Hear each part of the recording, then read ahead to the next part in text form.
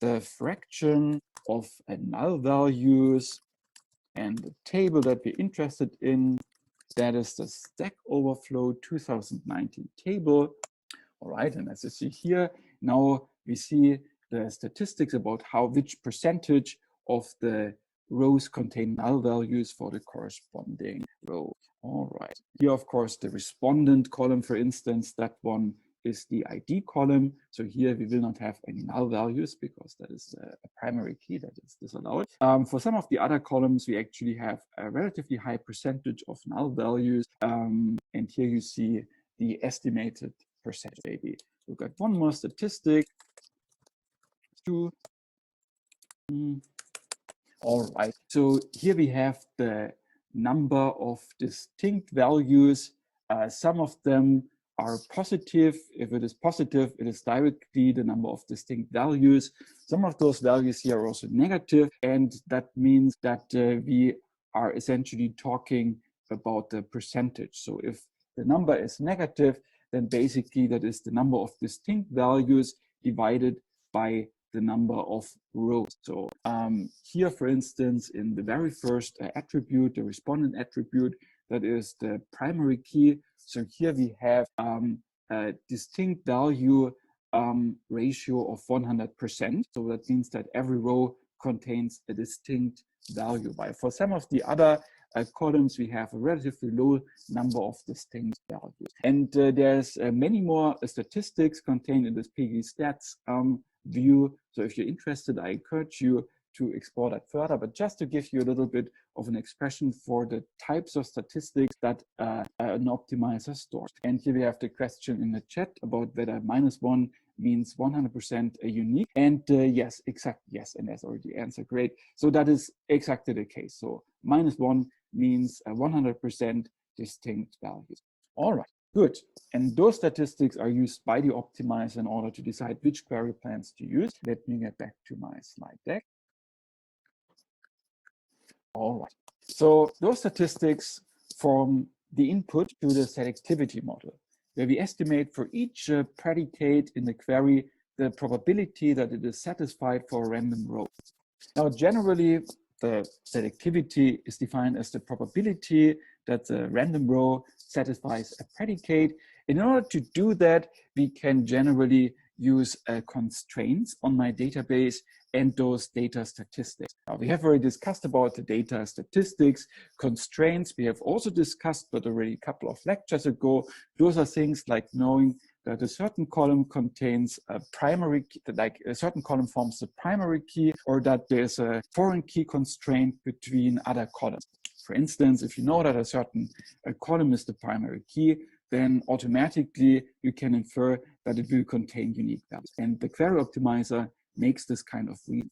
Now, for instance, we could say that if we know how many distinct values we have in a certain column, and then we have a predicate of the form a column equals value, then under certain assumptions, we can say that the selectivity of the predicate is expected to be 1 divided by the number of values. Or for instance, if we know that we are talking about a primary key column, then we know that if I fix the value in that column to 1 specific value, the result must contain at most 1 single row. And in practice, I often have composite predicates. So here, for instance, if I calculate the selectivity of a conjunction between 2 predicates, A and B, then under certain assumptions, I can say the selectivity of A and B equals the selectivity of A times the selectivity of B.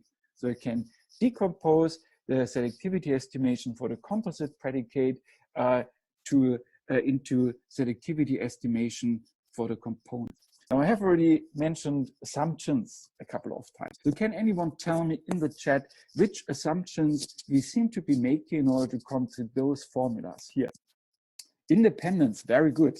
Here we have independence in the chat, and that is indeed the assumption that we are making for the last formula here. We assume that those 2 predicates, A and B, are independent, and this is why the selectivity of the composite predicate is the product of the two predicate selectivity. Does anyone have a different assumption? Okay, very good. And here there is the values are equally distributed. Very good. And that is indeed the assumption that we are making in order to get to the first formula. We assume that whenever I fix the column to any specific value, then we have the same selectivity. So implicitly, I'm assuming that all of those values are equally frequent. So I assume that data is uniformly distributed across different values in that column. Now here, there's the summary, and indeed, those were the two assumptions that I was aiming for. Now, by the way, for the case with the constraint, if you know that a certain column is a key column, then in order to get to this inequality here, we don't need to make any further assumptions. So that definitely holds. But for the other selectivity estimation formulas, we made indeed a couple of strong assumptions. And in practice, those assumptions, of course, they don't always hold. And that is also one of the main reasons why query optimization can go wrong. Some of those assumptions are not satisfied. Nevertheless, in many cases, those assumptions are not too far from the truth. So this is why those assumptions are used in practice. For instance, the Postgres optimizer will at least make the independence assumption typically, and thereby assign each of the predicates to a selectivity estimate. Now, the next step is to use those selectivity estimates in order to estimate the cardinality, meaning the number of rows in certain intermediate results. All right. So we generally assume that the cardinality of a single table is given because that is information that a database management system needs to store anyway. So we have the number of rows in each of the base tables. And if I want to calculate the cardinality estimate for a certain intermediate result, then first of all, I can consider all the tables which are involved in that result. If the result is expressed as a query, then it would be all the tables that appear in that query's from clause. So I'm taking all those tables in a from clause, and then I form the product of their cardinality values. So that result basically is the, that would be the cardinality if all the predicates involved had a selectivity of 1, meaning that they are always satisfied. So that is, of course, by far an overestimation. So we need to take into account the more realistic estimate of the predicate selectivity. So after we have multiplied all the table cardinality values, then we multiply that with all the predicate selectivity values of all involved predicates. And then all the cardinality values times all the selectivity values, that gives me a rough estimate for the size of one of those results. Okay, and that's interesting. There's a question about the seminar yesterday, which focused on approximate processing. And that's actually an interesting connection there, because indeed in approximate query processing, we work with some coarse-grained data statistics. There the goal is to produce an approximate query result, but it is true that we use somewhat similar data structures in order to get some approximation for the sizes of intermediate results. So there's some connection between those two. Very good. Okay, all right. So now we have estimated the sizes of intermediate results in terms of the number of rows. Now we still need to estimate the size in terms of the number of pages, because for instance, in our simplifying cost model, we have calculated the cost of an operation by looking at the number of pages that it needs to read and write from hard disk. And also those optimizers like the one from the Postgres database system, they also calculate cost based on the number of pages. All right, so in order to get from the cardinality to the number of pages, we first of all need to reason about how many rows fit on each of those pages. Afterwards, it becomes relatively natural to calculate the number of pages. Now, in order to estimate how many entries I can have, how many rows I can have on each of the pages, I essentially think about the number of bytes required for each record. And then I pretty much just divide the space on the page by that, rounding down if necessary, because pages cannot store fractional tuples. That is a question that I'm often getting here. So yes, so one page can only store entire tuples. All right, and after that I can use the number of rows estimated before and combine it with the number of rows per page, and then I get the page estimate.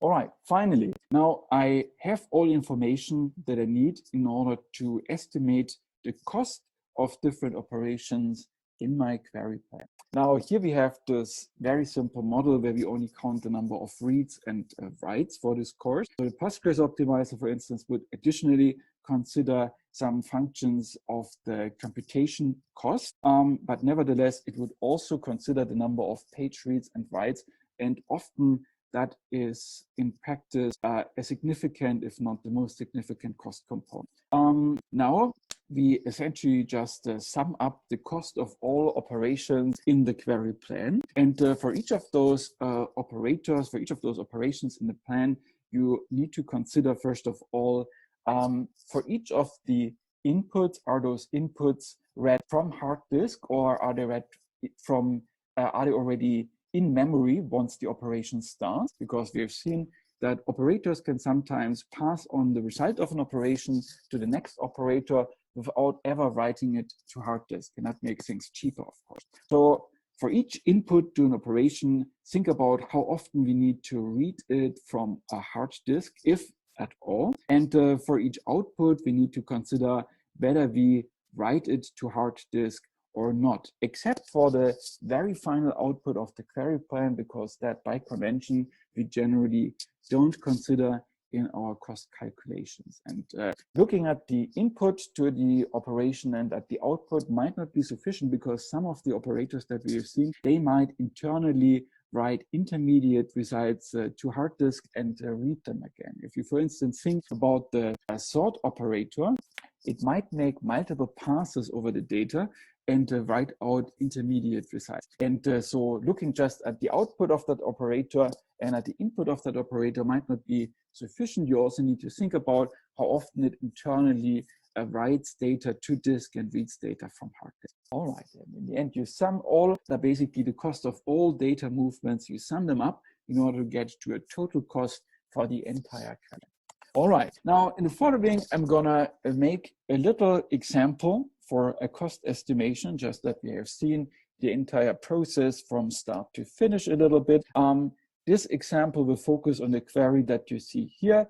Let's say we have a little online shop, a bookseller, for instance, and we want to know how many customers in Ithaca have ordered a book called Ithaca is Gorgeous. All right, so we want to count those customers and orders.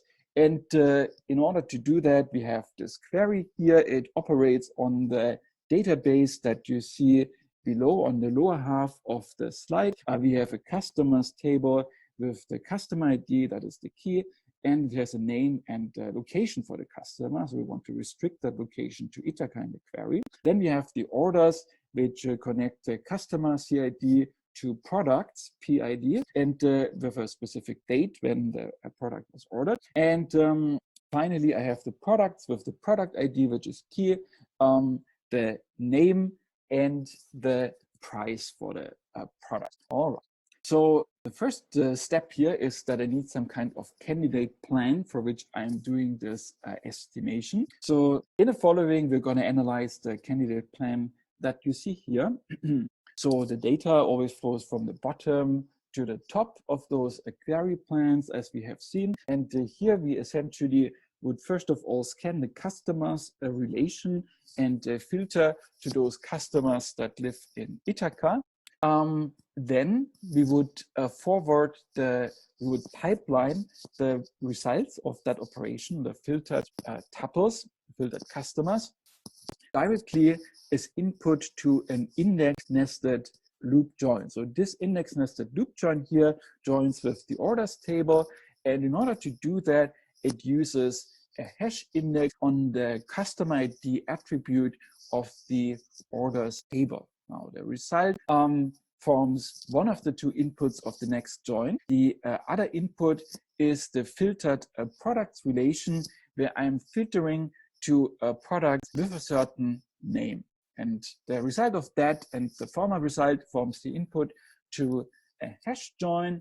And this hash join pipelines the output to a count operator, which is executed on the fly, meaning that it doesn't need to read its input from hard disk. It just gets its input directly in memory. And the final join, by the way, joins on the product ID column. So we want to find matching entries with the same product. That is the query plan that we will go over in the following. Now, the first step is to estimate the selectivity of a predicate. Now, here on the upper half of the screen, we have some information about the data, some data statistics. You have the number of rows in the different tables. You have the number of distinct values in certain columns. In the middle of the screen, you have constraints. Like foreign key constraints in this case more specifically, and on the bottom you have the different predicates that appear in the query. And now I'm going to give you a minute in order to think about how you would estimate the selectivity of those predicates. And while you're doing that, I am going to look at the chat for questions before we will resolve that here.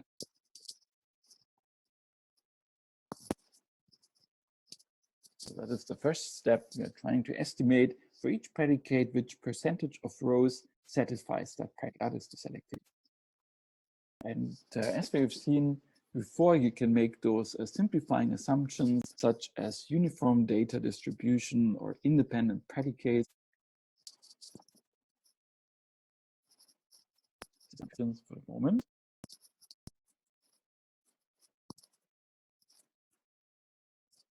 All right, I think let's continue here. I think it might have been at least enough time to think a little bit about how you would approach this problem, not perhaps not doing all the precise numbers. Let me quickly move the chat to the full slide.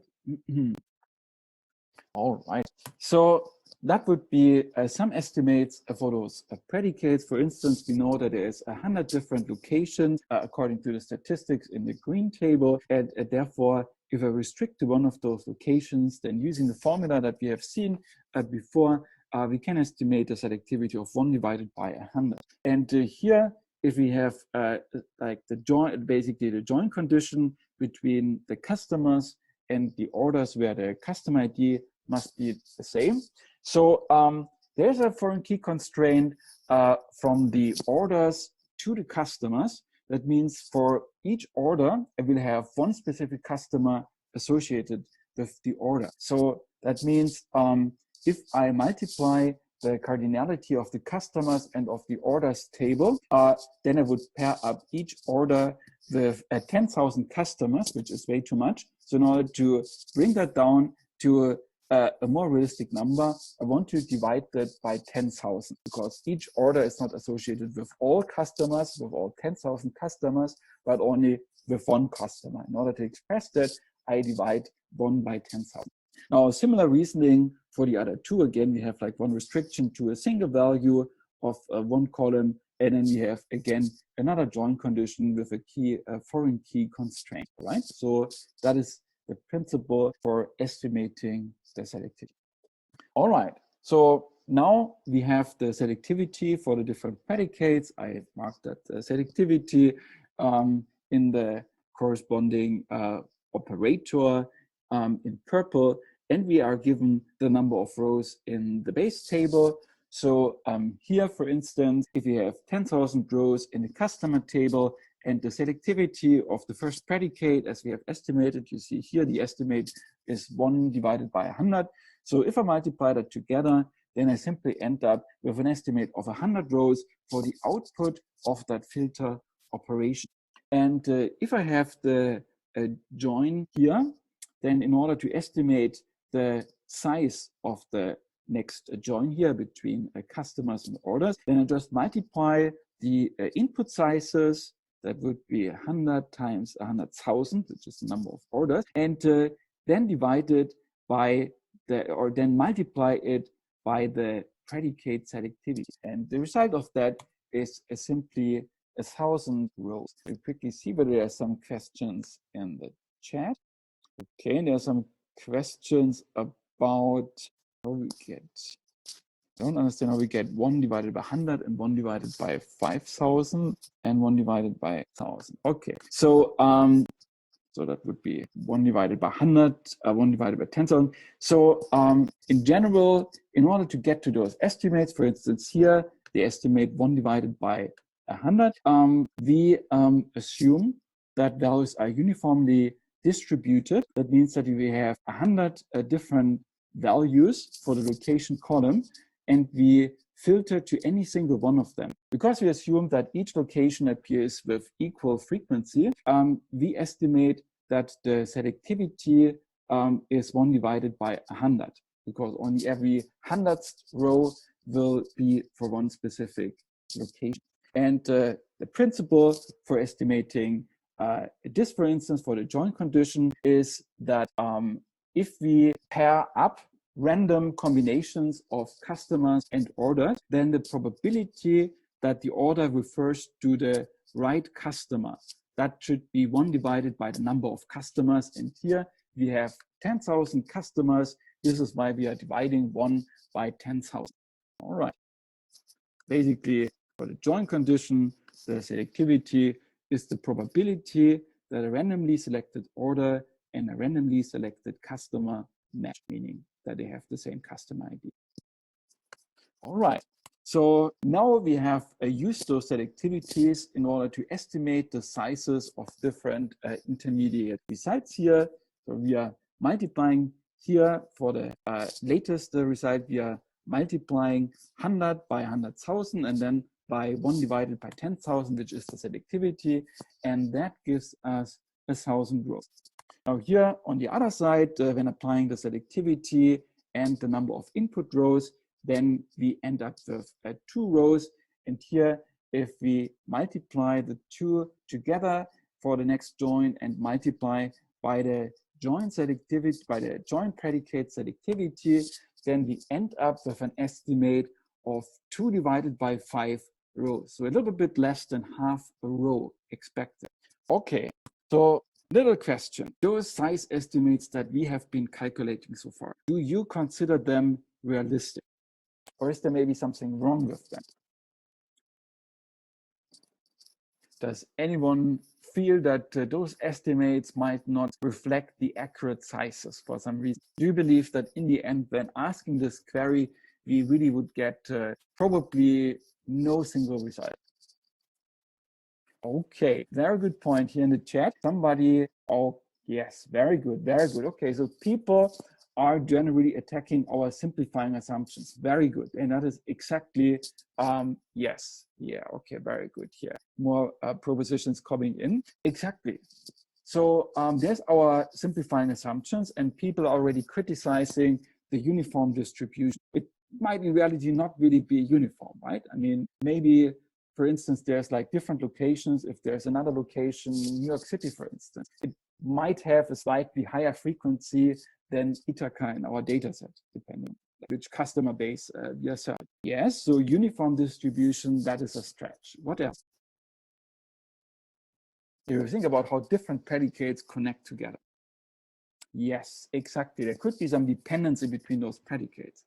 I mean, this book here is obviously, it is quite focused on Ithaca, it seems. So I would assume that for people living in Ithaca, there's a much higher probability to buy that specific book. So this is not independently random distributed, but probably most of the people buying the book, they will also be from Ithaca, or a large percentage of them will also be from Ithaca. And that means that probably those two predicates together, they're less selective than this analysis makes us think. So probably in the end, since there's this dependency between those two predicates, I would end up having more result rows than I'm expecting in this analysis. All right, very good. And the reason is that you're making those simplifying assumptions which are not always justified in practice. All right, so it is not realistic. In reality, there's a couple of problems.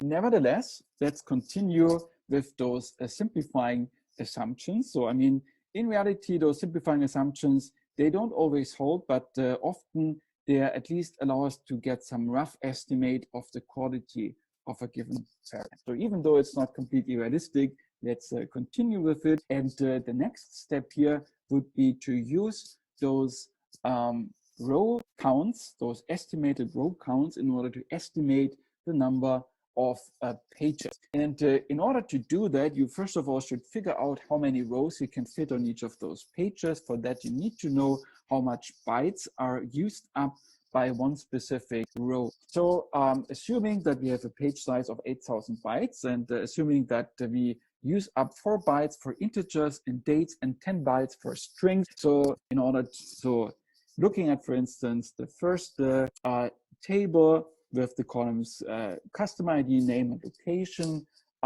what would be the number of bytes per entry here, the number of bytes per row, counting it together. And here basically we have 4 bytes for the customer ID, 10 bytes for the name field because that is a string, and 10 bytes for the location, which is also a string. So we end up with 24 bytes per row. And if we have that, then we can simply divide 8,000, the number of bytes per page, by 24, the number of bytes per row, and round down, then we get this number of rows over here. So if we make the calculations, and I encourage you to do that in order to get the hang of it, then we end up with those numbers over here.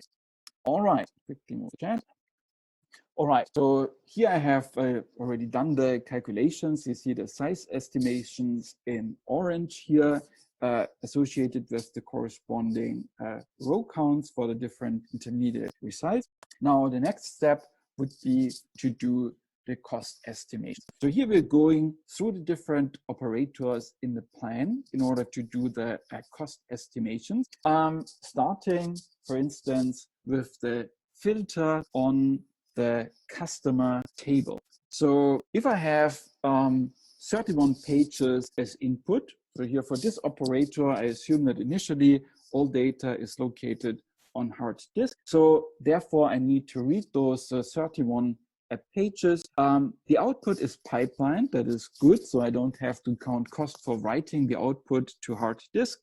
And I simply end up with a cost of 31 pages for reading that. All right.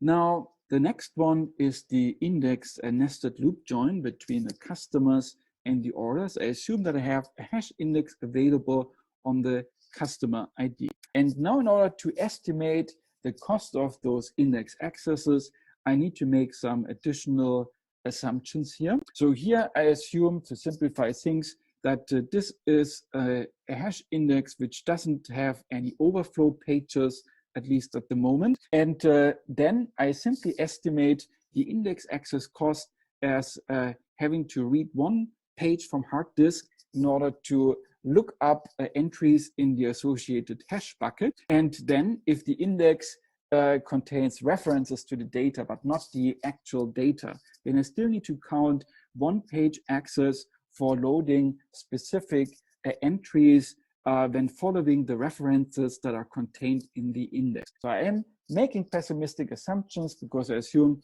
that those different entries that the index references, that they are located on different pages. So I need to count one separate page access in order to retrieve each of them. So assuming the index is unclassified. And in this case over here, my input to the index nested loop join, on the one side, I have 100 rows, that is on the non-indexed, that's for the non-indexed table. So for each of those 100 rows, I need to first of all look up the corresponding hash bucket, and that gives me one page access. And now I see that in average, I have something like 10 orders for each of the customers. That means, because here you see the input to the index nested loop join is 100 customers, and after joining it with orders, I get 1,000 customer order combinations. So in average, I have 10 orders per customer. And that means that after looking up the hash bucket page, I still need to load entries from 10 pages for each of those orders for the current customer. And that means that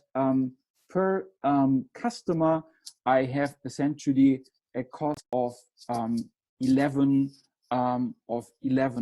pages. And additionally, here the output of the join is materialized. So I also need to count the cost for writing out this output. And all things considered, I'm getting 100 customers times cost 11 per customer plus 4 pages that I need to write out to hard disk. So that is the entire cost of this join operation.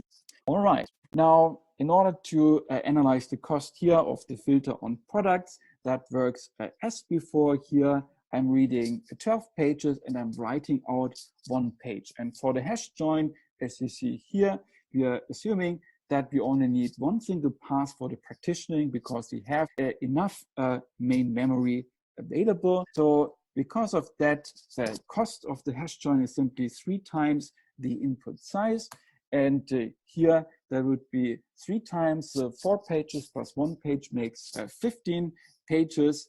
The nice thing is that I don't need to write out the output. And also for the following count operation, we assume that this is executed on the fly. So we have a cost of 0, also because we don't count any cost for writing out the final result of the query plan. So here we have counted the cost of each single operator. And if I count all of this together, then I end up with the total cost of the plan, which is a little bit over 1,100 pages. All right, so that was the first part of the session on query optimization. So in the next lecture, we're gonna continue talking about query optimization, but now we will, in the next lecture, we will discuss about the plan enumeration step. So I recommend you to go again over this example in a little bit of detail. So this is really an end-to-end example. We start with the data statistics. We end up with cost estimates for the plan. You might also want to vary the example a little bit. And we also see a couple of other examples in this direction. But I definitely recommend you to go over this example in detail again. All right. So here, let me quickly see whether there are some quick questions I can answer in the chat. And then we're gonna stop. So here I see, for instance, one question about how we get to the 15 pages for the hash join. And we have seen a cost formula for hash joins where we just multiply the combined input size by 3, because in the partitioning pass, we are reading things once and writing things once. And then in the actual join pass in phase 2, we are reading things once again. So here I have 4 pages on the left, 1 page on the right. That means 5 pages in total, and I multiplied it by 3, gives me 15 pages. Okay, basically there's like questions about multiple items here for the cost estimation. So in order to get to most of those page sizes, we simply look up how many rows we estimate here, and then about like how many rows we can fit per page for the corresponding result. So we had this a step where we calculated estimates for the byte size per row and for the number of rows that fit on 1 page. So I'm applying that here in order to get from the row estimates to the page estimates. And in order to calculate this 1,104 pages for the index cost for the index nested loop join, here I essentially assume that for each of the customers, I will have an average 10 orders, and I'm using a hash index in order to retrieve them, which means a cost of 1 page in order to read the references in the hash bucket, and then cost of 10 pages in order to read the actual data, which we assume is located on different pages. So it gives me a cost of 11 per customer. I have 100 of them. And then I need to count the cost for writing out the join result. That is how I get to this cost. All right, so we are at the end. I wish all of you a nice day.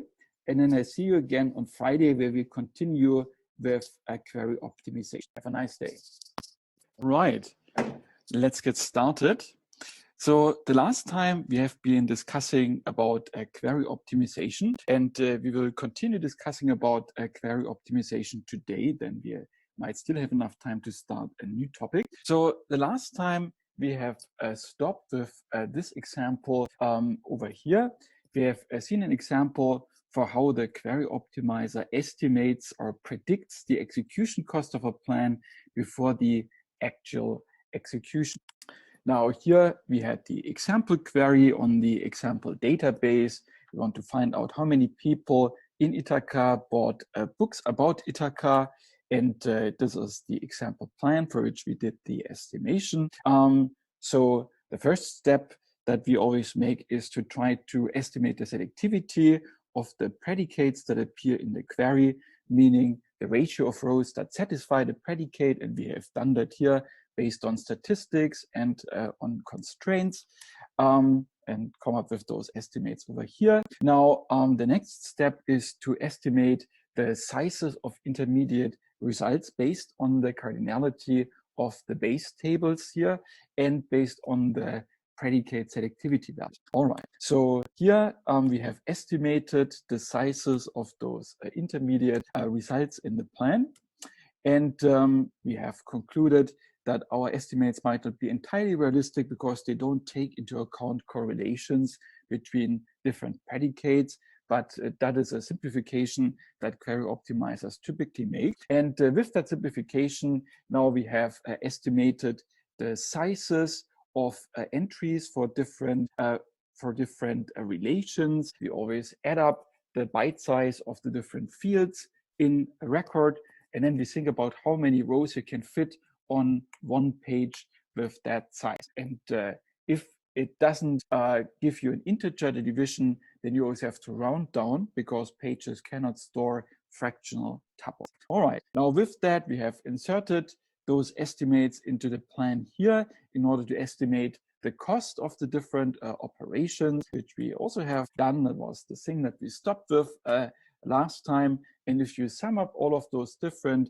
cost components, then you get the entire cost of the query plan. So this example illustrates how query optimizers estimate plan execution costs, and then based on those estimates, they select the plan that they think will work best in practice.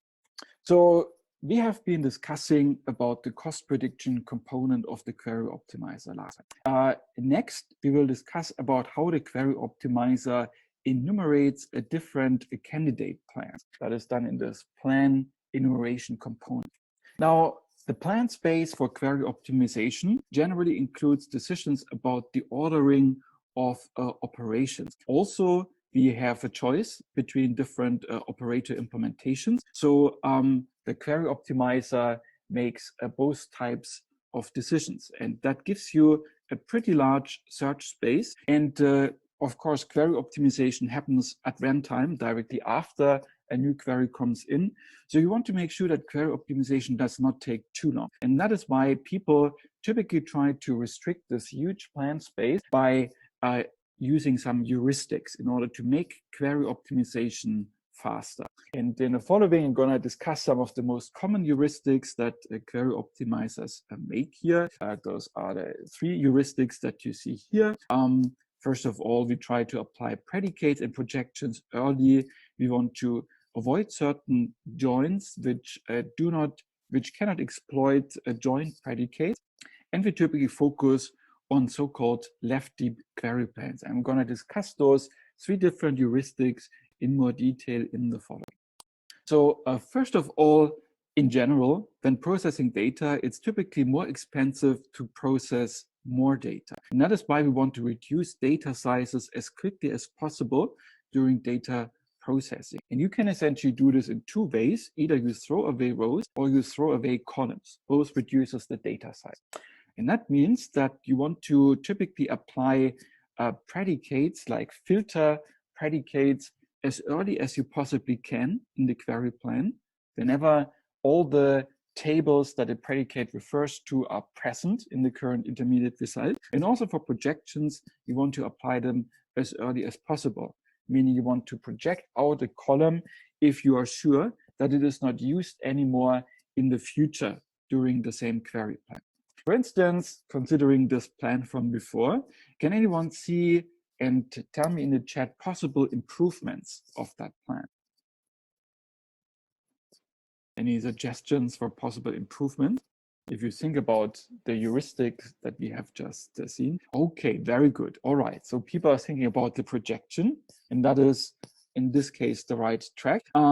So yes, we can try to get rid of more columns during processing. And perhaps I should show you quickly the database that this query refers to again. We had that a couple of slides ago.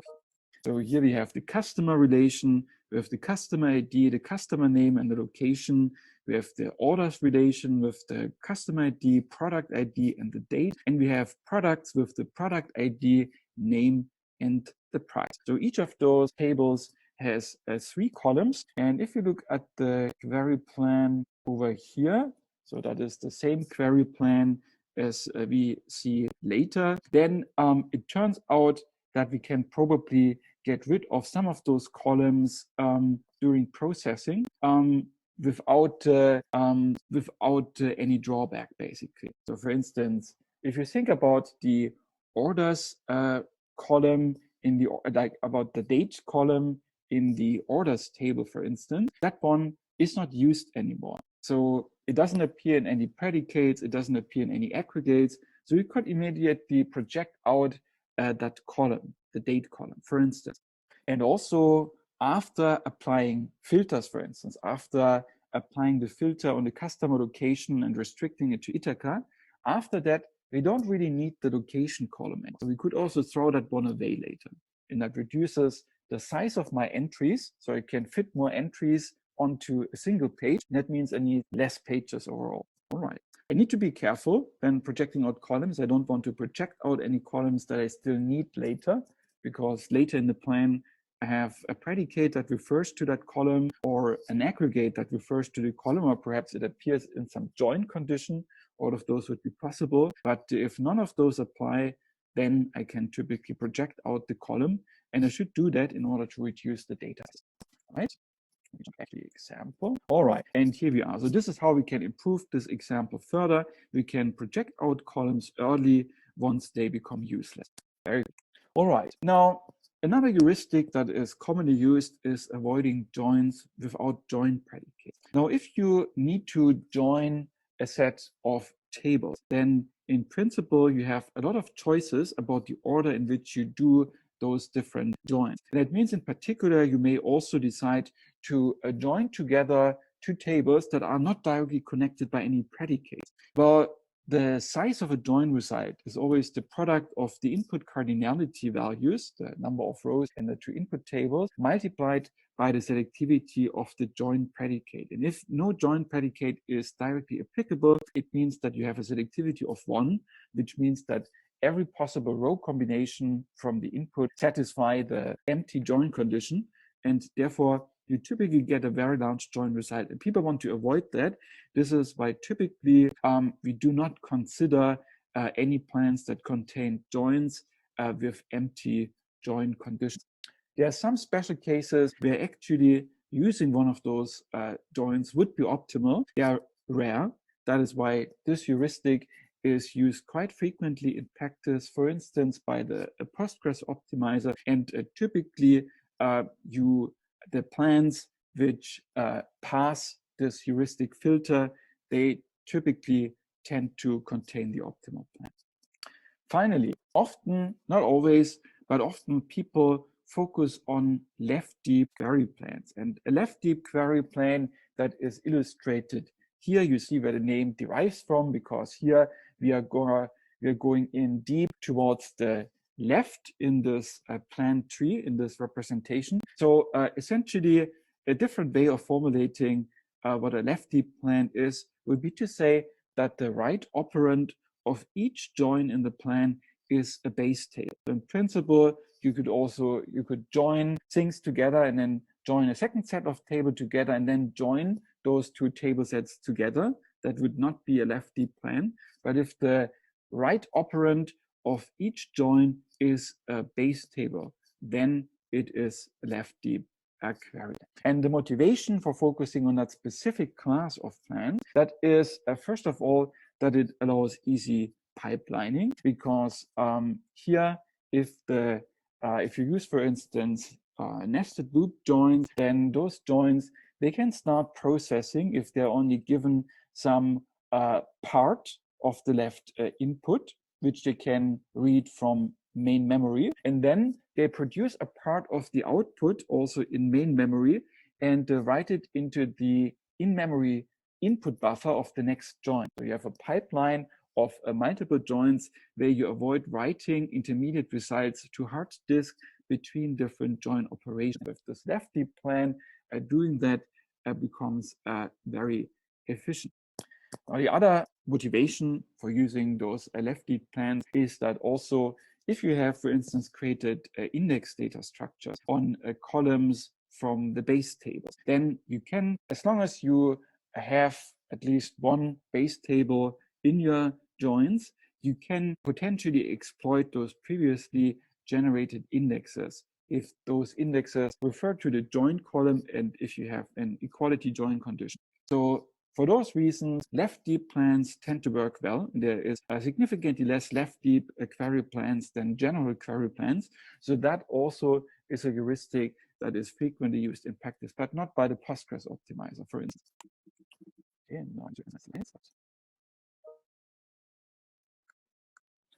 Again, all right. So this is the reason why people tend to go for left deep query. All right, so now we have essentially described what is the class of query plans that we want to consider for a given input query. And now we still need to somehow enumerate those potential plan candidates and estimate the cost for each of them, and then finally select the plan with minimum cost. So at least that would be the naive way of doing things, simply generating all possible plans, then evaluating them according to our cost model, and then selecting the minimum one. But doing that can actually be quite expensive, and there's a better way of doing this, as we will see in the following. Now, the thing is this. I mean, if you focus on a left deep query plan, then essentially the structure of the plan tree is fixed pretty much, but you still have the choice about the order in which different tables appear in that plan. So, and in the worst case, the number of possible orderings between n tables, that would be n factorial, because you have n choices for the first table and n-1 choices for the second table, n-2 choices for the third table, and so on. And all those choices, they multiply together in order to find the total number of possibilities. And that grows very quickly in the number of input tables. So this complexity is considered highly impractical. If you would try writing a query optimizer which does that, then for most queries in practice, that would not work very well. And query optimization would probably take longer than the actual query execution, because that is also only the number of join orderings. But as we have discussed, the query optimizer makes more decisions than that. For instance, it also chooses the operator implementations, and all those choices together, they form a really large plan space, and you don't want to enumerate all possibilities.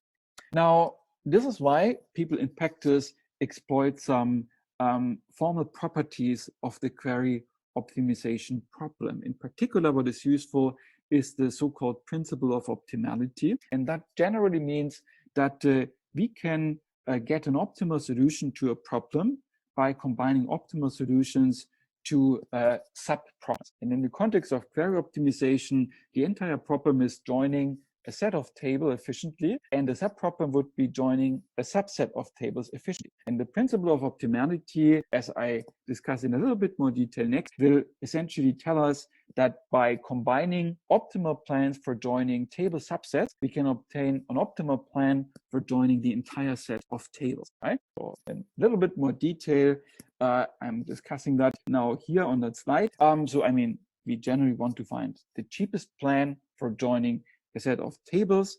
And that means that in order to get there, we have to first join table subsets on the way to the full join, so to speak. And if you think about it, if you have a plan which first joins a table subset and then it joins more tables until it has joined all the tables, then there's no possible motivation to use any suboptimal plan for joining one of those table subsets. I mean, whenever one part of your plan which joins a table subset is suboptimal, you could improve it, meaning to reduce the execution cost, then there is no way why you would not want to do it. The quality, the execution cost of the overall plan can only improve, meaning decrease as well, by replacing some planned part by a better plan. And that is why we can get an optimal solution to the overall problem by composing optimal solutions to sub-problems. And this is why the query optimizer typically exploits in order to avoid enumerating all possible.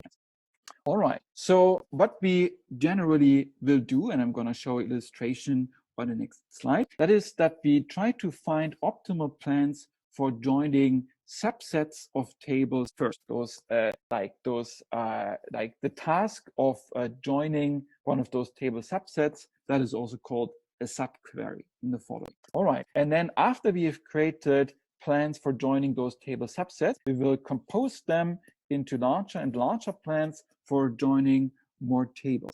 So I'm going to illustrate that process in the following. It is a dynamic programming approach.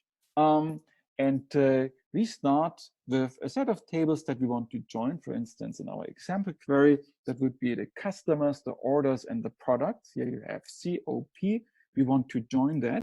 And in order to join that, we first of all have to join two of those tables together. So we can reduce this problem of joining three tables into one of the problems of joining two tables. And here there is three possibilities. And also, in order to join those two tables, then we essentially decompose the problem of joining two tables into the problem of joining those tables and finding some optimal access paths for those different tables, meaning deciding whether I want to use an index or whether I do not want to use an index. And if I decompose the problem in that way, it motivates the algorithm, the query optimization dynamic programming algorithm that is, for instance, used in the Postgres database system. And this algorithm essentially proceeds in multiple phases. Now, in the first phase, it would consider the optimal way of accessing different tables.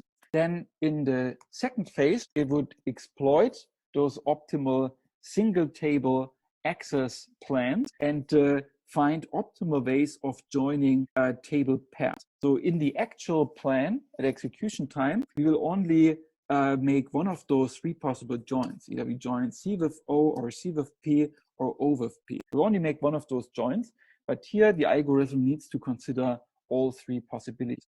And for each of those table pairs, it will calculate the optimal way of generating it by exploiting the previous results. And then finally, it will compose the optimal plan for joining all three tables by reusing the optimal plans for joining table subsets that it has calculated before. So this is how the algorithm proceeds.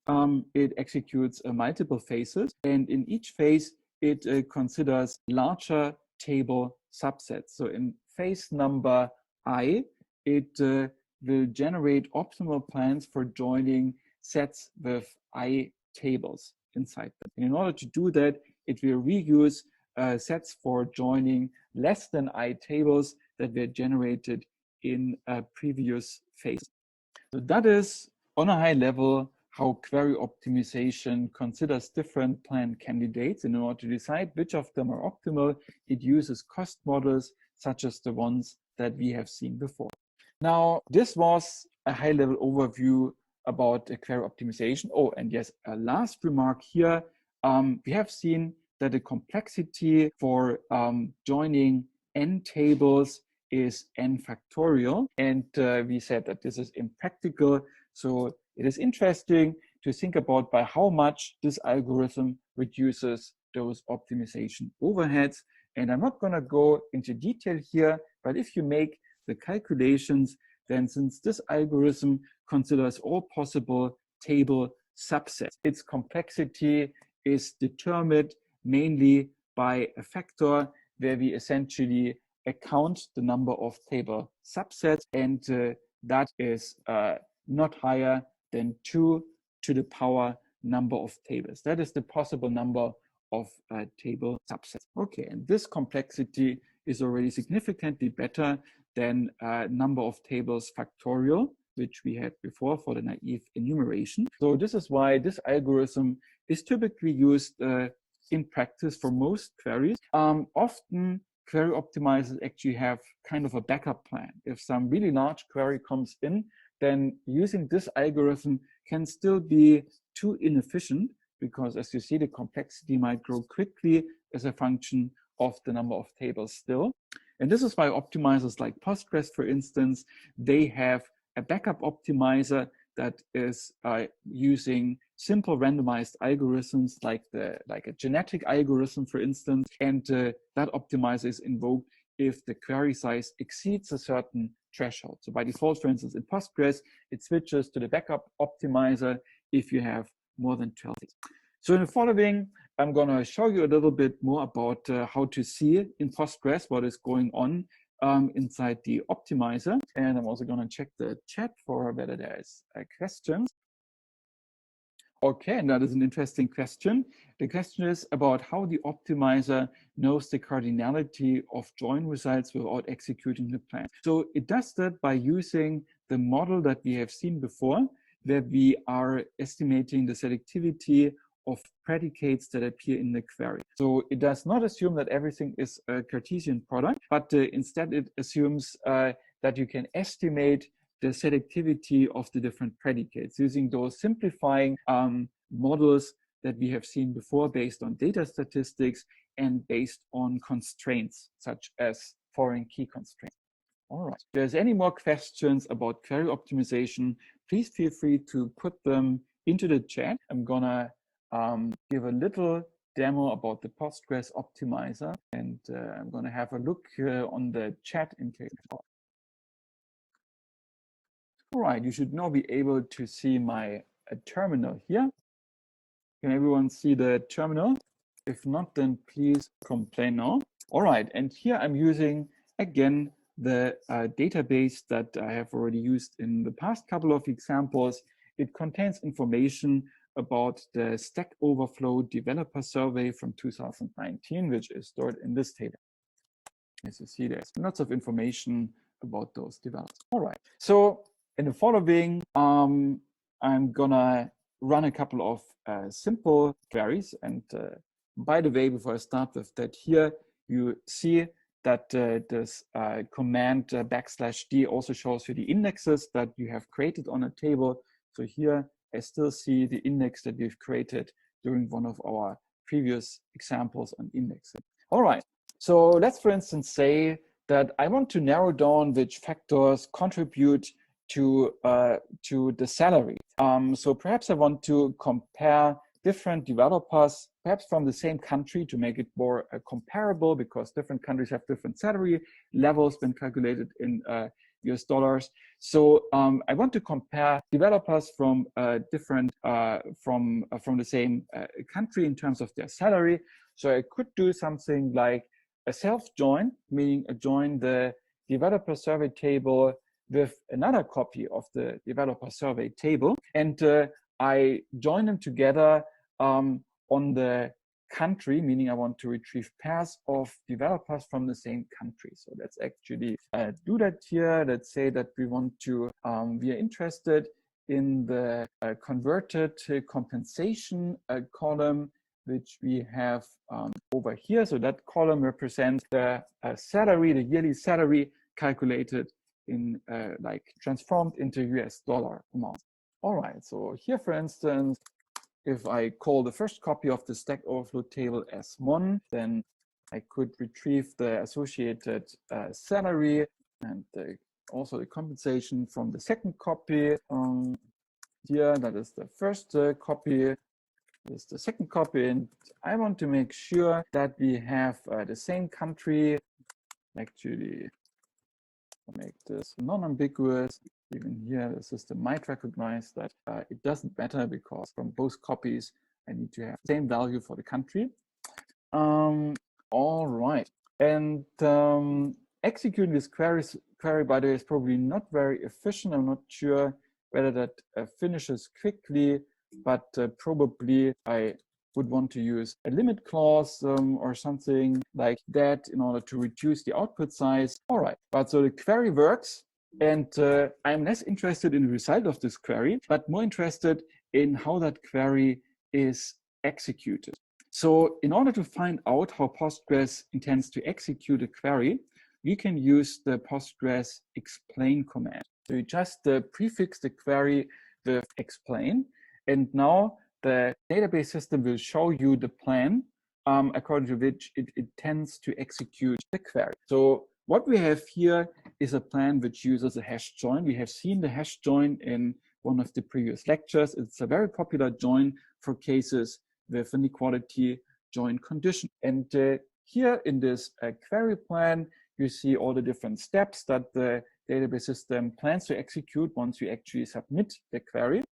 So it starts with a sequential scan over the Stack Overflow table, and then it builds a hash table, which is here the penultimate row. You see that for each row, it generates a multiple estimate. For instance, before we had a question about what the optimizer assumes about a cardinality. And here you see the estimate that the query optimizer generates for the cardinality of the output of the corresponding step. So I assume you see what I'm marking up here in the terminal. And if not, I'm talking about the penultimate row in this plan, which starts with the hash. Here we have 888,883 rows.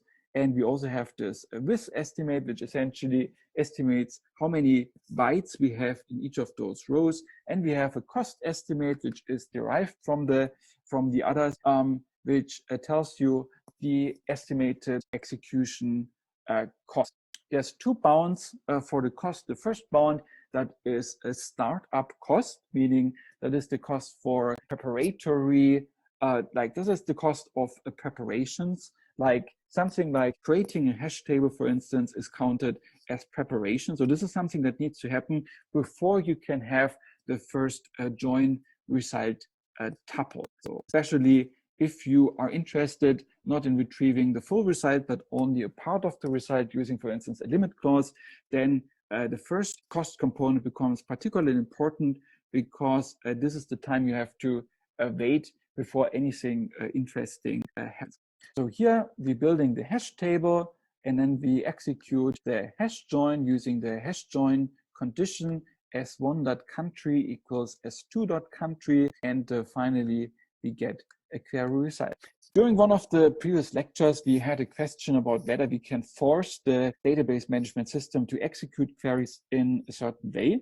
And I believe I quickly mentioned already that you can at least indirectly force the database system to use certain operators by disabling other operators. So here in this case, we are currently using a hash join. So perhaps out of curiosity, I could see what happens if I disable the hash join. So the database system will not use the hash join.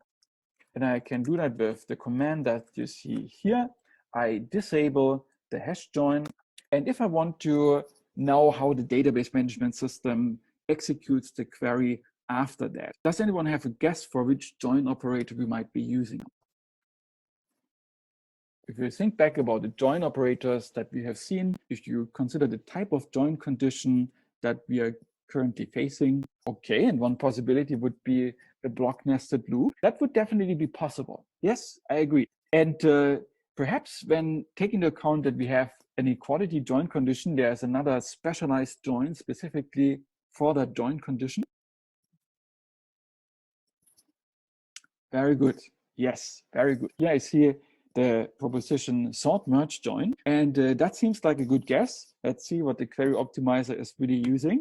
And as you see, indeed, it is using the sort merge join now that the hash join is disabled. So typically, if you have equality join conditions, then either sort merge join or hash join probably is most efficient. The advantage of all those block and generally nested loop variants is that they are quite flexible when it comes to the join condition. So let's actually see what happens if I disable the sort merge join as well. And perhaps quickly, I should say a few words about the plan that we have just seen. So here we execute a sort merge join. So that means we first of all want to sort the two input tables. And as you see here, the plan shows two sort operations on the input with the country key over here. And then finally, we have the merge join happening on the sorted inputs. And if we compare the cost estimates to the ones from before, for the hash join, you see that the total cost, that is the second bound here, was something like 8,833,000 rounded. And for the second case, we have 9,731,000 rounded. So here it seems they're close in terms of estimated cost, but the first alternative, the hash join, is at least estimated a little bit cheaper still. That's why the query optimizer prefers the first version. And here we have an excellent question in the chat. Very good. So the question is, here we have a query where I'm referencing the same table twice, and I'm using the same table for both join inputs. And here the join condition is simply equality within one join column. So it absolutely would make sense intuitively to essentially sort this table once, then write the sorted version to hard disk, and then to use that sorted version in order to make the join, right? So there is a couple of points, there are a couple of possible reasons why this might not be happening, but it is a great point. And I mean, that seems like something that might be very efficient. So, I mean, one point is that probably in this case, there's a certain cost associated with materializing the sorted relation on a hard disk. So here, overall, this is not yet a very large data set. So I could imagine that we are able to fit the sorted version into main memory. So instead of sorting it and then putting it back to hard disk and then using it for both of the join operands, it essentially sorts it in main memory.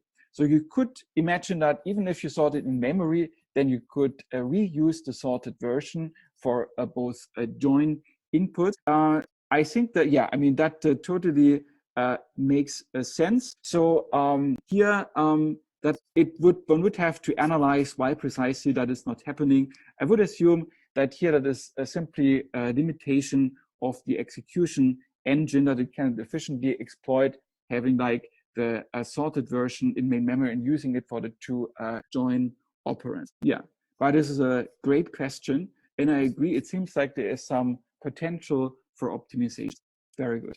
All right. Nevertheless, let's see what happens if we also disable the sort merge join. And does anyone have a guess for what join operator might be used now? Yes, and now the proposition is block nested loop join, because frankly, there's not so much left, at least among the ones that we have discussed so far. So let's see what the query optimizer says. All right, and indeed now we are down to the nested loop join. So that's the one that we are using here.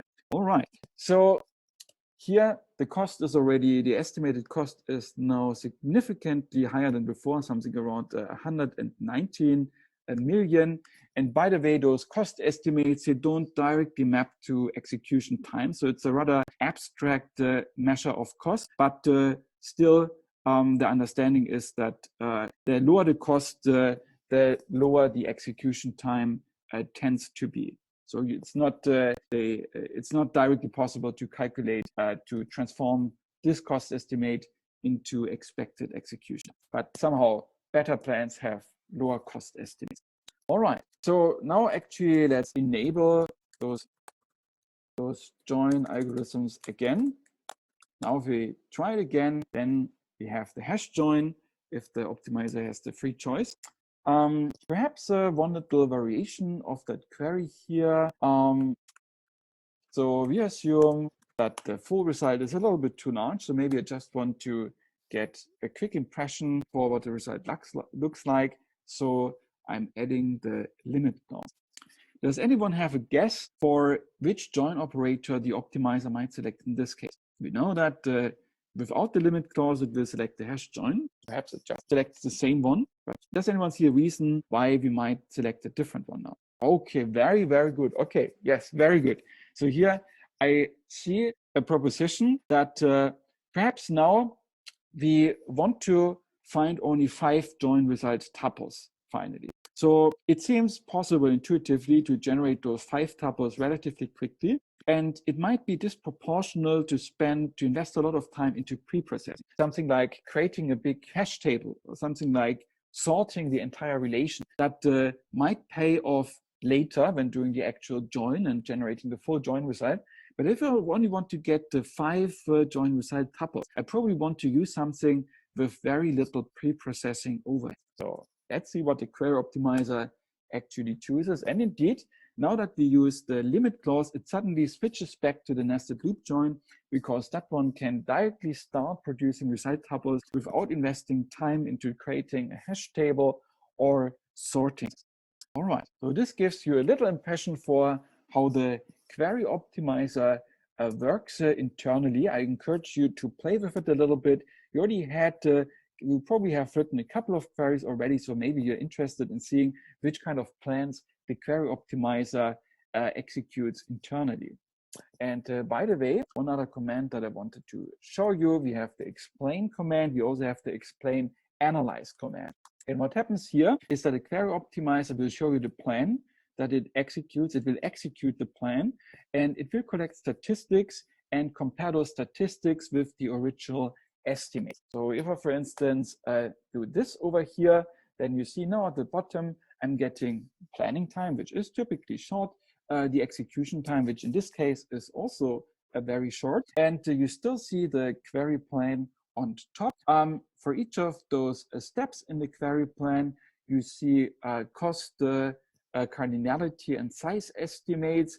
And behind that, you see actual time, rows, and loops, which essentially means here we see how much time it actually used for processing and how large the output size actually was. And here, when comparing those two, for instance, can be, yeah, you see that, for instance, like the number of rows, the estimate and the actual number of rows are often significantly different, not at the very end though. So if you compare that, then typically you will see some differences, which means that the estimates by the optimizer, they are not ideal. Always make sure to run vacuum analyze before doing that. Here in this database I already did, but if you run vacuum analyze, then those estimates come closer to reality, and still there will be a difference, but often in practice the difference is small enough in order to select at least reasonable variance. All right, so this was a little impression for how you can get some insights into how the query optimizer works in practice. All right, let's get started. And today we are going to talk about transactions. I've already very quickly introduced the topic in the previous lecture. Now we're going to see the details. So we are going to define what a transaction is in a moment. I know already that the components in a database system that are important for transaction processing, they are mostly located in the storage manager. And here in particular, we are focusing on the so-called transaction manager component. But in a way, all of the other components in the storage manager, they contribute towards enabling database systems to give all the guarantees about transactions that we will discuss in more detail in the following. Now, the relevant chapter in Ramakrishna and Gerke, that is chapter number 18. And first of all, we're going to define what a transaction is. So a transaction is generally a sequence of updates and queries that is somewhat semantically connected. And you can tell the database management system that they are connected. We will see corresponding commands, for instance, in Postgres later. And once the database system knows that certain steps belong to the same transaction, then it ensures a certain guarantees. For instance, it makes sure that either all of the steps associated with a transaction are executed, or that none of those steps is executed. So you cannot have situations in which only part of your transaction was executed, but the other part was not executed. So one example domain in which you definitely need transactions, that is banking. And let's start with a very simple example for a transaction. Let's simply say we want to transfer $50 from the account of Alice to the account of Bob. So that means we essentially have two writing steps, two updates to the database. First of all, we need to subtract $50 from the account of Alice, and then we need to add $50 to the account of Bob. And both of those steps are semantically related. So obviously, you do not want to execute only one of those two steps, because otherwise either Bob has not as much money as one should expect, or otherwise both people have more money than they should. So those two steps are semantically linked, and you would typically represent them as one transaction to the database system. Now, for instance, in Postgres, you can start a transaction with the begin command. Then all of the following commands will be considered as part of that transaction. And then once you have finished all the steps from your transaction, then you can write the commit command. Then the database management system knows that this transaction has been finished. It now should be executed. So everything between begin and end is part of the same transaction. Database management systems, they make the so-called ACID guarantees when it comes to transaction processing. And this acronym abbreviates 4 important properties in the context of transaction processing. The A, for instance, stands for atomicity, and that means we either execute all of the steps in a transaction or we execute none of them. There's C for consistency, and here that essentially means that the transaction leaves the database in a consistent state. So all of the constraints on your data will be satisfied. Otherwise, the transaction is aborted. Now, typically, you have multiple users executing transactions concurrently on the same database. And then it becomes important to shield one user from the actions of another user. And this is what we mean by isolation. So we make sure that those transactions from different users don't interleave in a bad manner. Finally, we have durability. And that means that once a database system has told you that a transaction has executed, at that point, it guarantees that the updates by the transaction are never lost. And that includes situations where, for instance, your server suddenly crashes, maybe there's a power outage or something like that, but the database makes sure that it can recover all the updates by a transaction. So this was a short overview. Now in the following, we're going to see those important properties in a little bit more detail, starting with atomicity. And as I have said before, atomicity generally means that we execute either all of the steps in a transaction or we execute none of them. Now, first of all, why would a transaction not fully execute? There's various reasons, actually. I mean, one reason, for instance, is that the system suddenly crashes while it is in the process of executing a transaction. Maybe, for instance, there's a software bug, or maybe there's a power failure. Another possibility is that a transaction does not execute because it tries to make an update that violates some of the integrity constraints. For instance, it violates a foreign key constraint connecting to tables. Also, you have an explicit command to abort a transaction. For instance, people might use that with a condition around it. So for instance, if certain conditions are not satisfied, then a transaction is aborted. In Postgres, the corresponding command is called a rollback. Now, internally, the database management systems, of course, they don't execute the entire transaction in one atomic step, but they execute one step after the other one. So that means if there's really a problem and the transaction suddenly is interrupted, then internally the database management system actually has to execute a couple of cleanup steps in order to make sure that no partial effects of the transaction are represented in the database. Consistency is about guaranteeing that all integrity constraints on the database are satisfied. So those constraints include, for instance, primary key constraints. So transactions cannot insert any duplicate values in terms of the primary key columns. We have foreign key constraints which connect different tables together. And you can also define a more complex constraint. And in general, if a transaction tries to make an update that threatens to violate some of those constraints, then a database management system will abort the transaction. And there's a little caveat that comes with this term. There's also consistency in the context of distributed systems. You might already have taken corresponding courses. So please be aware that the consistency in the database sense is a little bit different from the consistency in the distributed system sense. So here consistency means that all the constraints on the database are satisfied. Now, isolation means that we shield users from the action of other users, which is important because different users typically execute transactions concurrently. For instance, if you have a banking application, then you would typically have many clients that are trying to transfer money or do other things with their accounts concurrently. So the database system needs to be able to handle that.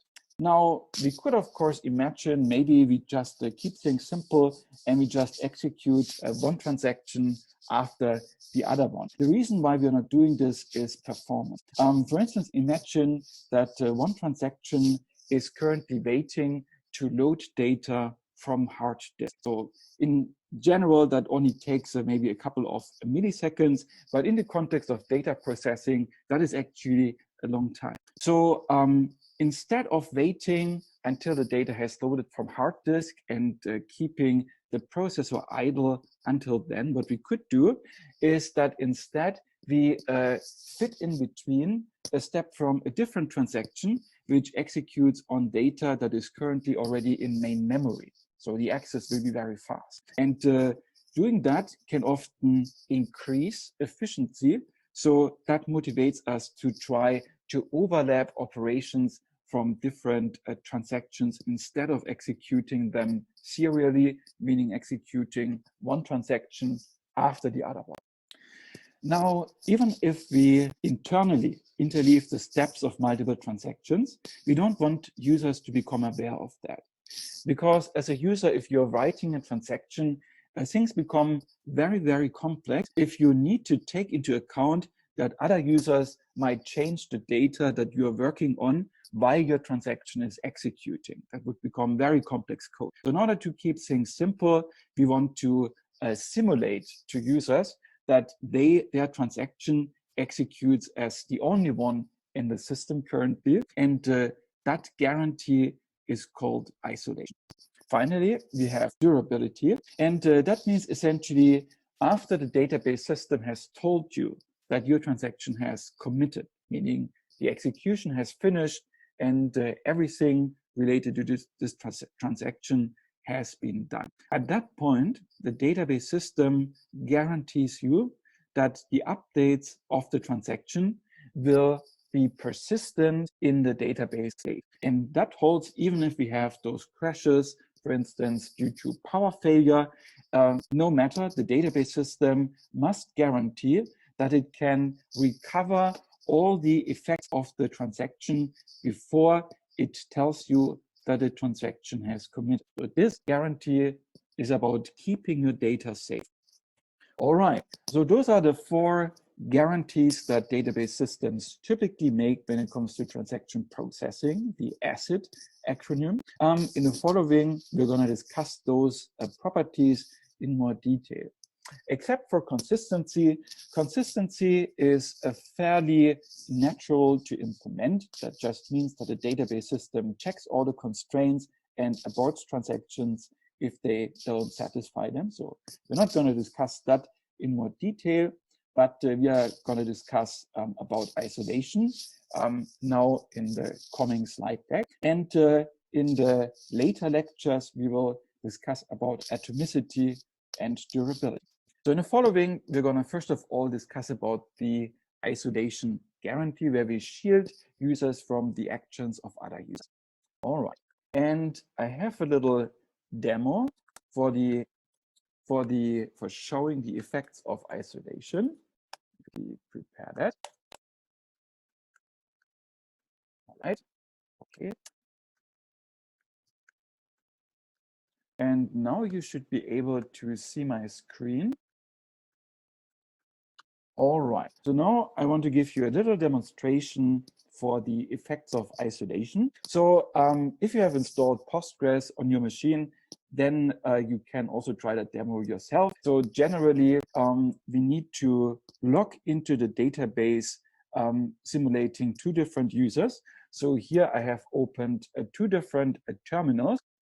And now I have already created a database called banking. So this is what we will use for this example.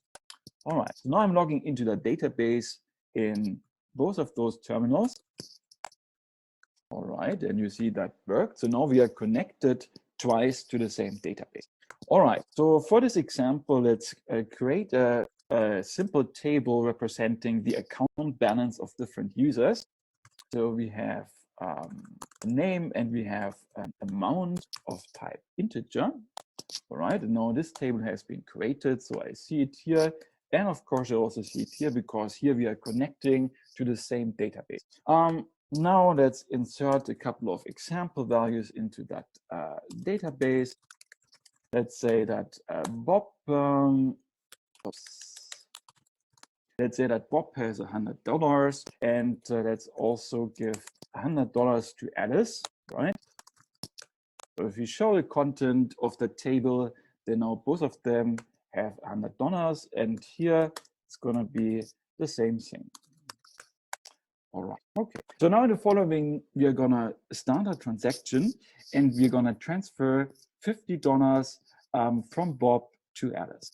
So first of all, we are starting the transaction. So here we are marking to the database system the point where the transaction begins. And the following commands will be considered as part of that transaction. All right. So now the database system has notified us that the transaction has started. And as first part of that transaction, we reduce the amount of dollars on the account of Bob. So we said amount equal to amount minus $50, where the name equals to Bob. All right. And now here in the left terminal on the screen, let's call that user number 1. So user number 1 has now executed a first change on the database and reduced the dollar amount of Bob by $50. So if user 1 runs the corresponding query showing the content of the table, then that change is already reflected. So you see here, the dollar amount of Bob has been reduced by $50. Now on the other side, if I go to the other user, to user number 2 here in the right-hand terminal on the screen, if that user currently runs select the content from the accounts table, then as you see here, nothing has changed. And this is isolation in action. So on the left-hand side, we have already started changing the database, and we can see those changes ourselves. But on the right-hand side, a different user doesn't currently see those changes at all. Let's continue. So user number 1 now adds the $50 to the amount to the account of Alice. All right. And again, if you see what happened here, we see that Alice now has $50 more than before. Again, on the other side, for the user number 2, nothing has changed so far. both of them still have $100. I mean, that makes sense already at this point. It could be that perhaps the transaction of user number 1 aborts for some reason, and then none of those updates should actually happen. So in order to make those updates take effect for all the other users in the database, in order to publish those changes, so to speak, the command that user number 1 has to run, that is a commit. And now the transaction has committed. So user number 1, of course, can still see those changes. But what has changed is that user number 2 now can also see those changes. And what you have seen here is an example of isolation, because as long as the transaction of user number 1 was not committed, only user number 1 was able to see the changes, while user number 2 did not see the changes yet. All right, so this is one simple example where we use isolation in the Postgres database system. Now let me quickly switch my slides.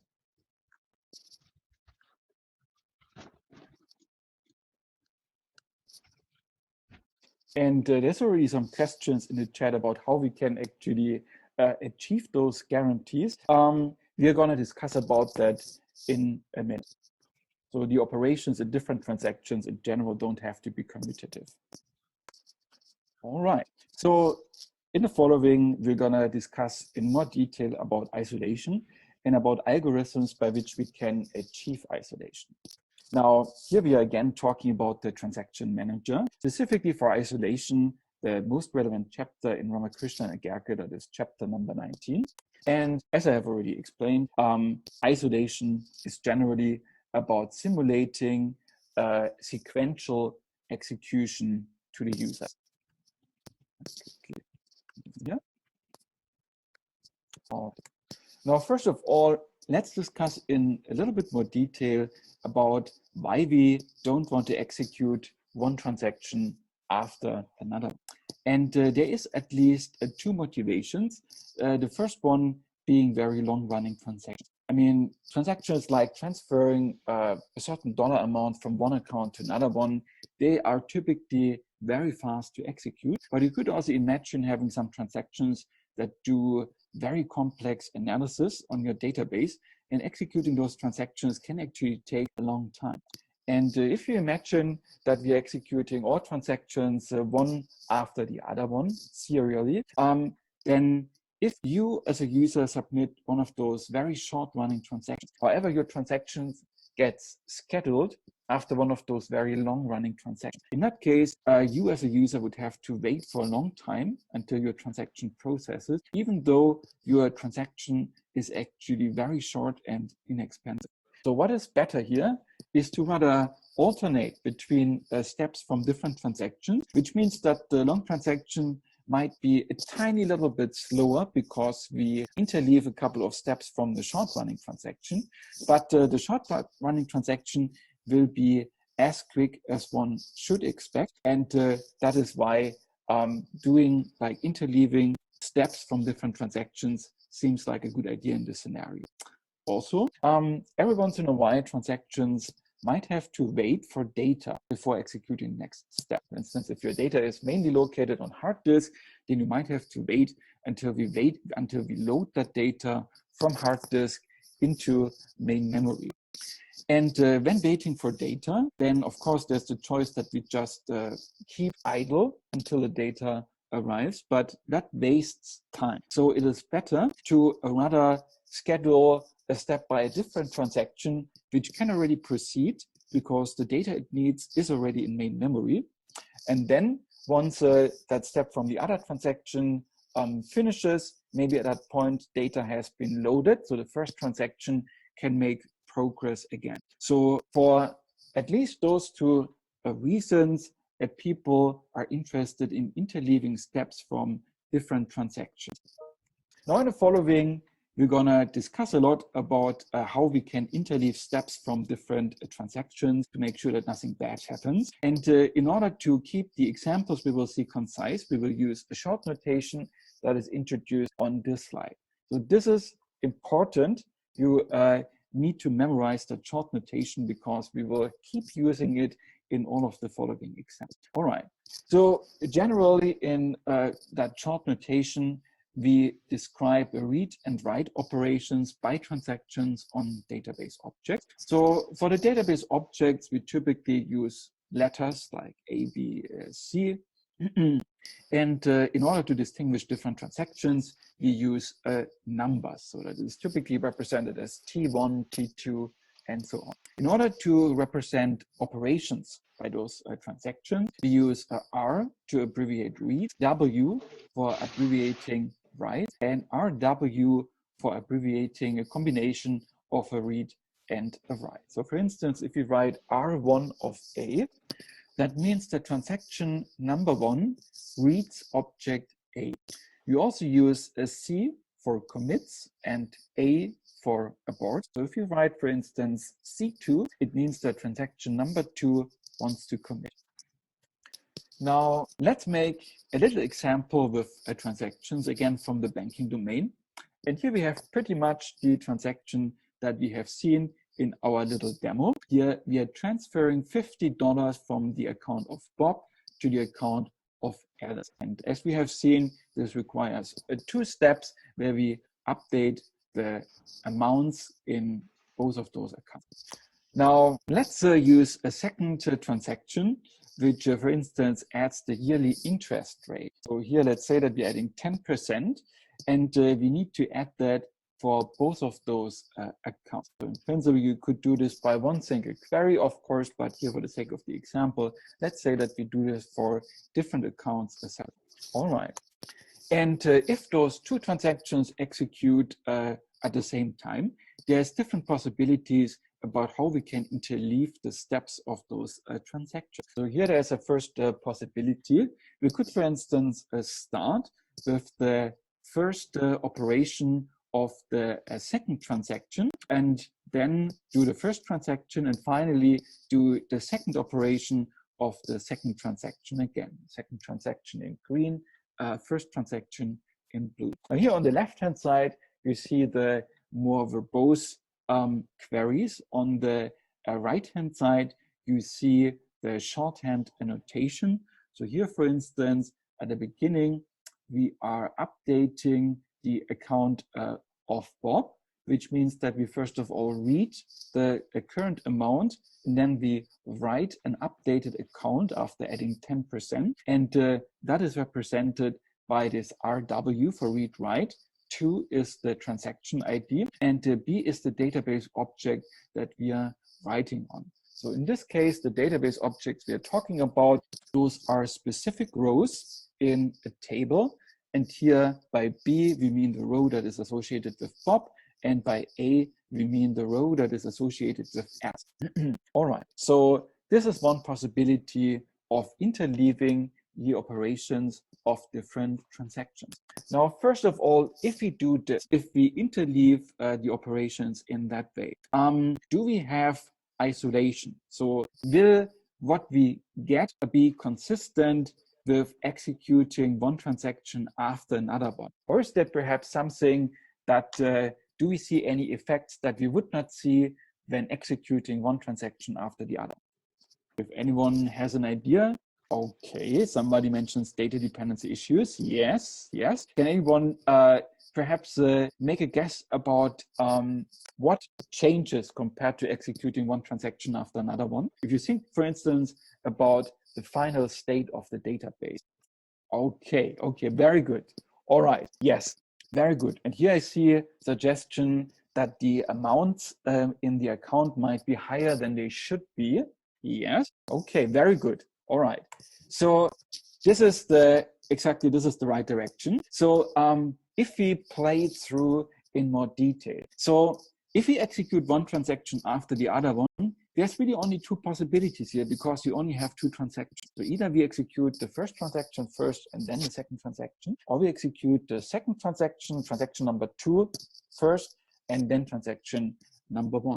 And here we have tried that, both possibilities. So if you first execute the transfer and then the bonus, after doing that, Bob should have a $55 because the transfer was from Bob to Alice. Initially, we assume that both of them have, for instance, $100.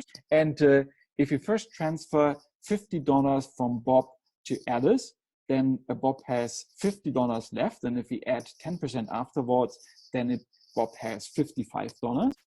Alice, on the other side, since we do the transfer, first she has $150, and then 10% bonus makes $165.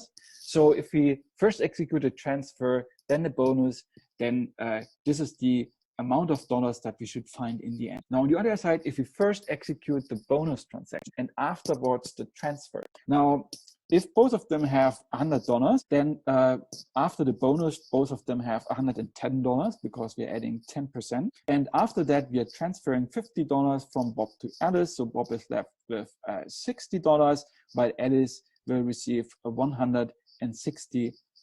So those are the two possibilities. There's no more possibilities with two transactions.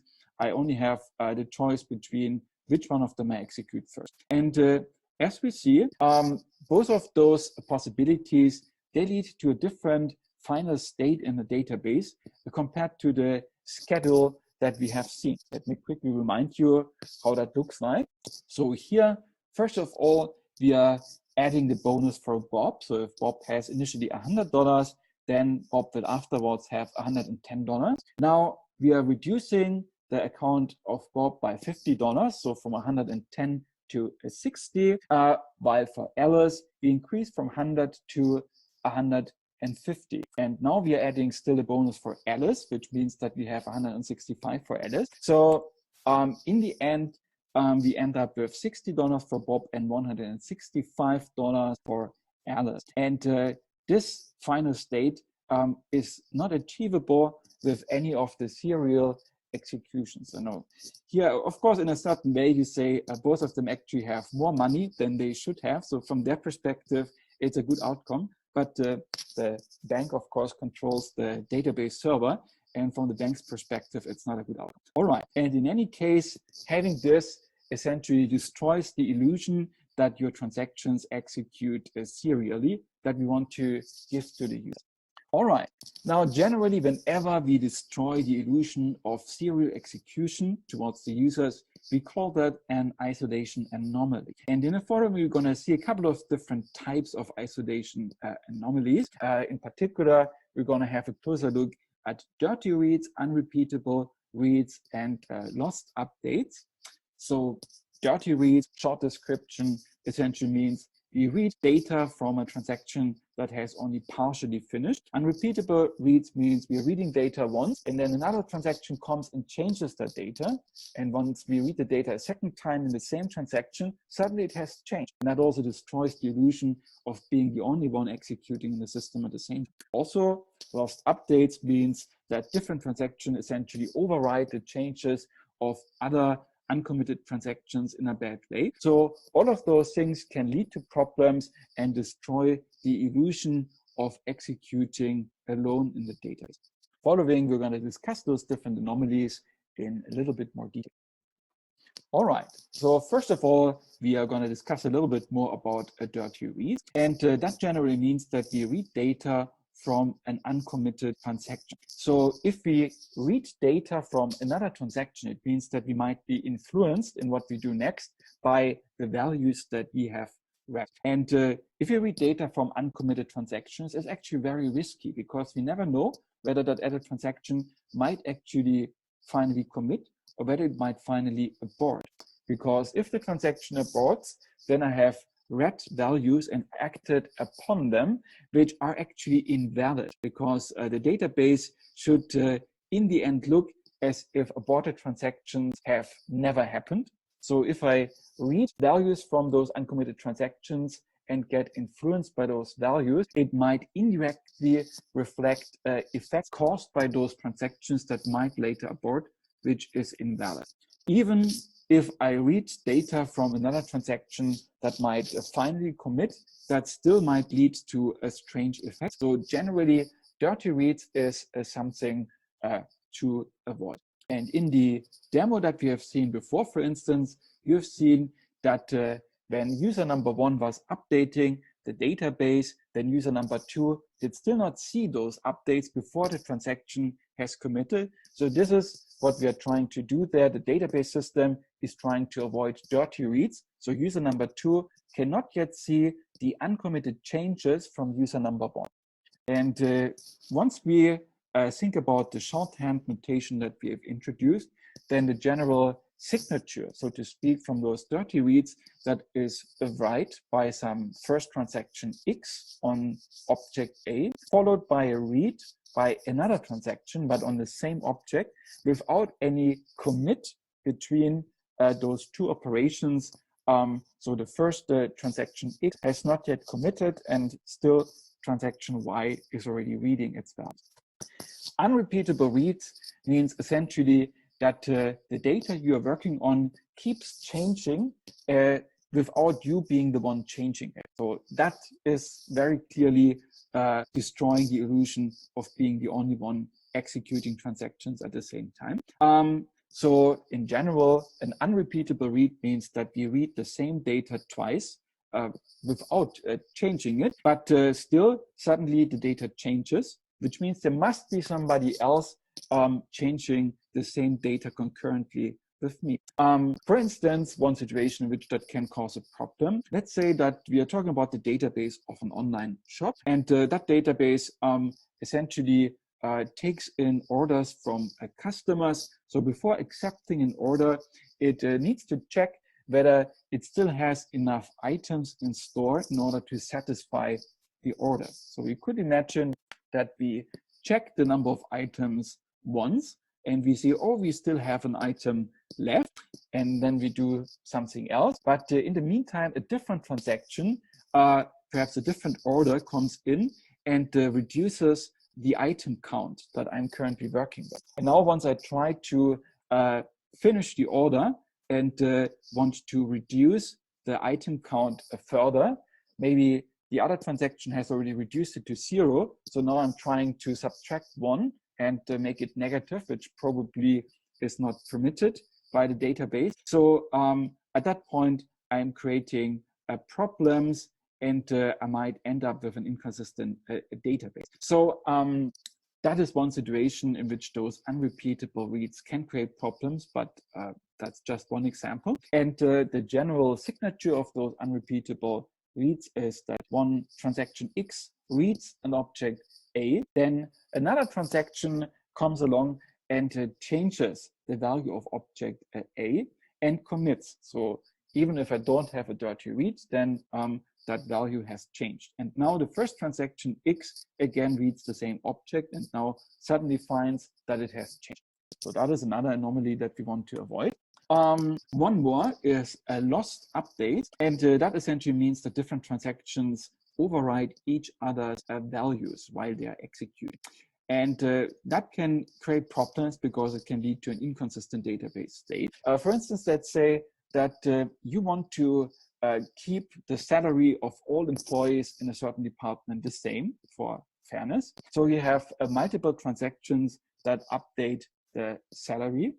And if two of those transactions interleave their operations, it might be possible that some of the employees get salary 1 while some other employees get salary 2, which is something that you want to avoid. And you could avoid that if executing transactions one after the other one, because then it would be guaranteed that all employees always get assigned to the same salary. And that problem is generally called the lost update problem, because the updates from some transactions, they might get overridden by other transactions and without commit before. And the signature of that anomaly is the one that you see here. That's simply like one transaction X writes a value to an object A, and then before that transaction commits, another transaction Y comes along and simply overrides the value on the same object. That is the lost update problem. One more problem,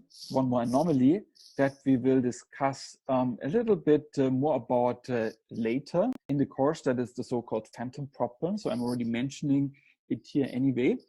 That is kind of like an extension of the unrepeatable read, but in the context of insertion. And that is something such as, for instance, retrieving all the students whose name starts with a certain letter, all right, and doing that twice within the same transaction. Now, it might happen that when running the query the second time, suddenly more students appear in the result. And that can happen if a different transaction has inserted students between the first query and the second query. And that is also something which destroys the illusion of isolation. And therefore, we want to avoid it. So we are going to discuss this later in more detail, not now, because it essentially requires some extension of the notation. So far, in our notation, we assume that we update database objects that exist already. Like we are updating, we are reading, and we are writing objects A, B, and C, and so on. Here, what we are doing is that we are essentially inserting new objects after a query has executed the first time and before it executes the second time. And for that reason, we're going to discuss that in more detail later, and we are going to first focus on the first three announcements. All right. Now, in the SQL standard, you actually have different isolation levels. So that means that for certain applications, it might be acceptable to have some of those anomalies, but not others. Isolation can be very expensive performance-wise. So that means that sometimes you might be willing to accept even some slightly strange behavior of your database if in exchange your database can process transactions much faster. And this is why SQL gives you the choice between different isolation levels. So here on the left column, you have the different isolation levels. Read uncommitted, which allows essentially anything. Read committed, which already avoids a dirty read because we are only allowed to read data from committed transactions. Repeatable reads, which avoids the repeat to unrepeatable read anomaly. And finally, serializable, which means that here we have a nearly perfect illusion of isolation. Here on the column on the left, you see the different isolation levels, and the top row is associated with those different anomalies. And you see for each isolation level whether the corresponding anomaly may appear or not. This is how we can change those things in Postgres. In Postgres, you can, for instance, set a default isolation level with the set session characteristics command. You can also set specific isolation levels for specific transactions, because perhaps you have some transactions that are more critical than other transactions. So you can set higher isolation levels for the more critical transaction. Use that by writing something like set transaction isolation level serializable, for instance. And then this current transaction would be assigned to that isolation level. One thing to know is that many people think by default the database system might support the highest isolation level, but that is often not the case, and that can sometimes lead to problems. So for instance, in Postgres, the default would be a read committed.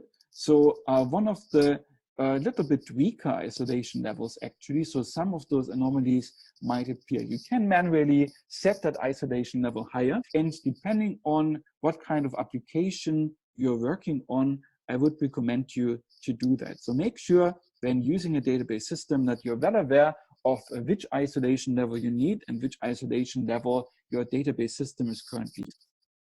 All right. Now in the following, we're going to discuss more in particular about the serializable isolation level, and we're going to discuss about protocols by which we can guarantee that.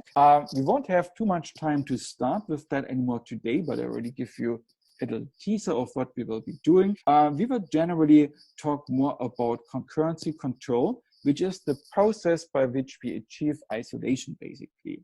So how that looks like is that you typically have a component somewhere in the database system which performs concurrency control. So the input to that component are the transactions, and the output of that component is a schedule, meaning an order between steps of different transactions that might interleave the steps of different transactions. And then the goal of concurrency control is to select the schedule that is cheapest to execute while still avoiding all of those anomalies that we have seen before. All right, so we're gonna discuss more about this the next time. Let me quickly see. I think there's some questions in the chat. Okay, very good question. So the question is, why I would ever want to use a weaker isolation level than serializable if it means that the data in my database can, that there can be anomalies generally. So it depends on what data you are storing and what transactions you're executing. For instance, if you have something like, for instance, you have an online shop which has some kind of a visit counter for the website, which is also maintained in the database. Now, if the number of visits is a little bit off to what you would actually expect, it might not be the end of the world. I mean, if you can get significantly better performance and your visit counter of the website might be a little bit off, you would probably accept it. Now, on the other side, when it comes to things like orders, when it comes to updating your inventory list, and those are things that are highly critical where you want to avoid any strange behavior. So that is why SQL allows you to set the isolation level for specific transactions, so you can distinguish the ones that are more important from the ones where a little bit of strange behavior might be accepted. So it depends entirely on your application. But there is situations in which you probably want to accept a lower isolation level than serializable. Is at this point any other questions on transactions? All right, okay. And there's one question about the difference between dirty and unrepeatable read. And that is a well-justified question because there's some similarity between those two. I mean, in both cases, we are reading something that we shouldn't really read. Now, the thing is this, for dirty read, it means specifically we are reading values from an uncommitted transaction. That means between another transaction writes a value and I'm reading the value, there's no commit by the other transaction in between. Now, for an unrepeatable read, the second read might actually read some values from a transaction that has already committed. So that means the transaction I'm reading from cannot abort anymore, but nevertheless, it is an anomaly because I have already read the same value before in the same transaction, and now I see that those two values differ. So the difference between the two is really on whether I'm reading committed or potentially uncommitted values. In case of unrepeatable read, I might read a committed value, which however differs from another committed value that I have read previously in the same transaction. And there is some question about whether people could maybe exploit those lower isolation levels in order to increase the visitor count. That depends a lot on how your data looks like and how your transactions look like. I mean, in general, the visitor count, I use that as an example for something where you might be willing to accept the values that deviate from the real values. Perhaps in practice, if you see that your visit count seems to deviate by a lot from what you are actually expecting, then you might decide to also make that transaction serializable, the one that is updating the visitor count. But probably it's a piece of your database that is less critical than others. All right, good. So that was an introduction to transactions. And we have started discussing about isolation. In the following lectures, we will discuss in more detail about isolation and about methods by which we can achieve isolation. Have a nice day, and I see you again on Wednesday. All right, let's get started. So the last time we have been discussing about transactions, which is this sequence of updates and queries that are semantically connected. And we have seen a few guarantees that the database system makes when executing those transactions. And one of those guarantees is that we isolate different users from each other, which might be executing transactions concurrently on the same data. And if you are not careful, then this might lead to strange behavior from the user's perspective. So isolation is the guarantee that users will not be aware that multiple transactions are executing concurrently. And the process by which we achieve that is called a concurrency control. Here you see the overview of what concurrency control achieves. The input is a set of transactions, each transaction with a couple of steps, and the output is basically a schedule which describes in which order the steps of different transactions are executed. Now, that would be pretty simple as long as we execute one transaction after the other one. But for performance reasons, we don't want to do that. We want to interleave the steps of different transactions. And that means that we have to be careful when selecting a schedule. So the goal of concurrency control is to select a schedule which provides isolation, while at the same time being as efficient as possible. And all of this happens at runtime. So concurrency control also needs to be very efficient. So first of all, in the following, we're going to discuss about how we select the schedule that we want to execute. Now, the schedule, as I have mentioned, that is ordered steps, where each step is a read or write operation from multiple transactions. And a good schedule will provide isolation, so users don't observe any of those anomalies that we have discussed last time. At the same time, a good schedule is cheap to execute. So we want to select ideally the cheapest schedule among the ones that avoid the relevant anomalies. On the other side, we want to reduce the overhead of concurrency control itself. So that means we might make some kind of compromise. For instance, we might not consider all possible schedules when selecting the one for execution, but only a subset if doing so reduces the overheads of concurrency control. So in the following, we're gonna discuss about a couple of alternative criteria according to which we can select the schedules to execute. What we'll finally come to is something like a sufficient goodness criterion for schedules that is quick to verify. So sufficient means that if this criterion is satisfied, the schedule is guaranteed to be good to avoid the anomalies that we want to avoid. On the other side, there might be some good schedules that we are overlooking according to the criterion because it is only a sufficient criterion and not a necessary criterion. So here we make a compromise, but in exchange, we get a criterion that is pretty quick to verify. So the overheads of concurrency control are low. In the following, we're going to discuss about a few different alternatives.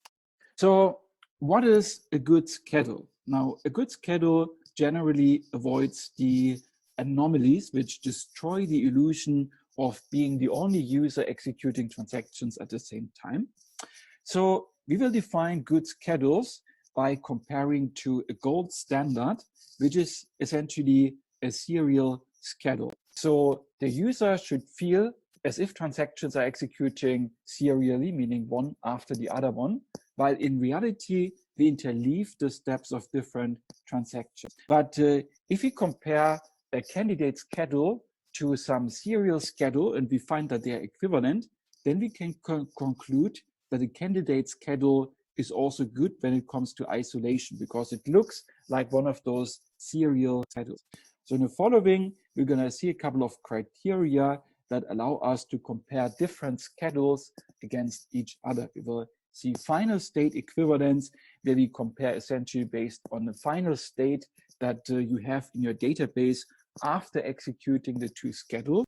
Then we compare according to view equivalence, and that means when comparing two schedules, users essentially see exactly the same things in the same order for both of those schedules. And conflict equivalence means that if you have pairs of steps in one of those schedules which conflict with each other, because, for instance, both steps, they change the value of the same object in the database, then we essentially have those operations appear in the same order when comparing those two different schedules.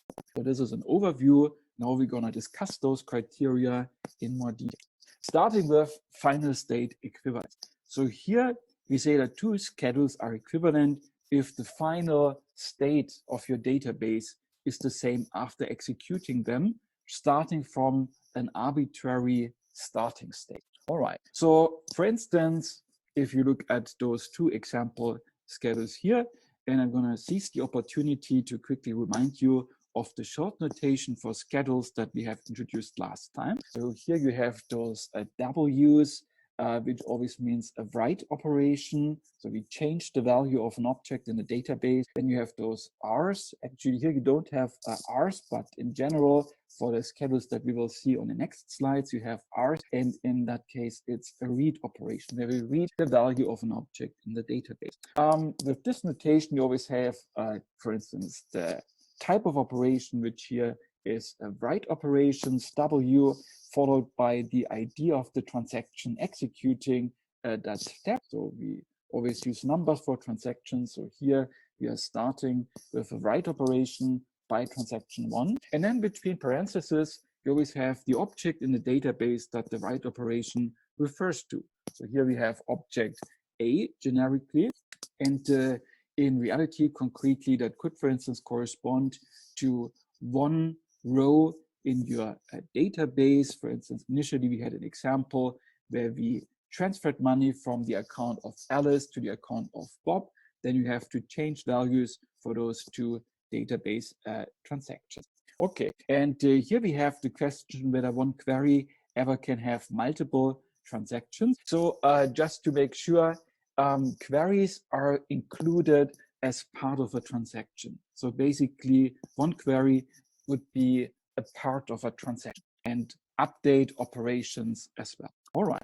You also have the C's here in this example schedule. A C always means a commit operation, and after the C, you have the number of the transaction committing. So if a transaction commits, it always means that the transaction essentially is finished and wants to get executed. All right. Now here, when comparing those two example schedules, in the first schedule, transaction 1 executes first and writes values to A. And okay, so here actually in the first schedule, we have first a write operation by transaction 1 to object A. Then we have a write operation by transaction 2 to object A. So the final value for A will be written by transaction number 2. Then we have a write operation by transaction 1 to object B, followed by a write by transaction 2 to object B. So also for B, the final value will be written by transaction 2. Finally, both of those transactions. Now, the second schedule over here first writes a value for object A via transaction 1. Then transaction 1 writes also the value for B and commits. After that, transaction 2 writes the value for A and the value for B. So when comparing those schedules, then in both of them, transaction number 2 writes the final values for objects A and B. And that is why those two schedules are final state equivalent. If we say that a schedule is final state serializable, it means that there is some serial schedule which contains the same transactions that is a final state equivalent to that schedule that we are analyzing. And this other schedule that we are comparing against must be a serial schedule executing transactions one after the other. So a schedule is final state serializable if we can find a final state equivalent serial schedule. Now, final state equivalence can be efficiently verified, which is good, but on the other side, it is not sufficiently strong as a criterion in order to avoid all those strange anomalies that we have discussed in the previous lecture. For instance, we have heard about this anomaly unrepeatable read, where I read one value once and then later I read it a second time, and the value has been changed in the meantime by another transaction. So that is bad. And even if a schedule is final state serializable, it could still have those unrepeatable read anomalies.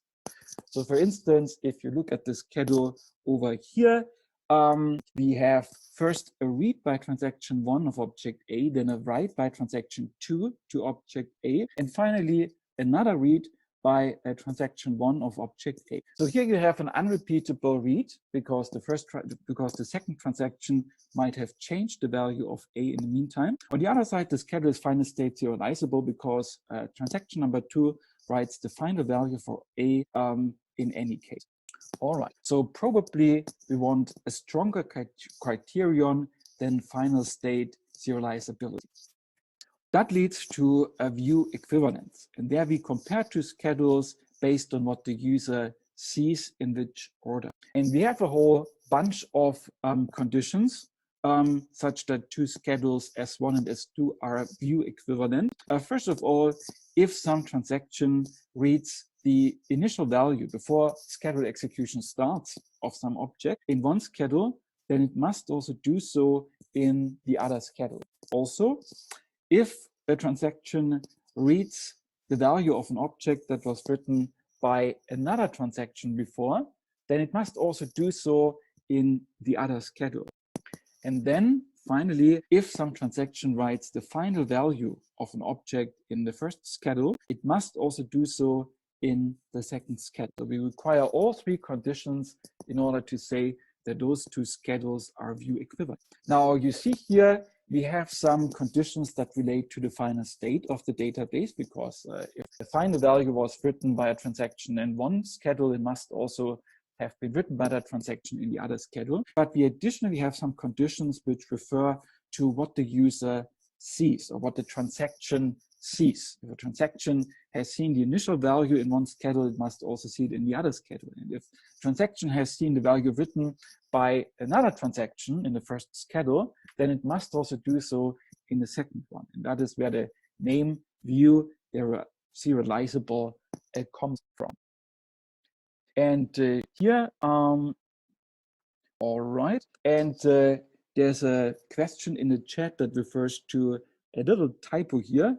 So the last point actually should be that if a transaction X writes the final value in S1, it also does so in S2. So that is a little typo. Thank you. All right, so here the last condition basically means that the final value of those objects should not change when comparing the two schedules. So that is basically referring back to final state serializability. All right, and then view serializability again means that we find a serial schedule which is view equivalent to the schedule that we are analyzing. So for instance, here's an example where we are trying to determine whether a specific schedule is a view serializable. You see the schedule that we are analyzing here. First, we are reading the value of object A by transaction 1. Then we are writing, then transaction 2 writes the value for object A. And then transaction 1 reads the value for A again. So this is the schedule that we have already seen before. And here we have potentially an unrepeatable read. So we expect that this schedule is not view serializable, but let's make sure. So since we have two transactions that appear in this schedule, there's exactly two possible serial schedules that we can compare. Either we first execute the first transaction and then the second transaction, or we first execute the second transaction and then the first transaction. Now, here we have both possibilities. So either we could have the first transaction execute first, then followed by the second transaction. But this schedule, the serial schedule, is not view equivalent to the schedule that we are analyzing, because the second read of object A, in one schedule, it reads the value written by the second transaction. In the other schedule, it reads the initial value. So that violates one of the three conditions. In the other case, where we execute the second transaction first, we have that both reads of A by the first transaction, they read the value written by the second transaction, but none of them reads the initial value. And in the schedule that we are comparing against, one of those two read operations reads the initial value of object A. And because we cannot find any serial schedule that is view equivalent with the schedule that we are analyzing, therefore this schedule is not view serialized. View serializability seems like a nice criterion. It is pretty strong, so it avoids those anomalies that we have seen. The only problem with that criterion is that it is NP hard in general to verify whether a schedule is view serializable. And NP hard generally means that we don't know and don't believe that there exist any efficient algorithms in order to solve that problem. And selecting a schedule that is something that the concurrency control component needs to do at runtime very quickly once transactions are being submitted. So we most definitely don't want to solve any NP hard problems at runtime because that would slow down the entire database system. So this is an overview of what we have seen so far. This is an illustration of the different classes of schedules that we have been discussing about, as well as how those different classes of schedules relate to each other. We see that we have inclusions among them. We have, first of all, the set of all possible schedules which contain the same transactions. Then you have the subset of schedules that are final state serializable. Then you have the even smaller subset of schedules that are view serializable. And finally, you have the small set of schedules that are indeed serial. So all of those inclusions are proper, so you can always find the schedules that are included in the larger class, but not in the smaller class. Now, having discussed all of those different classes of schedules, our final goal is to select a class of schedules that we want to aim for in concurrency control. Now, serial schedules are easy to verify, but they are very slow to execute. We have seen a couple of motivations for why we want to avoid serial schedules that execute one transactions after the other one last. We have seen view serializable schedules, but the problem with them is that they make concurrency control very slow because we would have to solve NP hard problems. We have seen final state serializable schedules, but here the problem is that we might have anomalies, so we destroy the illusion of isolation.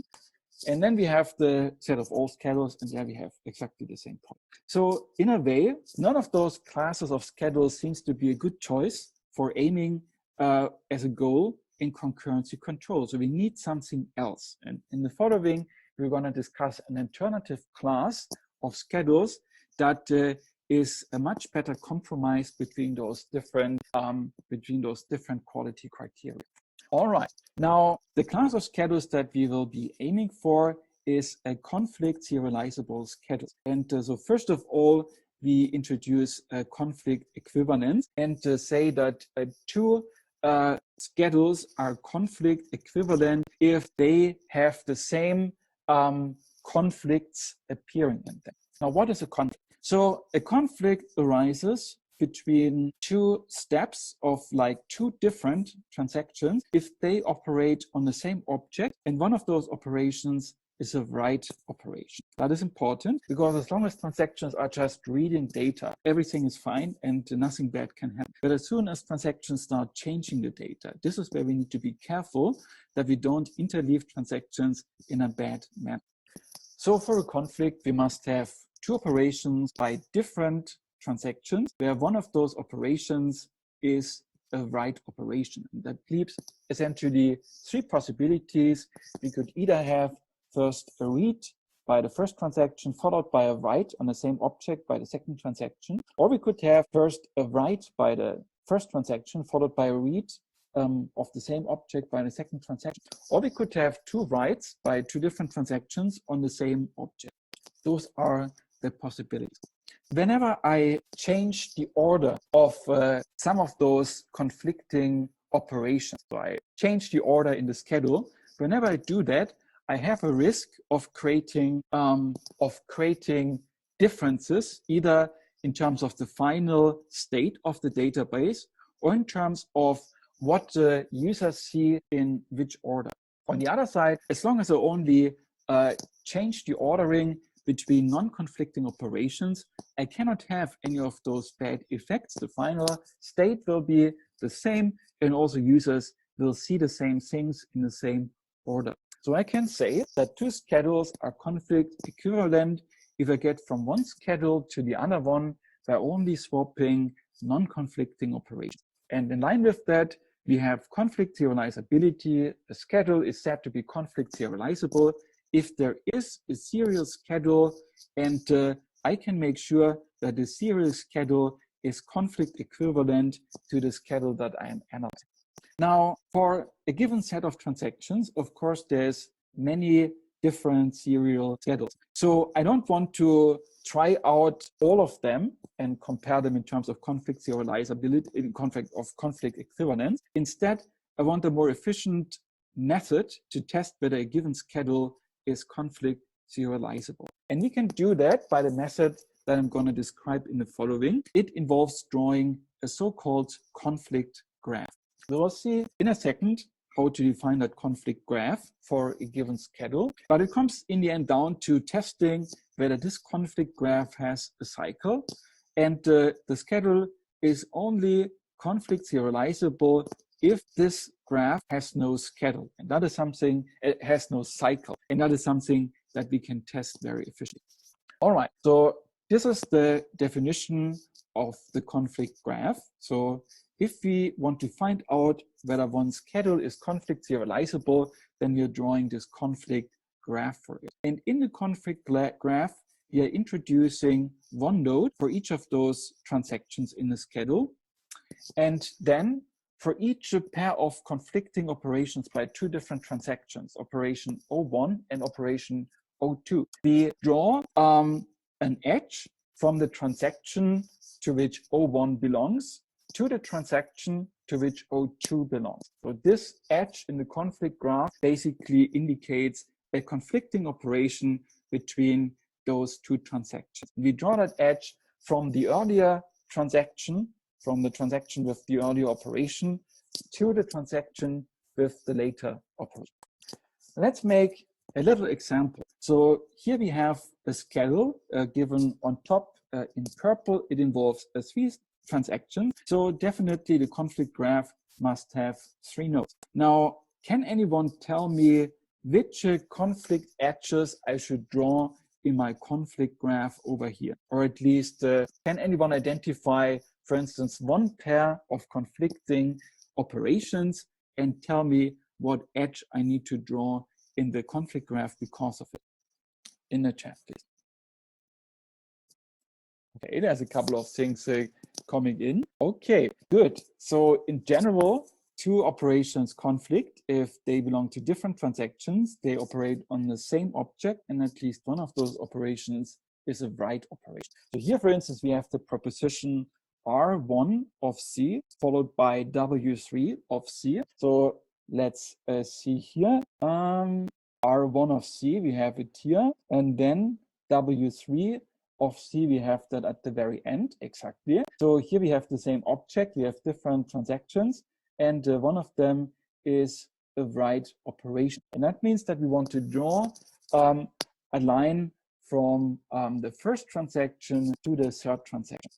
All right, W2B and W3B. All right, okay, exactly. So here we have two conflicting operations following each other immediately. One write to B by transaction 2 and one write to B by transaction 3. Transaction 2 goes first, so we want an edge from transaction 2 to transaction 3.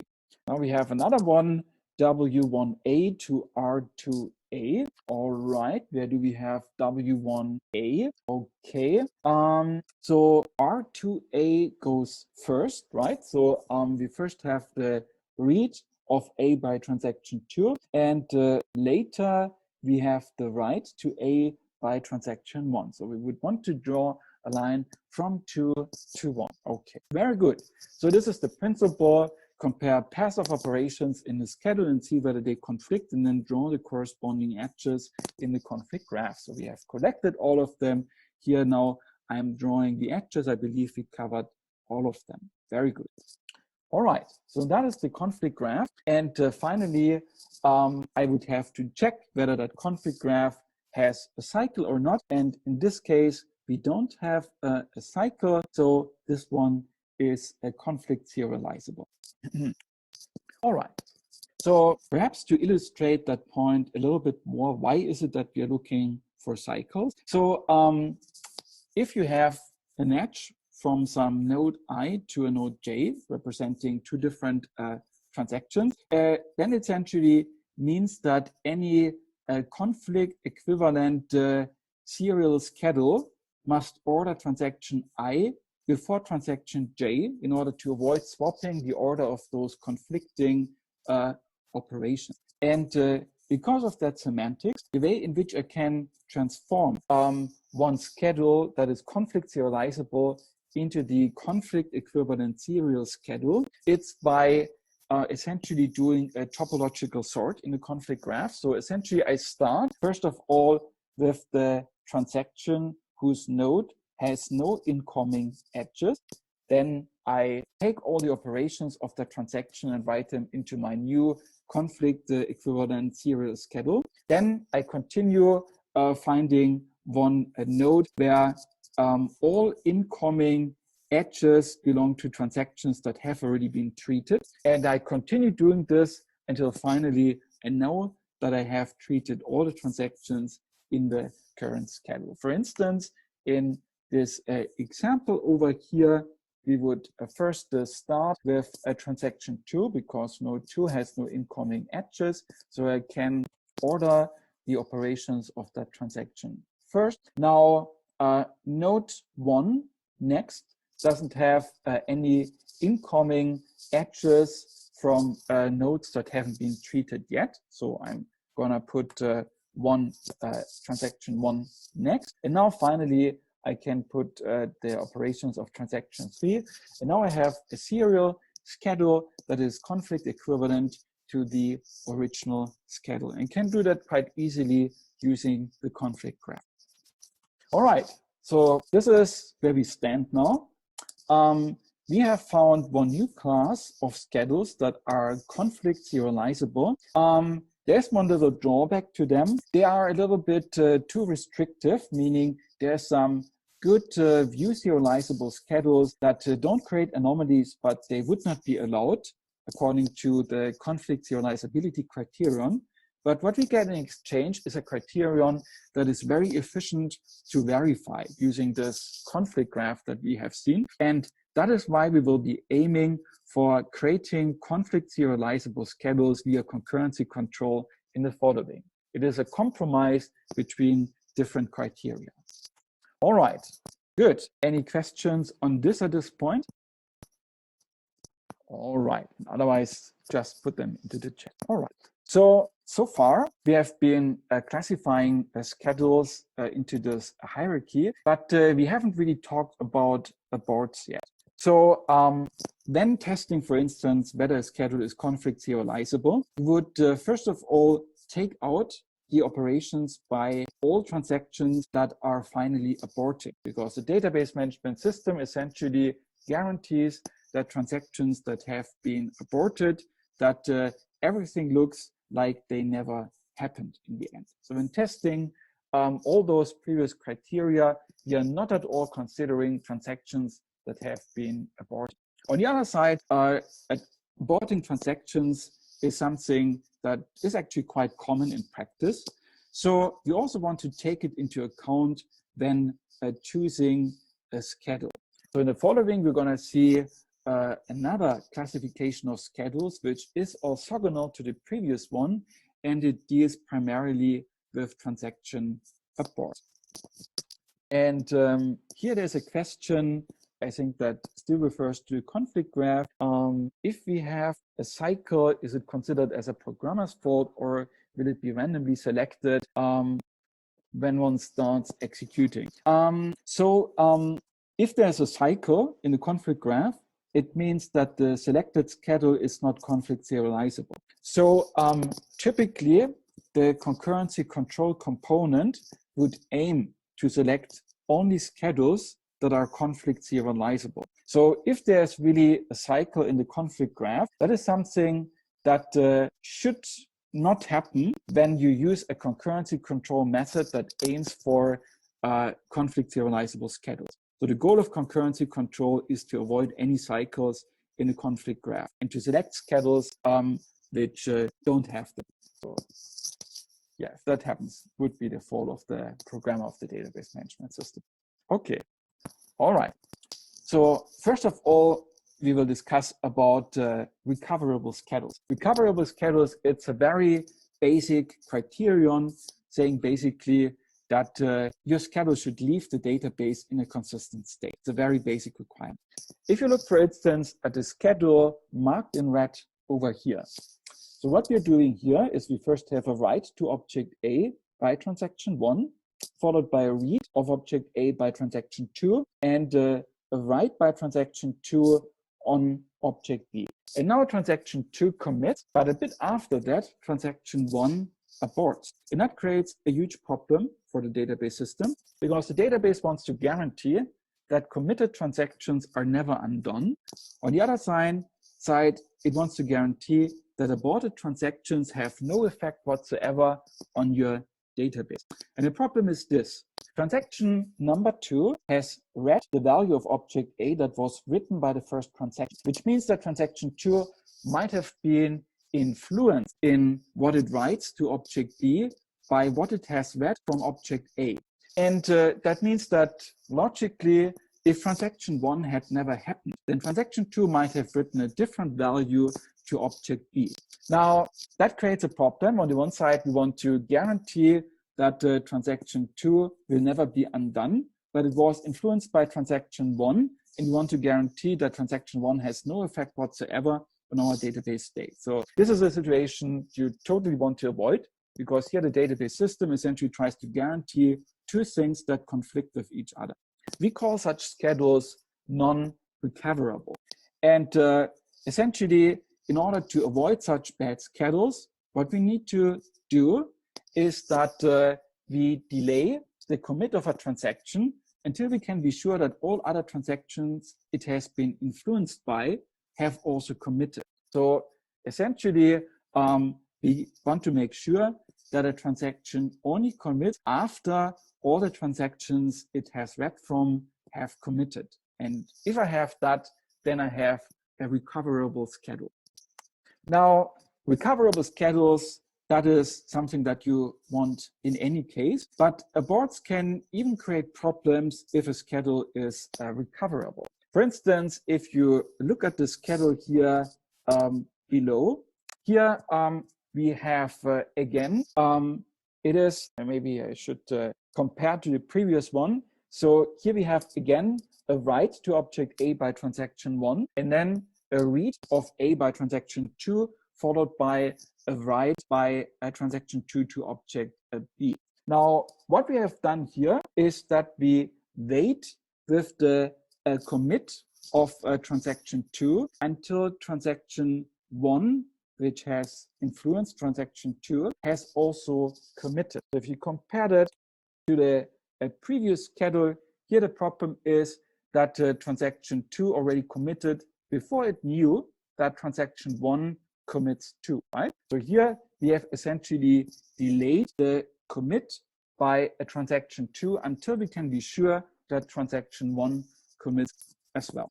That makes it recoverable, which is good. But on the other side, if at this point transaction number 1 decided to abort, then we would also have to abort transaction 2 because it has been tainted by reading a value of object A that has been written by transaction 1. So that means that we have essentially cascading aborts because one transaction aborts and that causes another transaction which has read from it to also abort. That is something that we want to avoid for performance reasons, because if you have like a long chain of transactions where the first one aborts and that causes all the other ones to abort too, that creates huge overheads to the database system. So that's why we're interested in creating schedules that avoid cascading aborts, also called ACA schedules. And in order to get there, the only thing we have to make sure of is that a transaction does not read uncommitted data. If we read uncommitted data, we might have a cascading abort. If we don't read uncommitted data, we avoid that possibility. So avoiding cascading aborts is good. There's still a couple of issues that can arise in the case of aborts if multiple transactions have written to the same object. So first of all, if multiple uncommitted transactions have written to the same object, it means that I need to keep track of which transaction has written which value, because if some subset of those transactions abort, I need to know which is the right value to assign to that object. Also, when, for instance, aborting one transaction and undoing values for an object, reverting them back to the original value, I need to verify whether the current value of the object is actually invalid and whether I really need to undo it. So generally, having multiple transactions write to the same object where all those transactions have not yet committed, that can create some complications in the cleanup. And that is why people in practice often try to avoid such schedules and go for strict schedules instead. Strict schedules generally means that no transaction reads or overwrites uncommitted data. So once one transaction has written a value to an object, then this value will not be read and it will not be overwritten until that transaction which has written the last value has committed. All right. For instance, here at the bottom of the slide, you have another example schedule where 3 transactions write to object A. Now, this schedule, first of all, is recoverable. We actually don't see any commits at all in this schedule. It avoids cascading aborts because we don't see any reads of uncommitted data here in the schedule, but it is not strict because different transactions override each other's values before any of them commit. All right, so altogether we have now seen another hierarchy of schedules. We have the set of all schedules. A subset of that is the recoverable schedules. Then we have the ACA schedules that avoid cascading aborts. And finally, we have the strict schedules. So in summary, now we have seen 2 ways of classifying schedules. First of all, based on serializability. There we have seen final state serializable, conflict serializable, and view serializable. And then we have classified them based on aborting behavior. And there we have seen recoverable schedules, schedules that avoid cascading aborts, and strict schedules. And which of those schedules you're going for, it depends on many factors. For serializability in the following, we will be aiming for conflict serializable schedules because it's a good compromise between the quality of the schedules and the overheads of concurrency control. For abort behavior, we will definitely go for recoverable schedules, but then depending on the variant of concurrency control that we are discussing, we might sometimes consider only recoverable schedules, sometimes ACA schedules, and sometimes strict schedules, whatever provides the best performance in certain systems. So we will start now to discuss about mechanisms for concurrency control. And one of the most popular mechanisms, that is two-phase locking. Here we are discussing about the transaction manager component of the database system, the relevant chapter in Ramakrishnan and Gerke, that is chapter number 19. So generally, what we are discussing about now is the algorithms that run inside of that concurrency control component. So what we have seen in the previous slide deck was generally a classification of schedules. So we have seen that we probably want to aim for conflict serializable schedules. We want recoverable schedules, and depending on the situation, sometimes we want ACA schedules, and sometimes we want strict schedules. So now we're going to discuss about protocols which generate those schedules. There's always trade-offs. Ideally, we want a mechanism that allows many possible schedules to consider, because then we can select the most efficient one for execution. On the other side, we want a mechanism that is very cheap to execute. So we might be willing to accept considering less schedules if in exchange it reduces the cost of concurrency control. So in the next lecture, mainly we will be discussing about a locking-based concurrency control method. Now, we're going to discuss more detail in the next lecture, but already tell you a few basics. So generally, those concurrency control mechanisms will be based on locks, which essentially represent a permission to operate on a specific object. And the mechanisms that we will see essentially force transactions to first acquire a lock on an object before they can work with it. They submit those lock requests to the lock manager, and then they wait until the lock request is granted, and only then do they proceed. The lock manager generally keeps track of which locks has been assigned to which transactions, and it also keeps track of which transaction is interested in what lock, and it queues them, and then it grants transactions with locks and makes sure that no two transactions have conflicting locks on the same object in the database. That is the high-level principle. In the next lecture, we're going to discuss more details for one very popular concurrency control mechanism. Have a nice day, and then I see you on Friday. All right, let's get started. So today we are still going to talk about isolation and concurrency control, and we're going to see a specific algorithm in order to do concurrency control. That algorithm is called two-phase locking. We are still discussing about the transaction manager in the database system, and the relevant chapter for what we discuss here, that is chapter 19 in the Ramakrishnan and Gerke.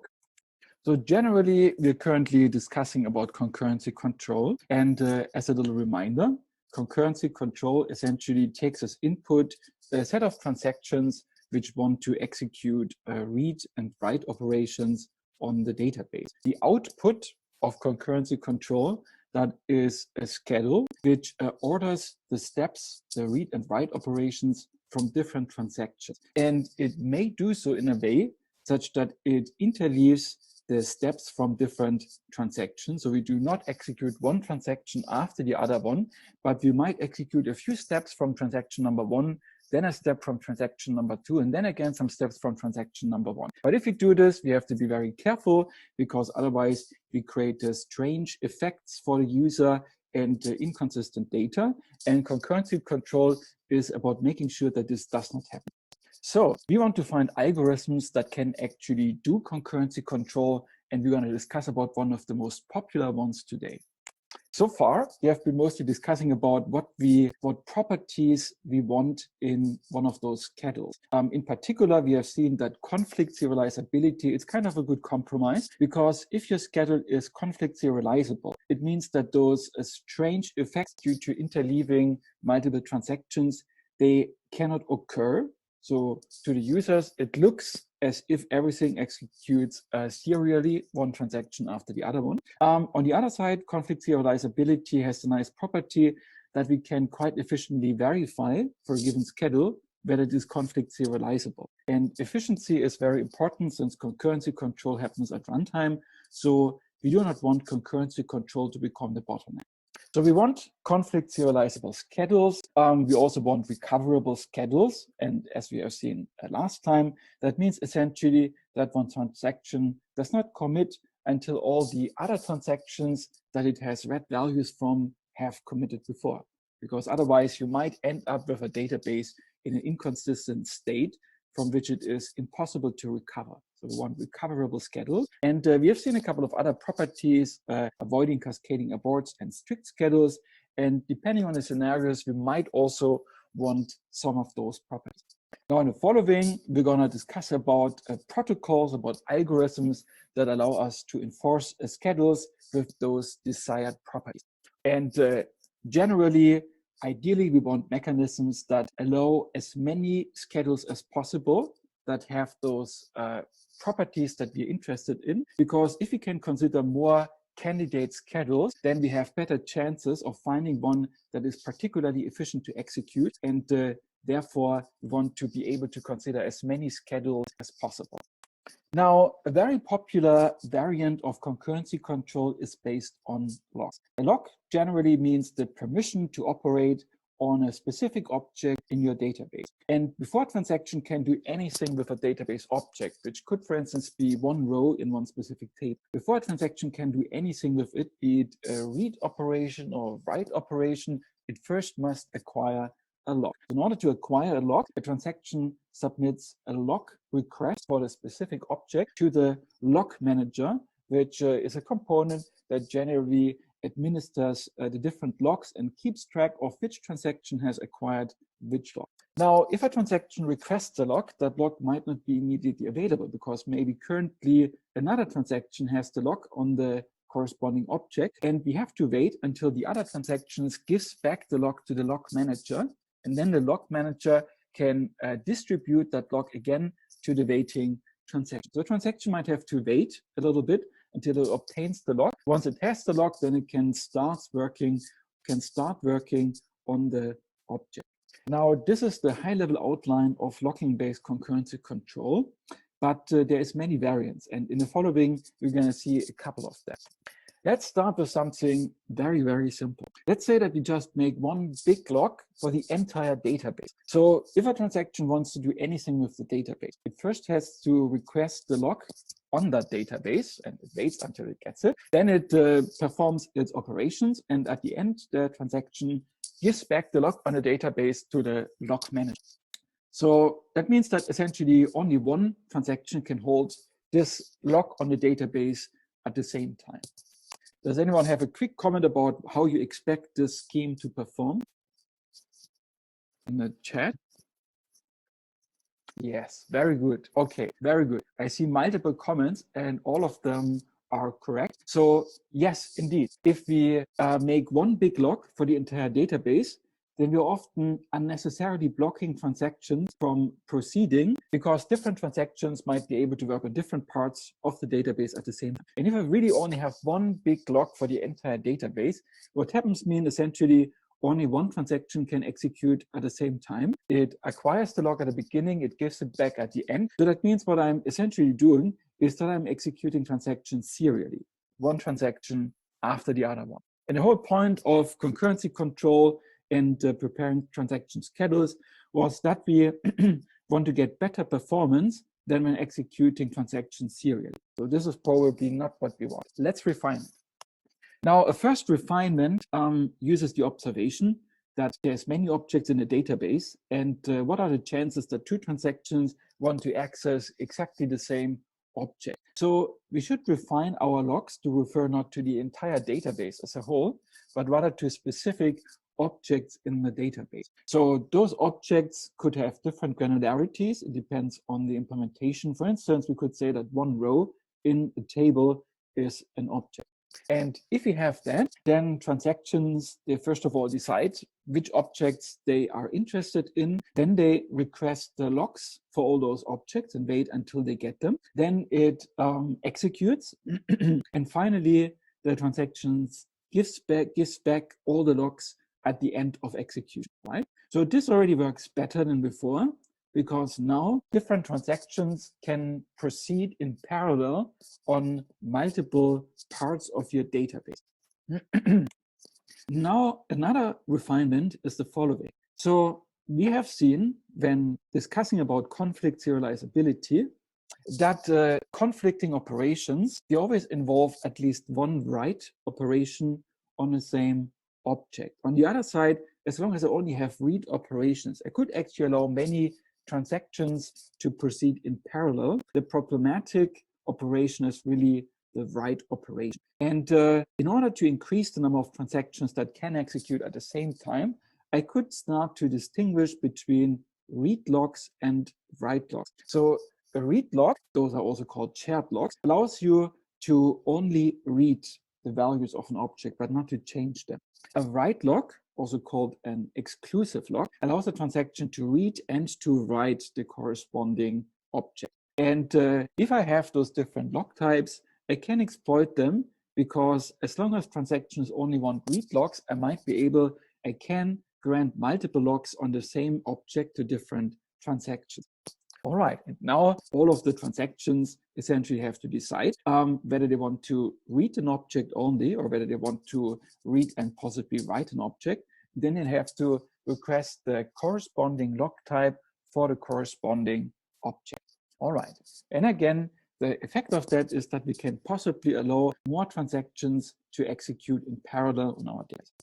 All right. Now, so far, we have assumed that transactions request and wait for all the logs at the beginning of execution, and then they hold those logs until the very end of the execution. At the beginning of execution, a transaction requests all the logs. At the end of execution, the transaction gives back all the logs.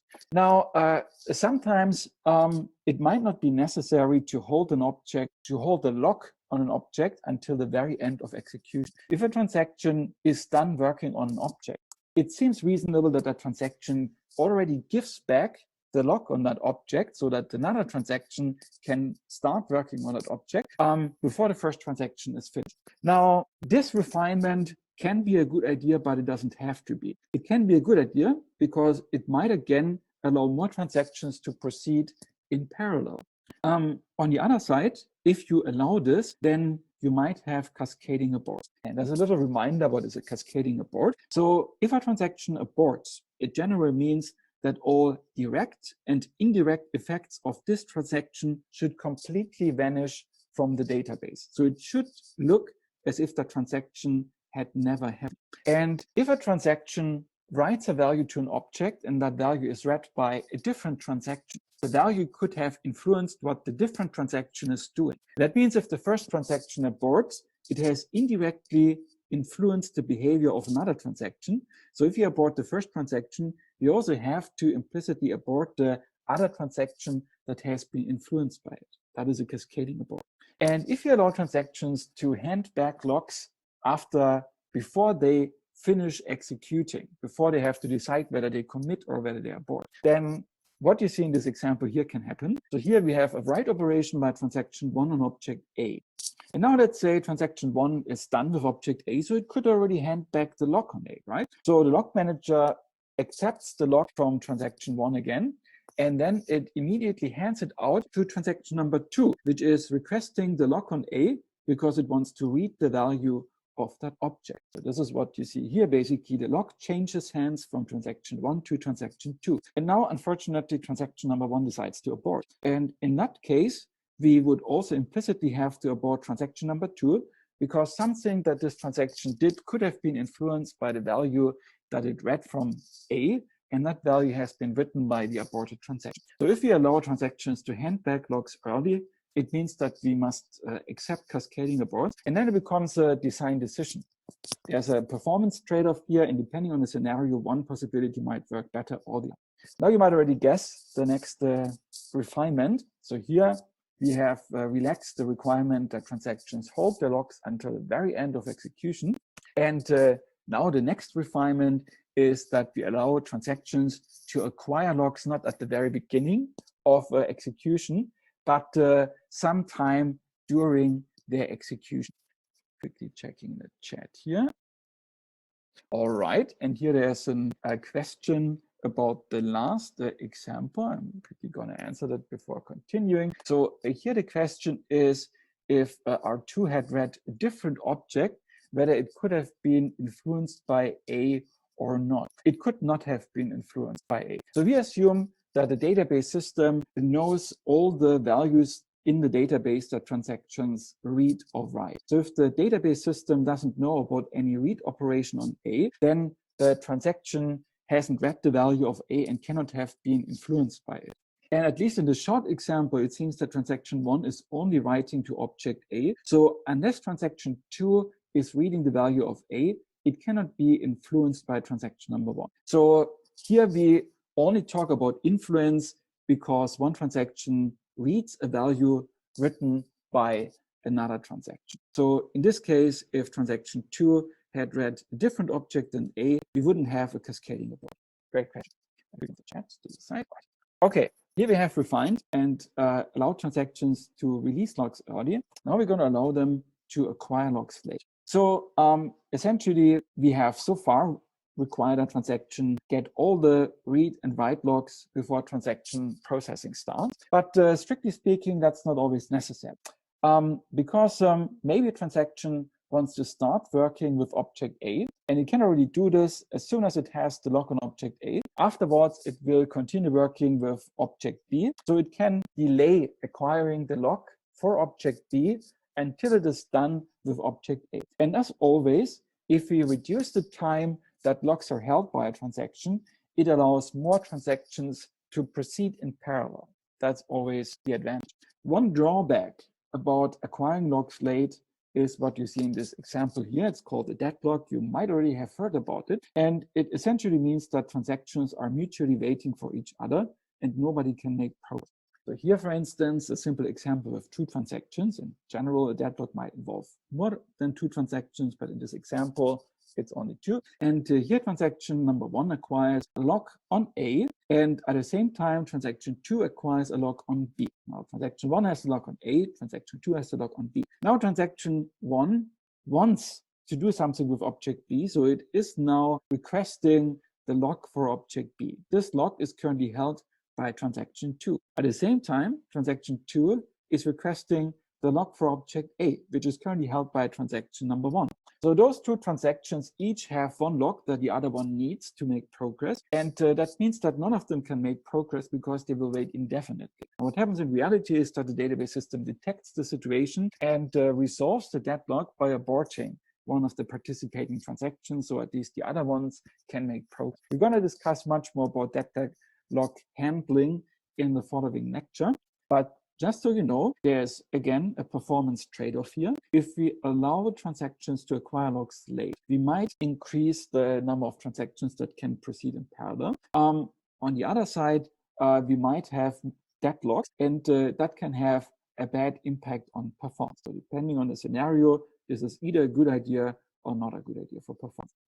Now, the title of this lecture is two-phase locking, which is one very popular locking protocol, which essentially combines all of the advantages that we have seen. Namely, first of all, it allows for fine-grained locks. We don't have one big lock for the entire database, but specific locks for database objects. It distinguishes different lock types: shared, meaning read locks, and exclusive, meaning write locks. Depending on the variant of two-phase locking, it might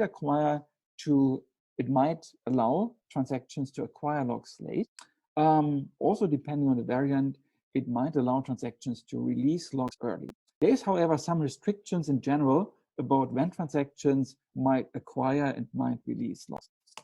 This is an illustration of those restrictions. As the name two-phase locking suggests, we must have 2 phases when it comes to locking. In the first phase, the transaction can only acquire locks on objects but not release any. In the second phase, a transaction can release locks on objects, but it cannot acquire. So if you look at the number of locks held by a transaction over its execution time, as illustrated in this plot here, on the x-axis, you have the execution time starting with the transaction start at the left and ending with the end of execution of one specific transaction. And on the y-axis, you have the number of locks that a transaction holds at the same time. And as you see here, during the first phase, the number of locks held can only increase, while in the second phase, the number of locks held can only decrease. So those are the 2 phases of two-phase locking. You have a summary of what I have just said. We have the phase in which we can acquire locks, and we have the phase in which we can only release locks. And that becomes very important, as we will see later, when we try to prove that this protocol guarantees that generated schedules are conflict serializable. And for that proof, we need that two-phase property. There's a couple of different variants of two-phase locking. First of all, we have conservative two-phase locking, which means that we do not allow transactions to acquire locks late. We require them to get all their locks at the beginning of execution. Also, there is strict two-phase locking, which means that we do not allow transactions to release locks early. They have to keep them until the end of execution. You can also combine those 2, and then you get conservative strict two-phase locking, and plain two-phase locking makes no restrictions whatsoever. So we can illustrate those different variants using the same graph as we have seen before, where we see how the number of locks of a transaction evolves over time. And as you see here, for the conservative two-phase locking variant, at the very beginning of execution, we always have a spike in the number of locks held. This is because we require conservative two-phase locking requires transactions to obtain all of their locks at once at the beginning of transaction execution. On the other side, you have the strict variant, and here you have the sudden drop at the end of the transaction. So this is because strict two-phase locking requires transactions to hold on to their locks until the end of execution, and they release all of those locks at once. Now, if you look at the non-conservative, non-strict two-phase locking, that's the plot that we have seen previously. Here we can have some kind of a ramp up in the first phase and then some decrease in the second phase. Of course, this figure here is simplifying. If you would draw that plot for an actual transaction execution, you would get something much more messy, but the general tendencies that you see here, they do apply. So all of those variants of two-phase locking are used, and depending on the scenario, it depends on the scenario which one of them performs best. There's a couple of pros and cons about those different variants that I'm summarizing here. So generally, if you are non-conservative and non-strict, you are more permissive, which can be good for performance because it allows more transactions to interleave their steps and to essentially execute in parallel. The nice thing about conservative two-phase locking is that we prevent deadlocks, which can be bad for performance because you might have to abort transactions and restart. On the other side, if we go for strict two-phase locking, then we avoid cascading abort. So especially in scenarios where it is quite likely that transactions abort. In those scenarios, it can be helpful to have something which essentially localizes the abort and avoids the chains of transactions that all have to abort because some initial transaction that they have directly or indirectly read from had to be aborted. So in general, you cannot say that one of them is better than the other one. It always depends on the specific workload, which of them works best. All right, so now we have seen two-phase locking. We need to convince ourselves that using it is really a good idea. Ultimately, what we want are conflict serializable schedules. We have justified why we want conflict serializable schedules in the last lecture. Now we have seen a concurrency control protocol, which seems to make sense. But at this point, how can we be sure that two-phase locking indeed leads to conflict serializable schedules? How can we exclude that users see any of the anomalies that we have discussed in previous lectures? In the following, we're gonna analyze two-phase locking formally, and we will prove that two-phase locking can only generate conflict serializable schedules. Are there any questions on two-phase locking before I proceed with that proof? If so, please ask them now in the chat. Otherwise, we will proceed. Okay. All right, one question is about a reminder of what conflict serializable was again. So conflict serializable essentially means that for a given schedule, we find another schedule that is serial, meaning it executes one transaction after the other one. And we find that our current schedule is conflict equivalent to the serial schedule. And two schedules are conflict equivalent if you can get from one schedule to the other one by only swapping operations that do not conflict. And two operations conflict if they execute on the same object, if they belong to different transactions, and if one of those two operations, at least one, is a write operation. And the point of plain two-phase locking, we could say yes, so conservative two-phase locking has this advantage that it avoids deadlocks, and strict two-phase locking has the advantage that it avoids cascading abort. So what is the point of plain two-phase locking without any of those extensions? The thing is that plain two-phase locking allows transactions to acquire locks late and to release them early, meaning that the total time that a transaction holds a lock decreases in average. And if a transaction holds a lock on an object, it prevents other transactions from accessing the same object. So the longer a transaction holds locks, the longer it makes other transactions wait. And that is bad for performance. So if you reduce the time that a transaction is holding a lock, you reduce the lock waiting time for other transactions. That means that you reduce idle time and your transactions in the system can process faster. So if deadlocks and cascading awards are unlikely to happen, then you probably get the best performance with plain two-phase lock. And yeah, it's a justified question. I mean, it sounds scary. Deadlocks, cascading awards. So one might think, why would people allow that to happen? But it really depends on the probability that it happens. If a deadlock is so unlikely that you would only have one deadlock per day and you process millions of transactions, then probably you would still do it. But same for cascading aborts. If transactions essentially never abort, then cascading aborts are also extremely unlikely.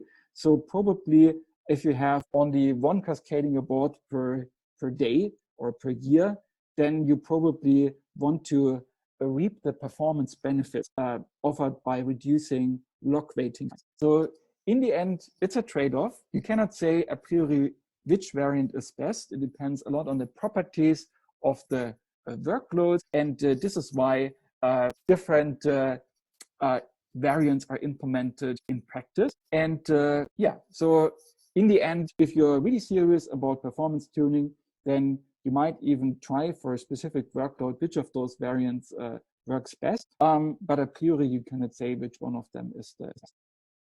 And plain 2PL, why is it better than a transaction that simply grabs a lock before it needs an object and releases it directly afterwards? That's a great question.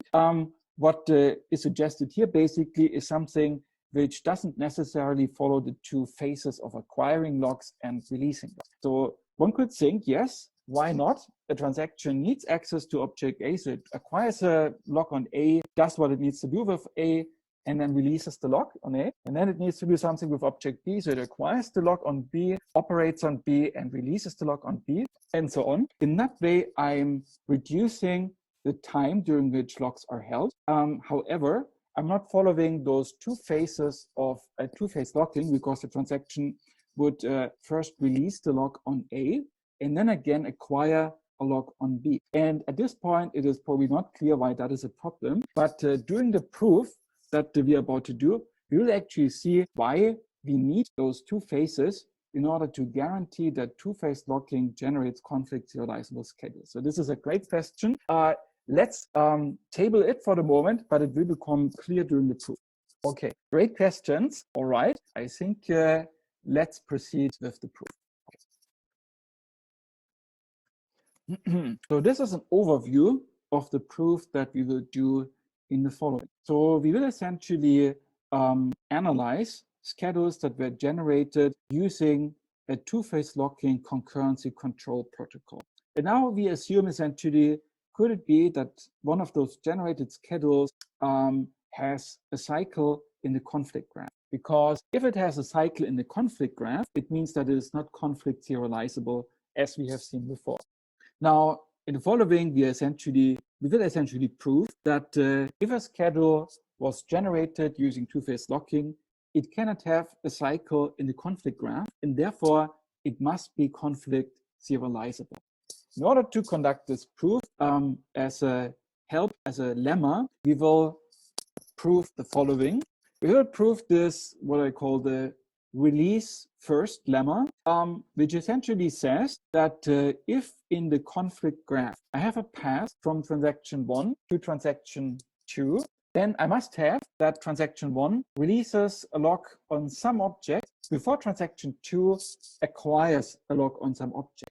So very important, we don't even require that transaction 1 and 2 are releasing and acquiring locks on the same object. It could be different objects. But if there's a path from one transaction to the other one in the conflict graph, then the first one must release a lock on some object before the second one acquires some lock.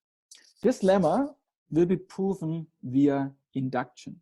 And induction generally means that you first prove something about a trivial case, and then you make the induction step where you essentially reduce larger instances to smaller instances.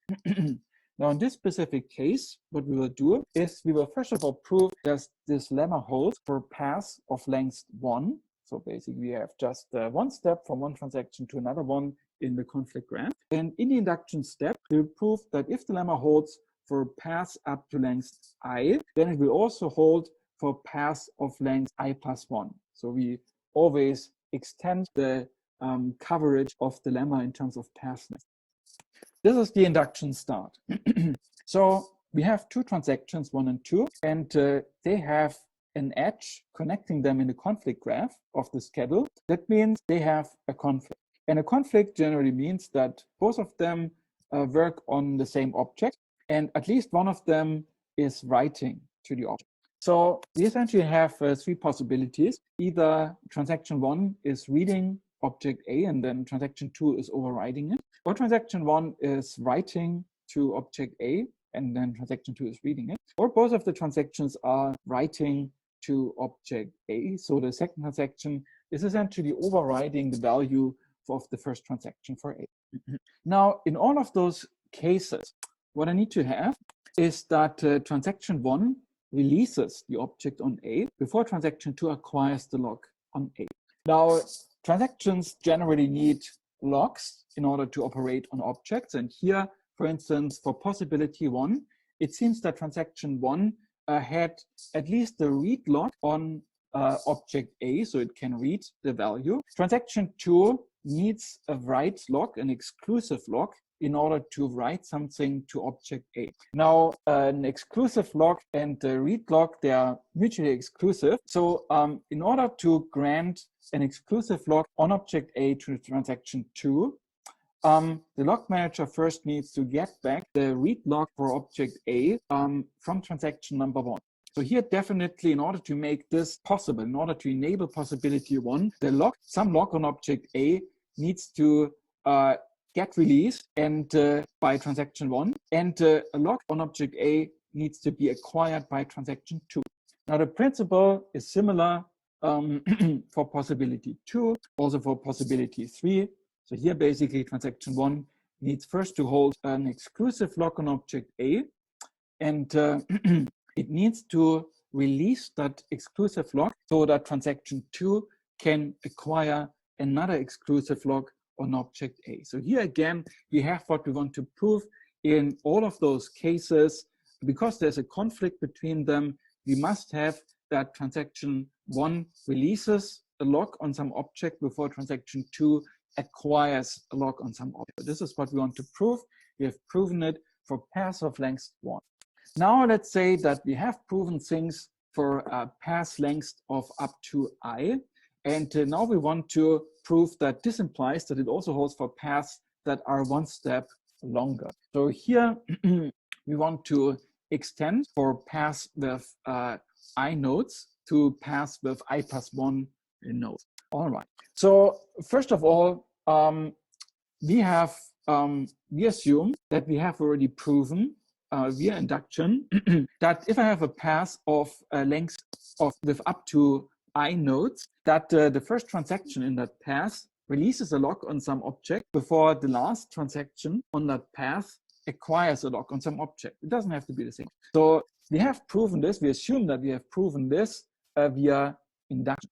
Now, looking at the connection between transaction I and I plus 1, using the same reasoning as on the previous slide, we also know that since there is a conflict between them, transaction I must release a lock on some object Z before transaction I plus 1 acquires a lock on Z. So this is even more specific than on the other side of the screen, because as long as we only consider one step and there's a conflict, we know that the conflict must concern the same object. So the locks get released and acquired for the same object. All right, so now those things. So I'm already close to proving the lemma. I want to prove that transaction 1 releases a lock on some object before transaction I plus 1 acquires a lock on some object. The question is just this. If I compare the lock acquirage, like the operation by which transaction I acquires a lock, and the operation by which transaction I releases a lock, which one of them happens first? We have had the question about why we need those two phases of two-phase locking, and this is exactly the point at which we need them. Due to the properties due to the constraints of two-phase locking. And now that I have those two phases where first I only acquire locks and then I only release locks. And that means when considering this transaction I, if I have I acquires lock on Y and I releases lock on Z, due to the constraints of two-phase locking, I know which of them must happen first, because transactions always acquire locks first before they release locks later. And that means, due to the properties of two-phase locking, I know that we must acquire the lock on Y before we release the lock on Z. Now I have here a happens before chain of events, and taken together, that means again that transaction 1 on that path releases a lock on X before transaction I plus 1 on that path acquires a lock on Z. And this concludes the induction step. So by applying this recursively, I can essentially expand the lemma to paths of infinite length. And therefore, I know that if I have a path in a conflict graph from one transaction to the other one, the first transaction must release a lock before the last transaction acquires. Now, how does this help me with the proof? Now, if I have this lemma and I assume that I have a cycle in the conflict graph, then due to this lemma, it essentially says that some transaction in that cycle releases a lock before that same transaction acquires a lock, right? So we have a path from T1 to T2, means according to lemma, T1 releases lock before T2 acquires lock. Now I have a path from a transaction to itself, a cycle basically. That means that T1 releases a lock before T1 acquires a lock. And now again, we use the properties of two-phase locking, because that is not possible. Transaction cannot acquire a lock after it has released the first lock on any object.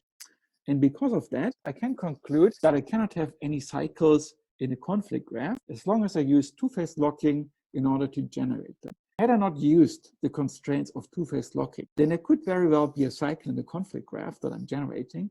And that means that I don't get a conflict serializable schedule. But since I made those restrictions of two-phase locking, because of that, I can be sure that all the schedules that I'm generating are conflict serializable.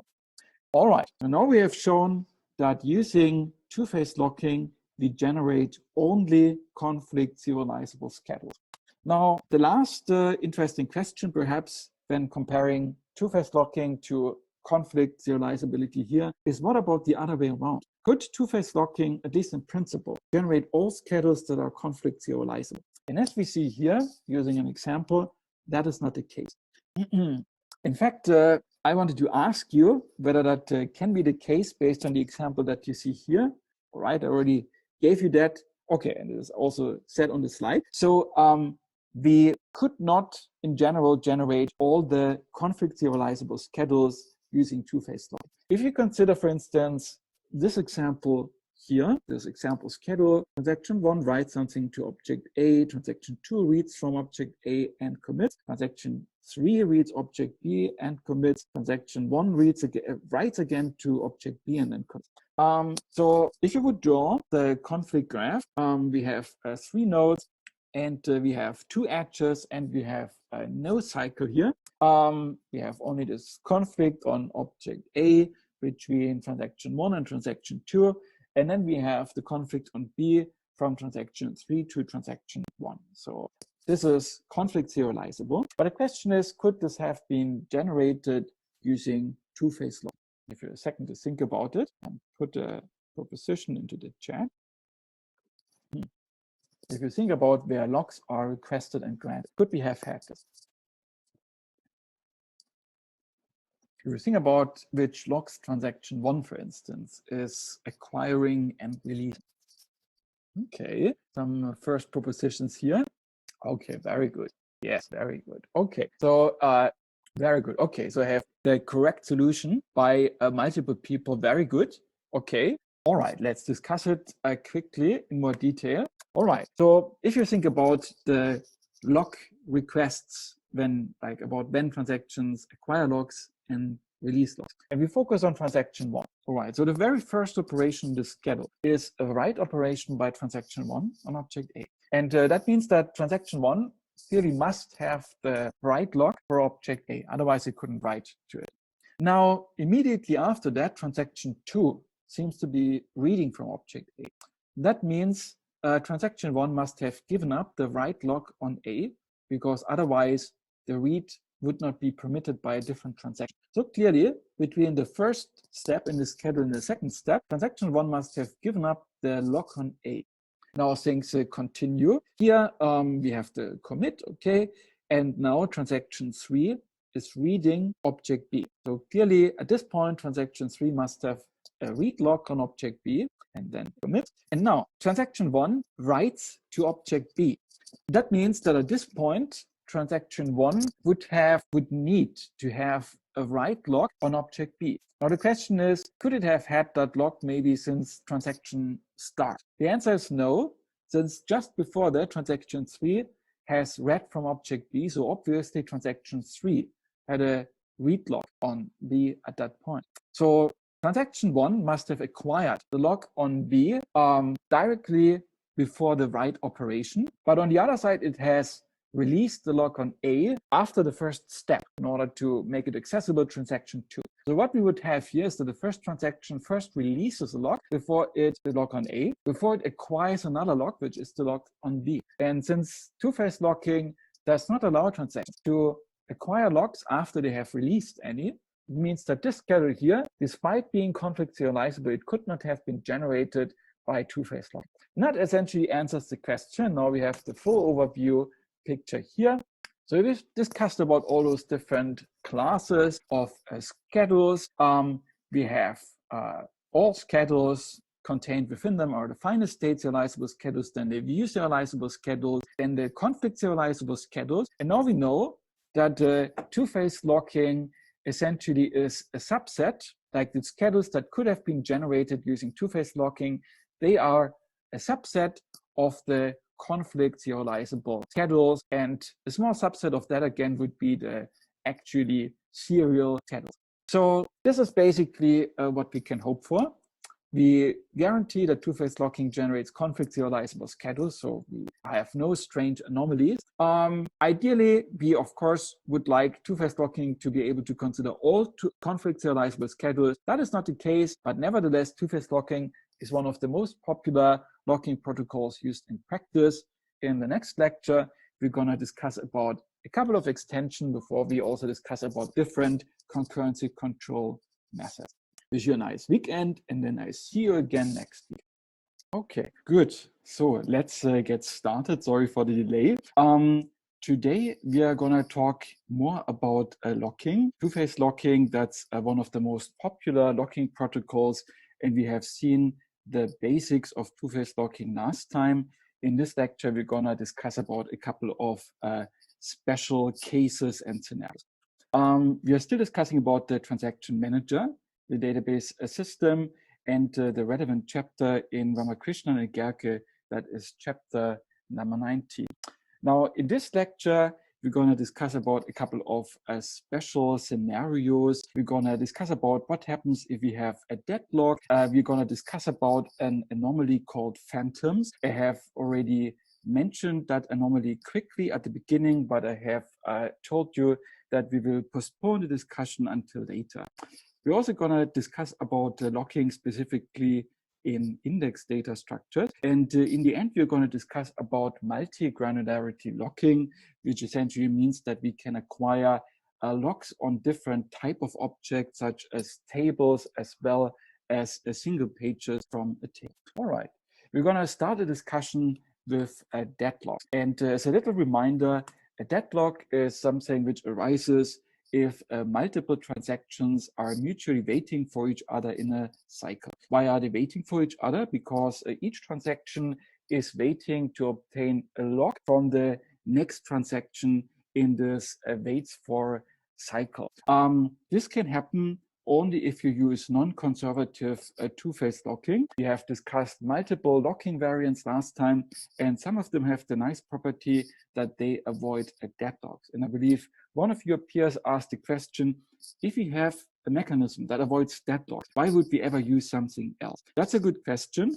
Now, it is true that the deadlocks can lead to problems, and we are about to discuss more about how to address those problems. On the other side, if you choose to accept deadlocks, you often get something nice in return. For instance, when comparing conservative and non-conservative two-phase locking, it turns out that the non-conservative two-phase locking allows potentially more transactions to proceed in parallel, and that can increase performance. So there's a trade-off, and it depends on the scenario which one of them works best. Now, in the following, we're gonna discuss more about how deadlocks are handled. And there is essentially two possibilities. Either you can essentially passively wait for deadlocks to happen. You try to detect them and to resolve them if you encounter them. The other possibility is that you are proactively preventing deadlocks from happening in the first place. One version of that, so to speak, is to use a concurrency control protocol where this is guaranteed not to happen, but in the following, we're going to see a few alternative methods. Now, before we continue, first of all, we have been discussing a lot about deadlocks, but maybe many of you haven't experienced a deadlock in practice yet. So I want to encourage you, if you have Postgres installed, to try to generate a deadlock. You don't need to worry, nothing bad is going to happen. The database system will resolve it. But we have seen last time that we can simulate multiple clients connecting to the same database in Postgres simply by opening up two terminals, for instance, and having that try to generate a deadlock in the next couple of minutes using two transactions is enough. If you don't have Postgres installed, then think about how you would generate a deadlock in Postgres with at most two transactions. Now, I give you a little bit, 1 to 2 minutes of time. You can try to do it, or you can just think about how you would do it. If you have any questions about two-phase locking, which is the basis for what we are discussing today, please feel free to ask them in the chat. And after that, I'm going to show you on my computer how to realize one deadlock.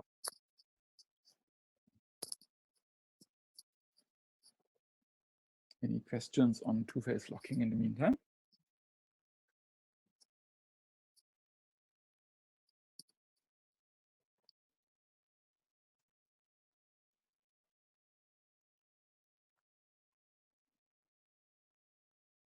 Questions on two-phase locking, it seems.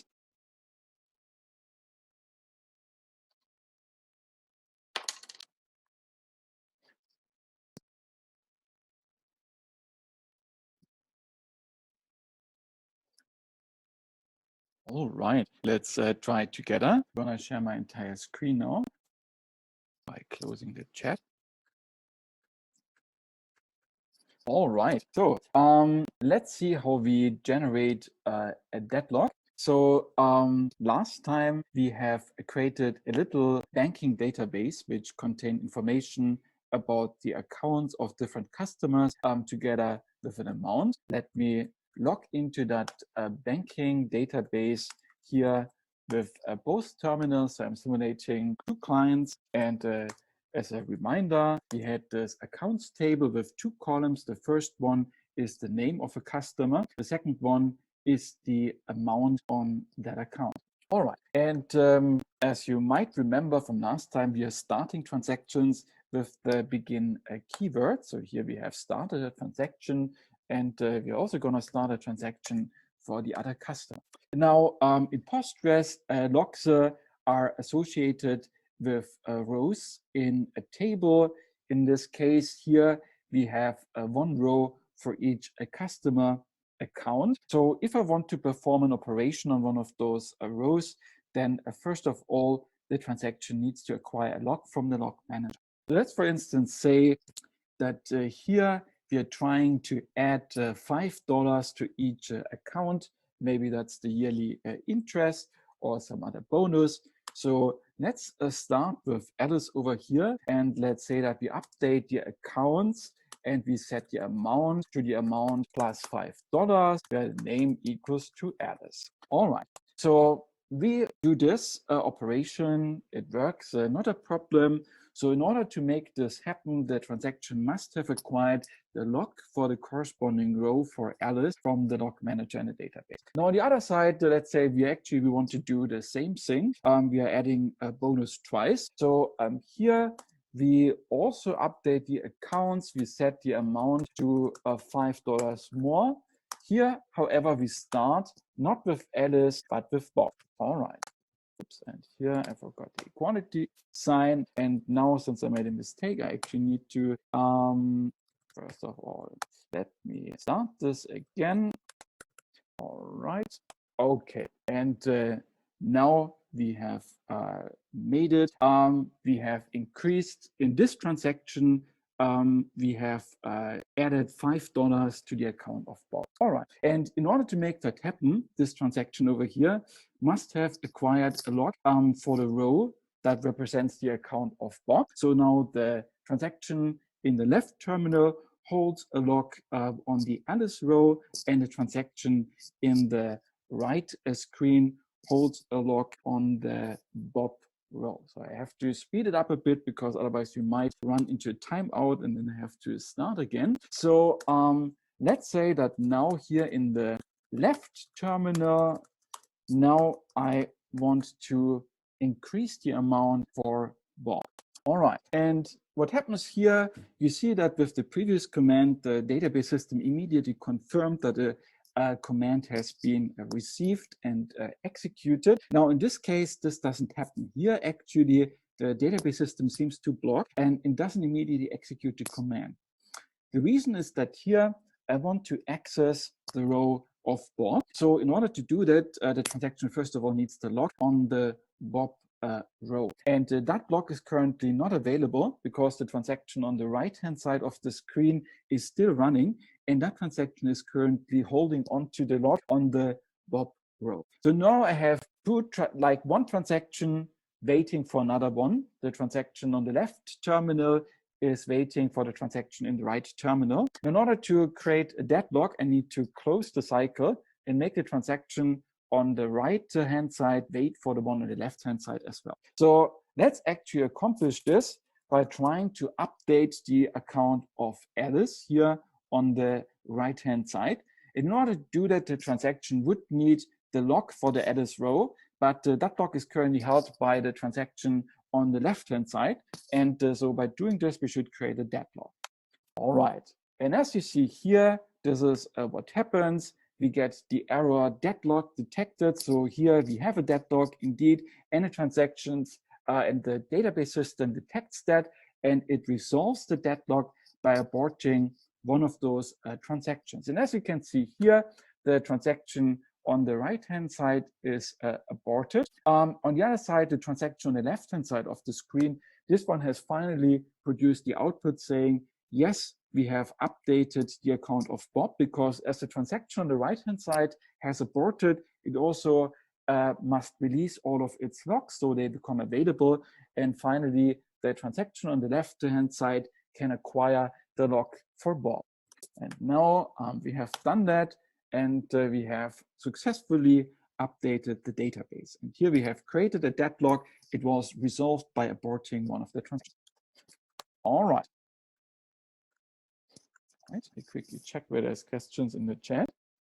All right, and here a great question about how we make sure that logs are released, for instance, on the Bob row. So in general, those logs are released automatically in the background once the transaction finishes. It depends actually on the specific variant of two-phase logging when logs are released precisely. Often in practice, we use strict two-phase logging, and then the logs are released once the transaction has finished executing at the very end. And okay, that's another great question. So in this case, how many updates have actually executed? Okay, great question. All right, so we had two transactions that were in a deadlock with each other. So they were mutually waiting for each other and nobody was able to make progress.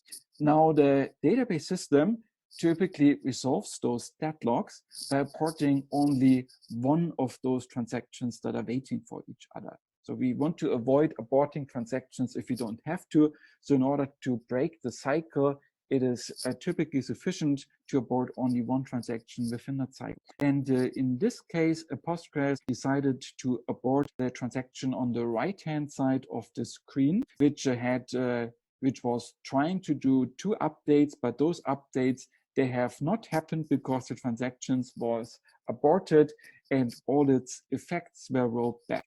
The transaction on the left screen was able to proceed after aborting the other transaction, because by aborting the other transaction, its logs become available. So the transaction on the left-hand side has succeeded and has executed 2 updates. Very good questions.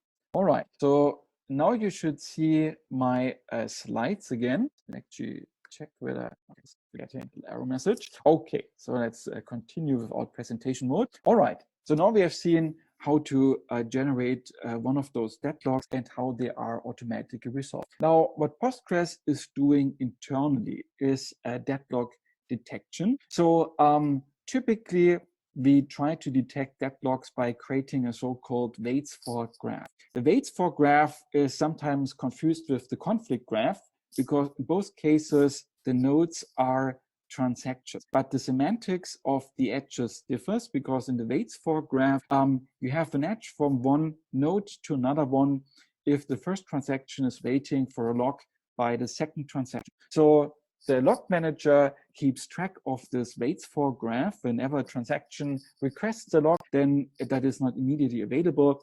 Then we draw a cycle, and then we draw an edge within the conflict graph. And periodically, we check for cycles in the waits for graph. If you have a cycle, it means we have a deadlock and we need to take care of that. That is one of the standard methods to detect the deadlocks. Perhaps one of the simplest methods is to simply say that we assume there has been a deadlock if a transaction cannot make any progress within a given amount of time. However, of course, here it becomes difficult to choose an appropriate timeout. Maybe the transaction is not deadlocked, but just a little bit slow for the moment. So the method with the waits for graph is more reliable. If we have detected a deadlock, the database system tries to abort one of the transactions within the cycle. You have already seen this in practice here in Postgres. We automatically had one of the deadlock transactions aborted. Now, depending on the settings, the aborted transaction might be restarted. Here that was not the case. You can also try to optimize the selection of which transaction to abort, because if you have a cycle, you might have multiple possibilities to break the cycle. And there's a couple of heuristics that database systems use. For instance, you might say that the youngest transaction that has started most recently, it has done perhaps the least amount of work. So by aborting that transaction, we lose the fewest number of operations, which might be good for performance. So here, the high-level idea is we detect, we look out for deadlocks, and if we encounter them, we resolve them by aborting transactions. The other possibility is that we proactively avoid deadlocks, and we proactively abort transactions that might cause a deadlock. So that is a little bit more careful because I'm aborting transactions even if I don't have a deadlock yet. On the other side, it can save overheads for deadlock detection, for instance. So again, you cannot say which of those methods is better. It always depends on the particularities of the scenario. Now, the strategies that we will see for avoiding deadlocks are based on transaction timestamps. So if transactions come into the system, they get assigned a timestamp, and we say that older transactions that run for longer, they have higher priority. Now in the following, we're going to see 2 very popular deadlock avoidance protocols. The first one is called wound wait, and the second one is called wait die. Now, in this naming of the protocols, the first part of the protocol name essentially tells you what happens if a higher priority transaction wants a lock held by a lower priority transaction. The second part of it tells you what happens if a lower priority transaction is waiting for a lock held by a higher priority transaction. All right. So, for instance, in the first case, wound wait, we have a transaction T1 that needs a lock which is held by T2.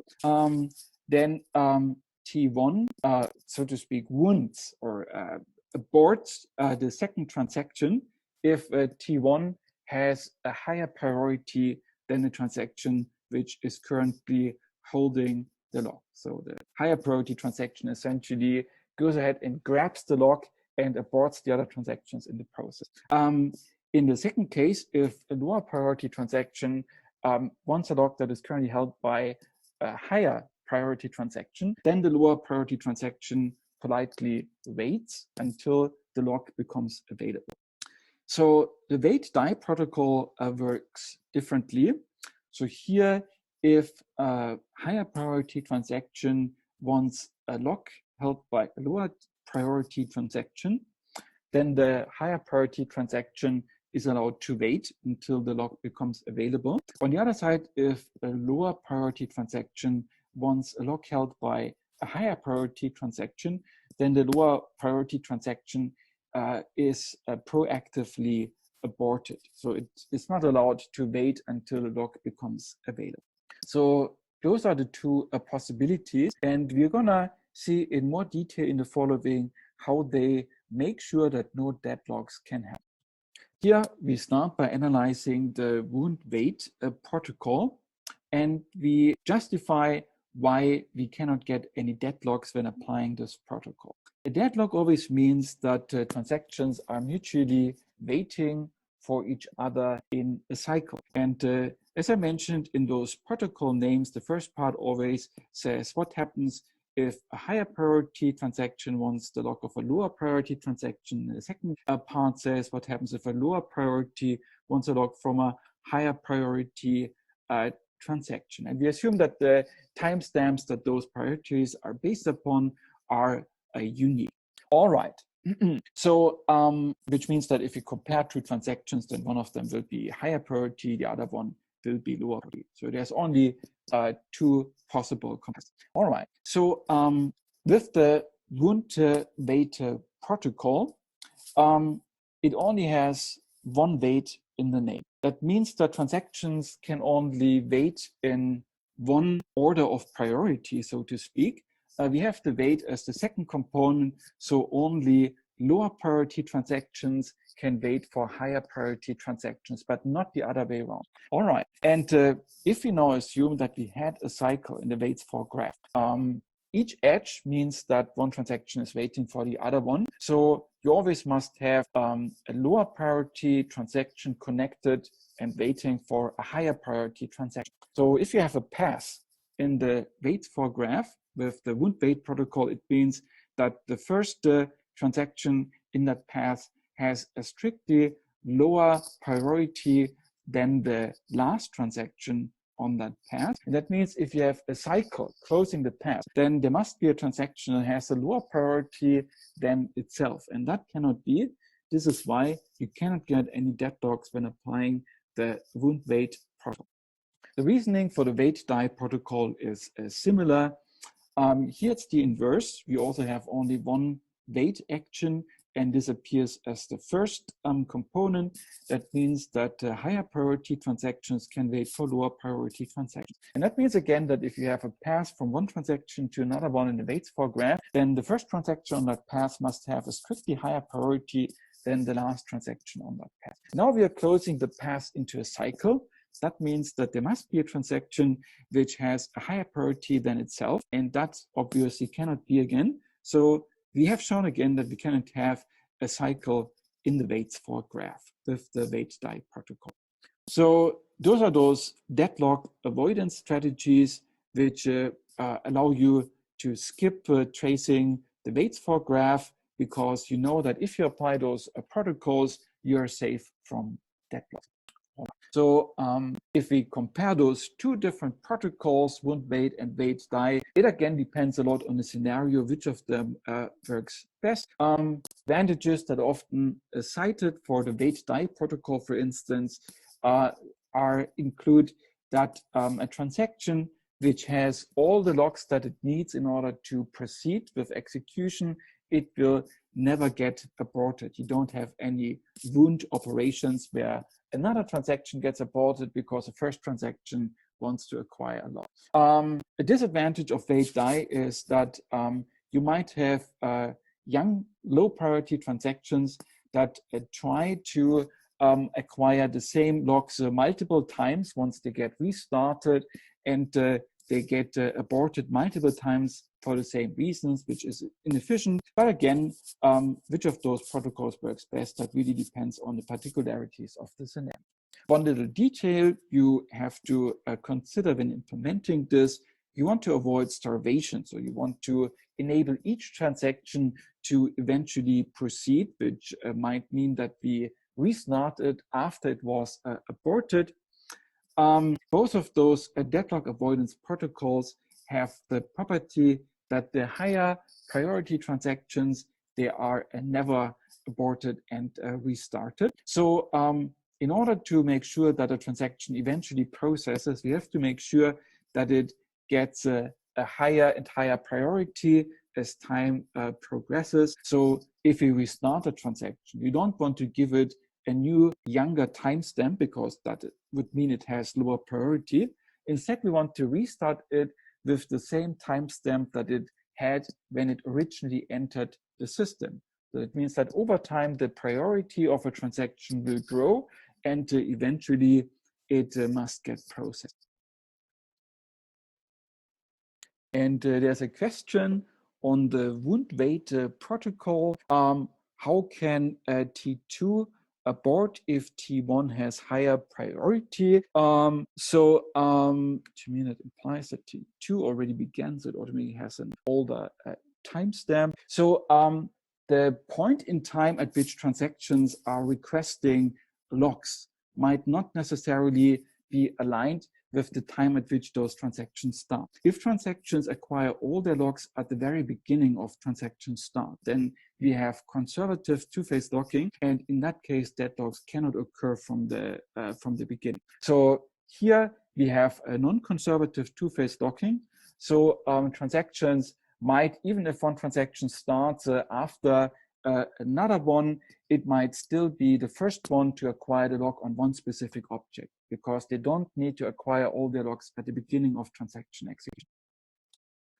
All right, so this is deadlock avoidance protocols. And in general, you have always those two possibilities: either you detect deadlocks and react, or you avoid them by using one of those.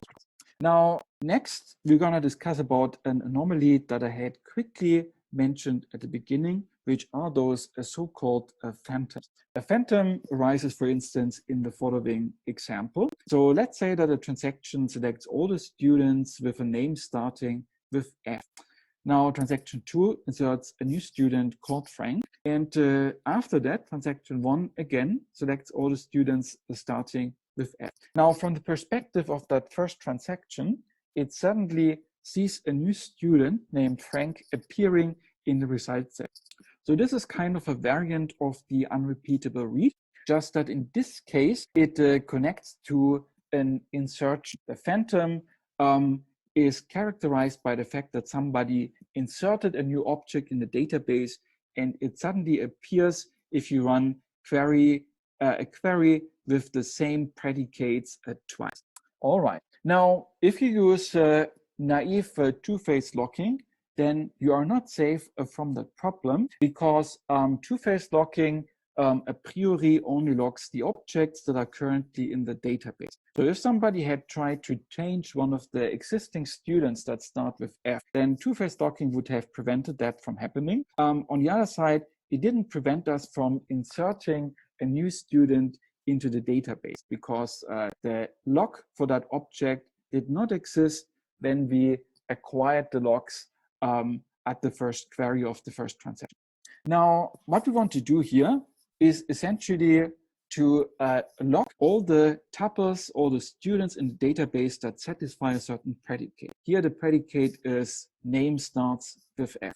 So we don't only want to log all the rows with that property which are currently in the database.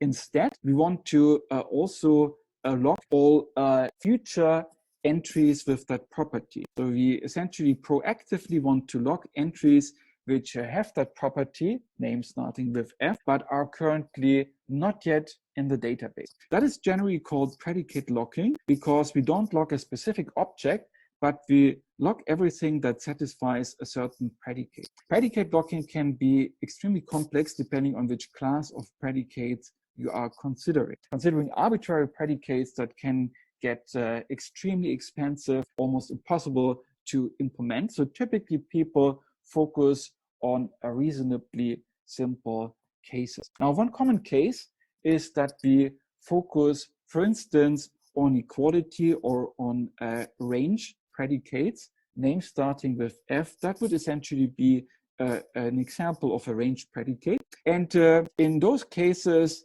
if we have an index on the corresponding table with the students, for instance, if we had an index with the student name as an index search key, then we know that after each insertion, we need to update the index as well. So an efficient way in which people often realize predicate locking is by not directly locking a table, but rather locking an index which refers to the table and has the right index search key. So if we identify for the index leaf page, for instance, on which students with F would have to be inserted. If we lock that page, it is as good as if we had locked the original data, because the second transaction cannot proceed with inserting students with F unless it also is able to acquire the lock of the associated index. And if the first transaction holds the lock on that index, it implicitly means that the second transaction cannot proceed inserting students with F because it has to wait until the associated lock on the index becomes available again. That is a great question. The question is, at which point in time does predicate locking actually acquire the locks? And if we use an index for predicate locking, then we would acquire the lock on the index as soon as transaction number one checks for students with with names starting with F for the first time. So essentially, if we have predicate locking, then we prevent insertions from happening. So we will not insert the corresponding objects into the database. And one common way is to do this with indexing, and then you acquire a lock on the corresponding index page. Now, in order to realize predicate locking, we can use indexes. More generally, we often have indexes associated with tables, and the question is, how do we treat indexes in the locking protocol?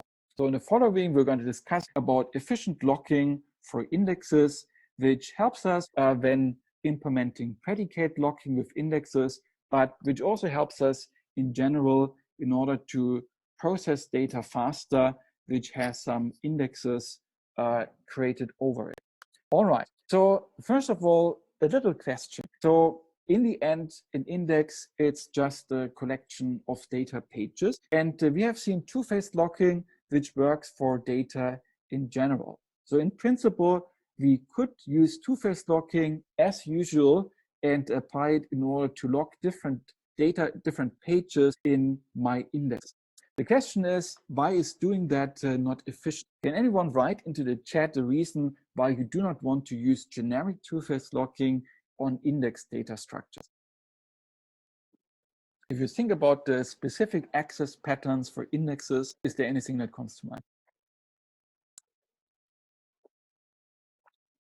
Yes, exactly. So the high-level point here is that if we use generic two-phase locking in order to lock pages of an index, then things become more sequential. Indexes, they're used frequently, and even worse. If you think about the different pages in an index that are used, every single index search starts with the root node of the index. So the root page of the index will receive a lot of traffic, and essentially, if we give to some transaction a lock on the root node of the index and allow that transaction to hold this lock until the very end of transaction execution, then none of the other transactions can get any locks on the same index. And if they are trying to update the table that the index refers to, it means that none of the other transactions can make progress. So the problem is really that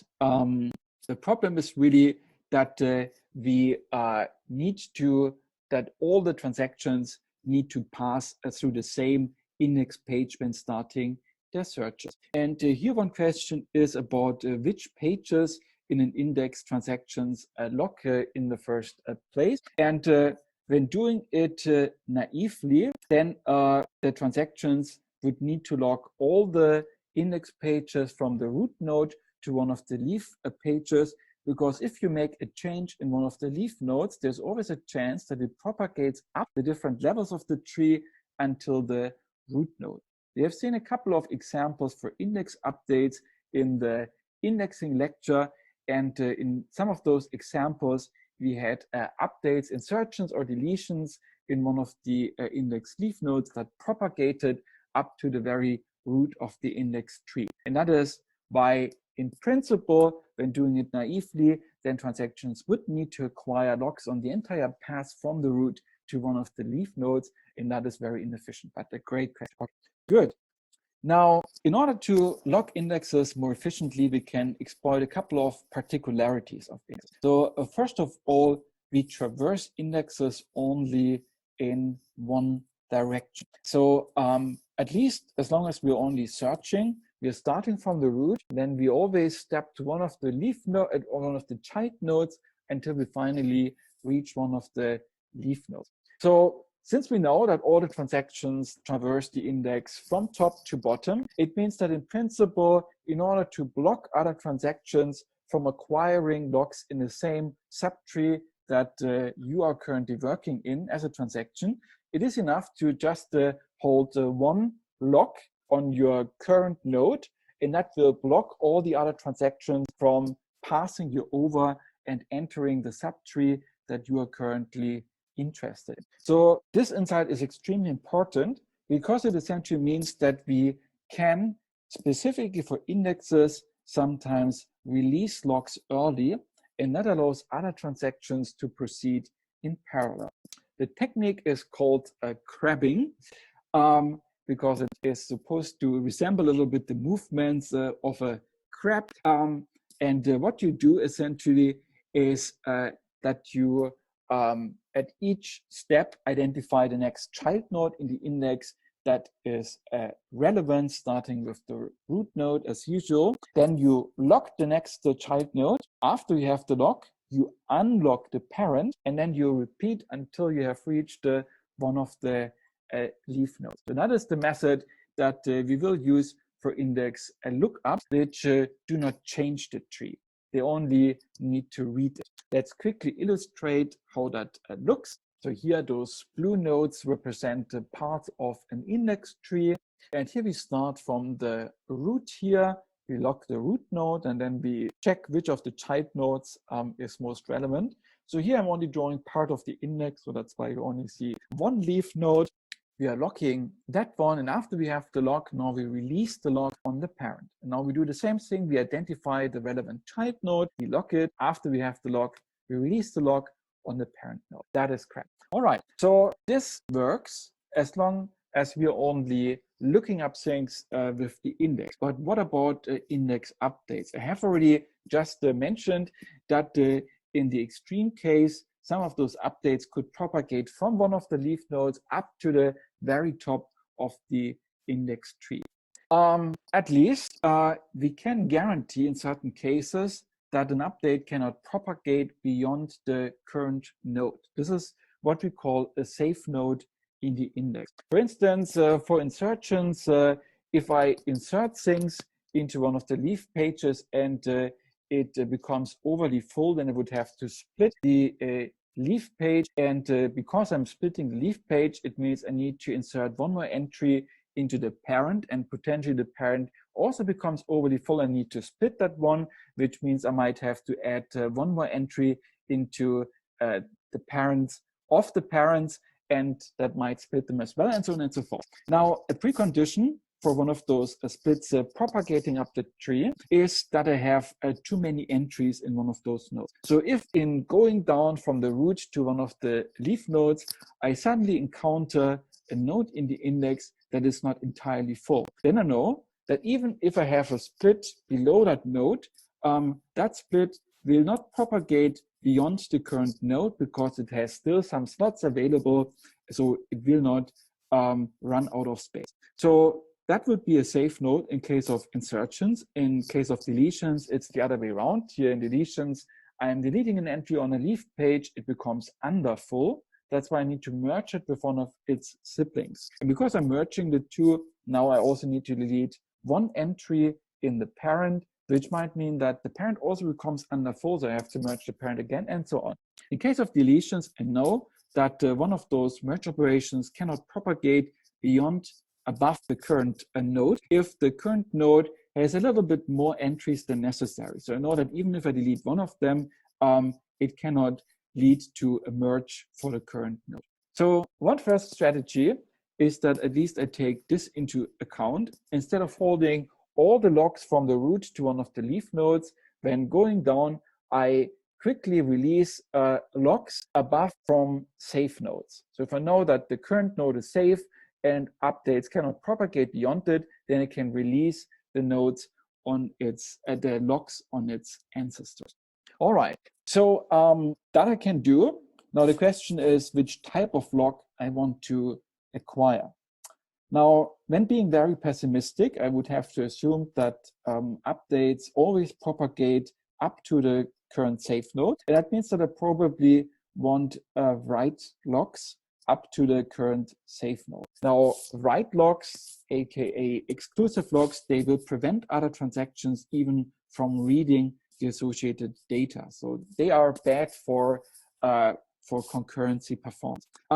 So what I could also do is that I'm being optimistic and I assume that updates do not propagate up to the current safe nodes. That means that essentially I'm only acquiring a write log on the leaf page, and I'm betting that no updates propagate beyond the leaf node. Now, if I win that bet, it means that I get better performance than I would have gotten with the pessimistic approach. If I lose the bet, it means that I might have to abort and restart, and this time I'm more pessimistically acquiring all the logs. So again, here, you cannot say which one is better. It always depends on the particularities of the scenario.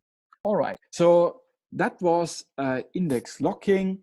We will not be able to discuss multi-granularity locking in all detail. Just already as a little teaser, I want to tell you that multi-granularity locking essentially allows us to define logs at different granularities. For instance, we could have logs on entire tables together with logs on specific rows in specific tables. And the next time we're going to discuss about how we can make sure that we grant those multi-granularity logs in a consistent manner. And all right, and if we have multiple, there's a question in the chat. If we have multiple lookups and all of them only want to read the data, then indeed you can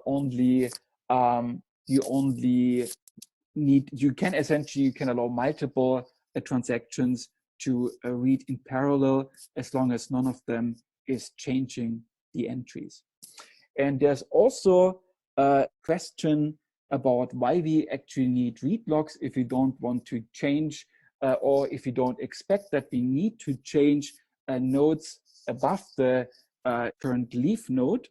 The thing is that even if we don't want to change the data in those nodes, we have to make sure that none of the concurrent transactions is changing those nodes above the node that we are currently working on, because those nodes, they contain the references to the leaf node that we are currently working on, for instance. And if somebody suddenly changes those other nodes, then I might end up with inconsistent data. So getting those read logs is just about preventing other transactions from proceeding in parallel. All right, good. So we are at the end of the time slot. I wish you nice day, and then I see you again later this week. We will also have our third homework coming out tomorrow, and that homework focuses on joint processing. So this might be a good opportunity to review again the corresponding material in case you haven't. Have a nice day, and then see you later this week. Okay, awesome. Good. All right. So today we are going to discuss more about concurrency control. The last time we have been discussing about a couple of specialized topics around locking. We have discussed, for instance, about deadlocks. So here we had discussed about how to detect them or how to avoid them. Then we have discussed about phantoms, which is this additional anomaly where I am retrieving a set of objects from the database based on predicates. And when running the query twice, then I get suddenly different results because other transactions inserted something. We have discussed how we can avoid that using indexes. And we have discussed about locking in tree indexes, where you can use the generic locking protocols, but that is inefficient. So instead, you want to use a specialized locking protocol. And we have seen how we can minimize the number of locks that we need to hold at the same time when accessing an index. Now, the final topic around locking that we will be discussing, this is multi-granularity locking. After that, we're going to switch to discuss about concurrency control methods that are not based on locking. First of all, let's discuss about multi-granularity locks. And the motivation for multi-granularity locks is that there is a trade-off about the granularity of locks. At the very, very beginning, when we started discussing about locking-based concurrency control, we had an example protocol that was very simple, and it just locked the entire database. So only one transaction was able to operate at the same time. Later, we have discussed that granting more fine-grained locks on single tables or in single rows and single tables provides you with a higher number of transactions that can execute at the same time. So it's probably good for performance. The drawback of that, on the other side, is that if you have very fine-grained locks, then transactions typically need to a lot of those fine-grained locks in order to do what they want to do. And each lock request and lock management also means a certain overhead in the lock manager. And if the lock manager has to manage lots of very small locks on many objects in the database, then that might actually become a performance bottleneck. So there's some motivation for granting fine-grained locks. There's also some motivation for granting more coarse-grained locks. And it is difficult to say which of those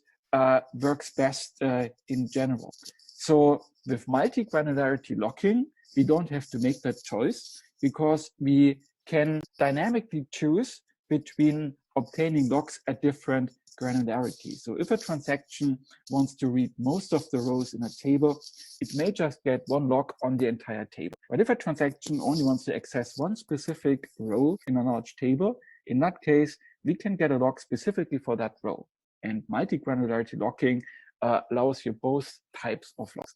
The big challenge here is to make sure that we grant those locks consistently. So if one transaction has obtained a lock on the entire table, we cannot give out any locks for specific rows anymore, which conflict with the first lock. And making sure that we grant those lock requests in a consistent manner, that is the focus of what we discuss in the following. So in general, we assume that we have a hierarchy of database objects. So here there would be at the root of that hierarchy the entire database, and then it splits up into single tables, and for each table it splits up into pages, and each page splits up into different tuples again. So that is the hierarchy of database objects, and with multi-granularity locking, we can obtain locks at different layers of this hierarchy. Now, the way in which we make sure that we don't grant any conflicting locks is by introducing new types of logs. Those are those intention logs. We have two types. We have the intention shared log and we have the intention exclusive log. And what that means essentially, if you acquire an intention shared log on some object in that object hierarchy that we have just seen, it essentially means that you intend to acquire a shared log on one of the contained objects. So if you have an intention shared log on a table, it could, for instance, mean that you intend to acquire a shared log on one of the pages in that table or on one of the tuples on one page of that table. And similarly, for the intention exclusive logs, if you acquire an intention exclusive log on a table, for instance, it means that you intend to acquire an exclusive, meaning a write log for instance, some tuple or for instance, some page within that table. And we will see in the following why using those logs prevents bad things from happening when granting logs at multiple granularities. Now, this is an overview of which of those logs are compatible. We have started out with only two types of logs, the shared logs, meaning logs for reading data, and exclusive logs, meaning logs for writing data. For shared logs, we can grant the same shared log on the same object to multiple transactions. For exclusive logs, that is not possible. Now we've introduced two more types of logs, so it gets a little bit more complex to keep track of which combinations of logs are allowed and which combinations are not allowed. Here you see the full overview. I guess many of those combinations are intuitive, so you always see the green check mark if the combination of logs is allowed, meaning if the log manager could grant those two different logs to different transactions on the same object.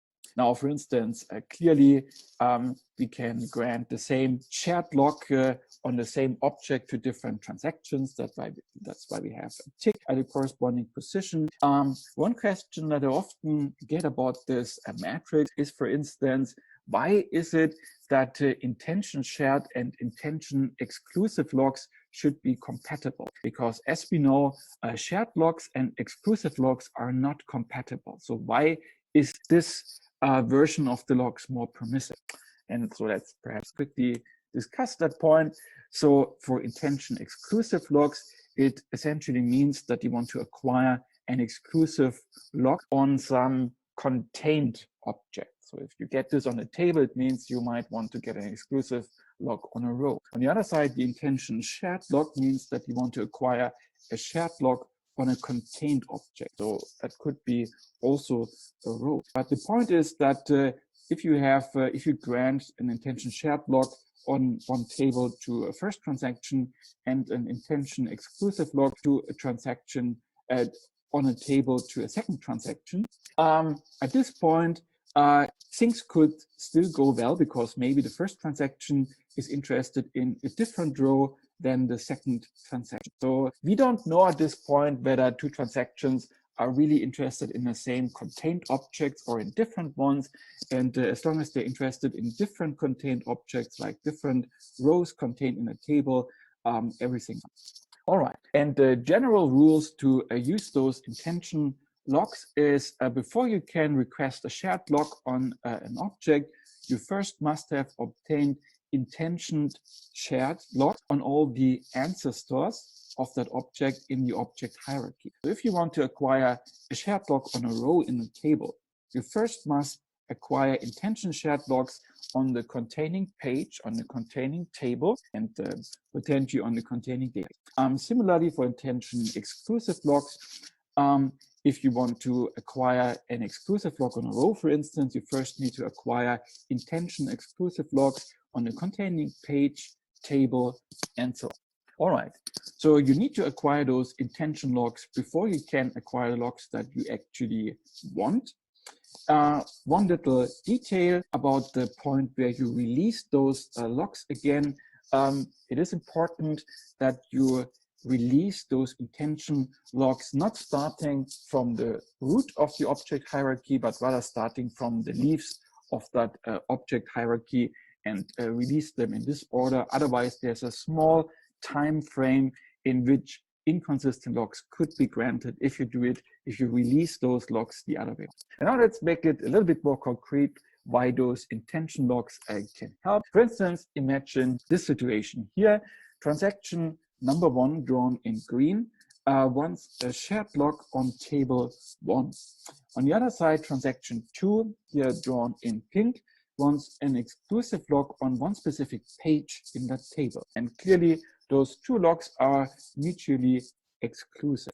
So if we use the system with the intention lock, then here you see the intention locks that would be acquired. So here at the beginning, both transactions acquire intention locks on the entire database, one intention shared and one intention exclusive. But those two locks are compatible because at this point, we don't know whether those transactions are maybe interested in completely different objects that have nothing to do with it, except that they're both located in the same place. Now we continue to table 1, and for table 1, transaction 2 wants an intention exclusive lock, while transaction 1 has already arrived at its goal and wants to acquire the shared lock directly. And at this point, the intention exclusive conflicts with the shared lock. This is why the situation that we grant inconsistent locks to those transactions cannot happen, because we're using intention. I believe there might be some questions in the chat. Let me get it out. And those intent, okay, this is a great question. The question is essentially about like how long we hold those intention blocks. And the thing is that, I mean, for instance, in this example here, if let's say that the let's say that the second transaction goes first and maybe succeeds in obtaining the exclusive lock for the page that it is interested in, and now it would decide to release those intention exclusive locks on the answer stores. Now, at that point, a transaction number 1, drawn in green, might actually proceed and acquire the intention shared lock on the database and the shared lock on the table. But that would be inconsistent with the lock that transaction 2 has acquired. So it is very important that we do not release those locks on the answer stores, because otherwise we might grant inconsistency. Great question. Now let me quickly change my set of slides. If there's any follow-up questions or any other questions, then please don't hesitate to put them into the chat.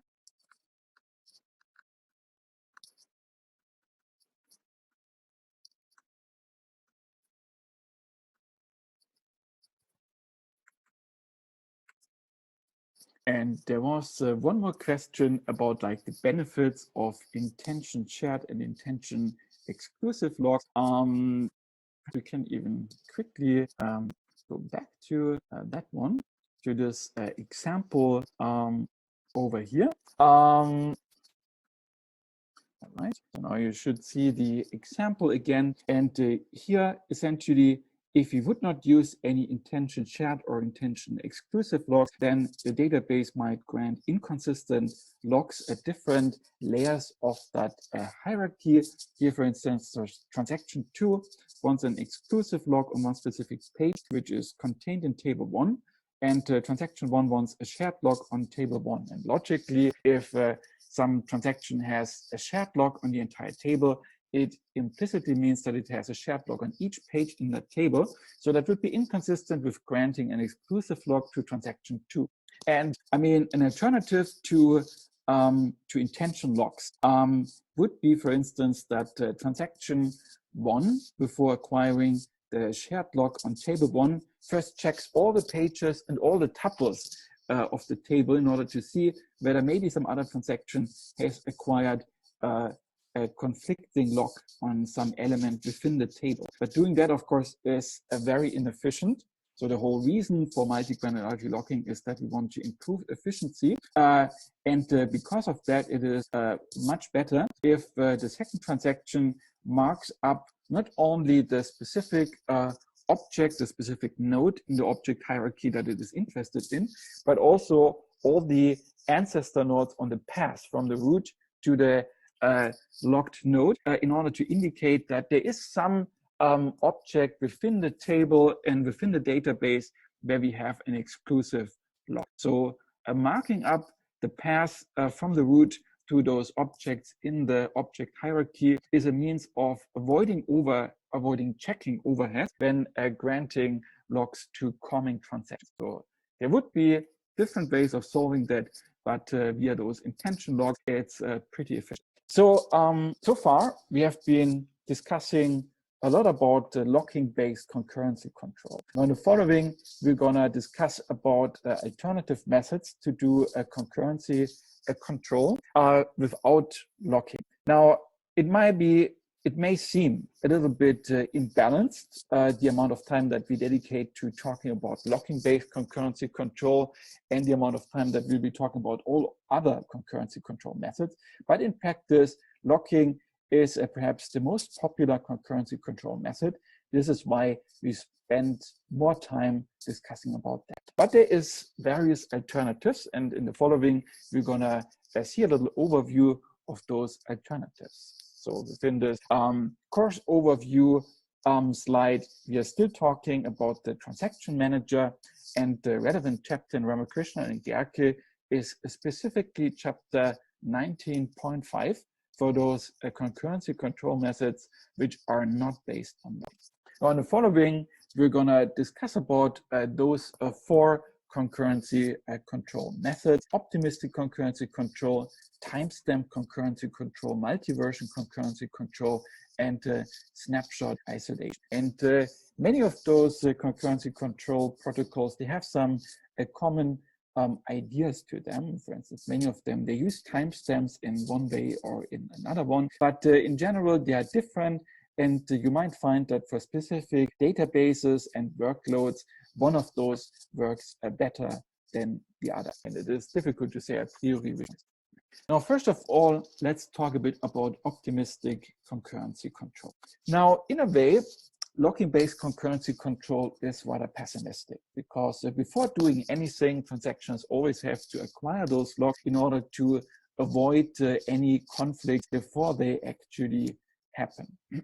Now, that means that we have to pay with overheads for log management, and depending on the locking variant, we might also have things such as stat logs, for instance. So we are avoiding conflicts between transactions, but it comes at a cost. And so in a way, it is a pessimistic strategy that assumes that those conflicts between transactions are somewhat likely. So transactions will probably sooner or later try to write to the same object, or one transaction tries to read an object written by another. Now, the premise of optimistic concurrency control is kind of the opposite. It's saying that those conflicts, they are rather unlikely. So let's maybe just proceed and do things and just assume that nothing bad will happen. And then at the very end, we will verify whether our assumption was actually justified. If it was not justified, we have to pay the overhead of, for instance, aborting and restarting the current transaction. So with optimistic concurrency control, we essentially trade locking overheads for potentially higher overheads due to aborts. We will discuss about the pros and cons in a little bit. So let's first get some overview of how optimistic concurrency control can work. In order to make it work, we first of all need to do some bookkeeping. For each transaction, we need to keep track of the objects that the transaction has read and the objects that the transaction has written. This is what we call the read set and the write set in the following. And based on those read and write sets, we can validate whether any bad conflicts happened or not. Now, in more detail, the execution of a transaction consists of 3 phases.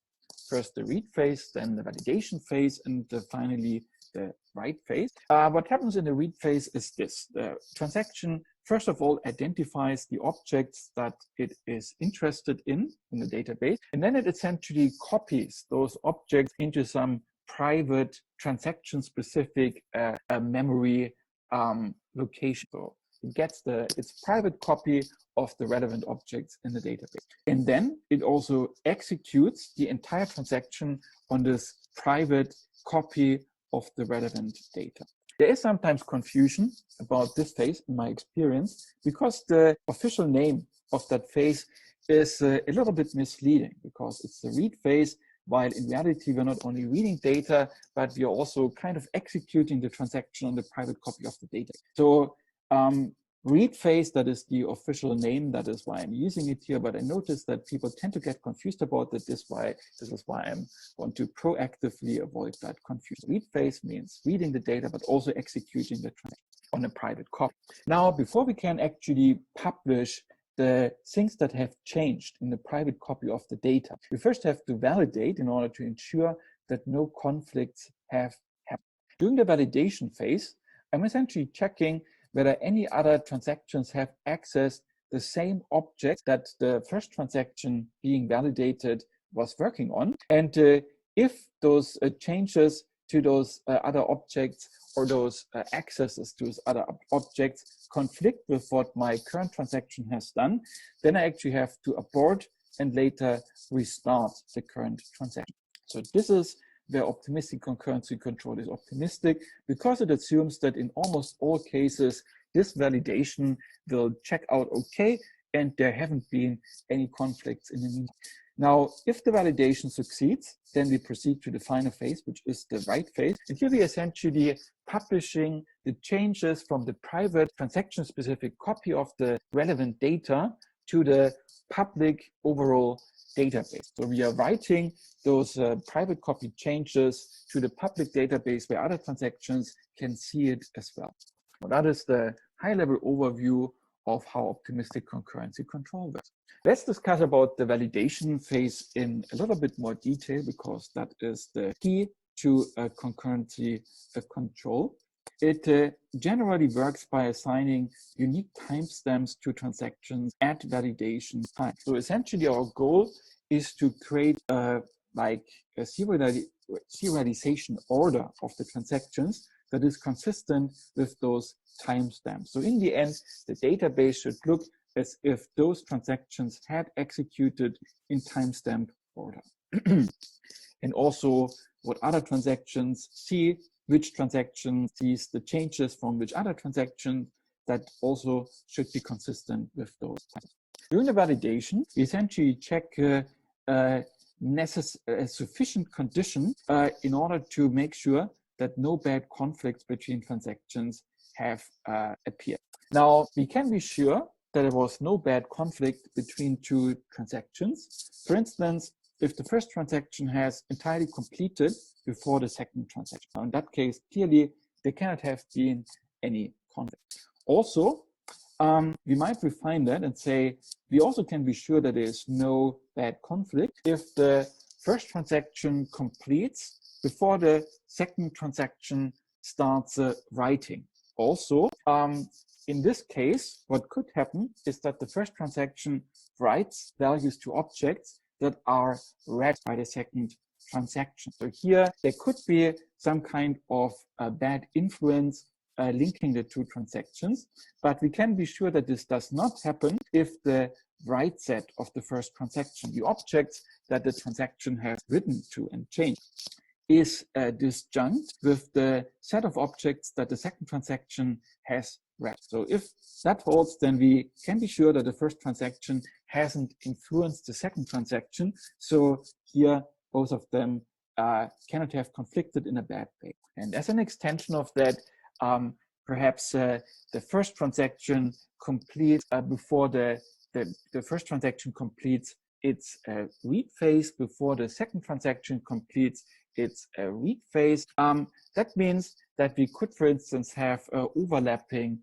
writes in addition to the first transaction writing objects read by the second transaction. So as an extension, we also want to ensure that the write set of the first transaction, the objects it has changed, is disjunct from the write set of the second transaction. In that case, they cannot override each other's changes in a bad way. And we can also be sure that no bad conflicts have happened. So those three conditions is what we can verify in the validation phase. And if one of them holds, then we can be sure that there have been no conflict. Those conditions, they are perhaps overly conservative in some cases. none of those conditions might be satisfied, but still everything would be okay. In those cases, well, there's some trade-off between bookkeeping and between the probability that we have to abort the transaction, even if there's no real reason for it. So typically, this provides a nice trade-off between those conflicting motivations. All right, but just so you know, even if none of those conditions is satisfied, you might still actually have a good case without bad conflicts, but nevertheless here we would abort a transaction in this case. So at the validation phase, we are verifying that with all the other transactions currently in the system, at least one of those three conditions is satisfied, and if so, we can allow the currently validated transaction to proceed to the right.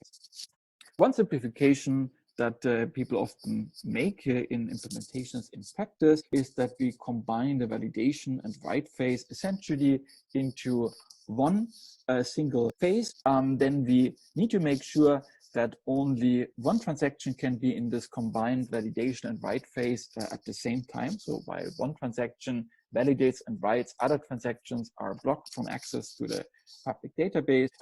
If you do that, the conditions simplify. You only need to consider the first two of them. This is a simplification often encountered in practice. All right. Of course, there is some overheads. I'm saving the overheads for locking, but now I need to keep track of the read set and the write set. And of course, if my validation phase does not check out, then I have to restart, to first abort and then restart the current transaction. And if conflicts are quite frequent, that is a high source of overhead. Also, depending on implementation, there might be a critical section where I reduce concurrency because only one transaction can operate at the same time, if it is in this combined validation and write phase, for instance. So there's pros and cons. Probably you want to use optimistic concurrency control in scenarios where conflicts are rather infrequent. Another non-locking based concurrency control is a timestamp based locking. So here we associate again each transaction in the system with a timestamp, and our goal is to serialize those transactions in the order of those timestamps. So the database should look as if those transactions had executed in the order of those timestamps. Now, we not only associate transactions with timestamps, we also associate objects in the database with timestamps. Each object is associated with a read timestamp, which essentially is the timestamp of the last read operation on it, and with a write timestamp, which is the timestamp of the last write operation on it. So essentially, those read and write timestamps for objects are set based on the timestamps of those transactions. So if a transaction with a certain timestamp reads an object, then the read timestamp of the object is updated to the timestamp of the transaction, because logically, essentially, each transaction executed instantaneously at its assigned timestamp. And this is why we update read and write timestamps from the transaction timestamp.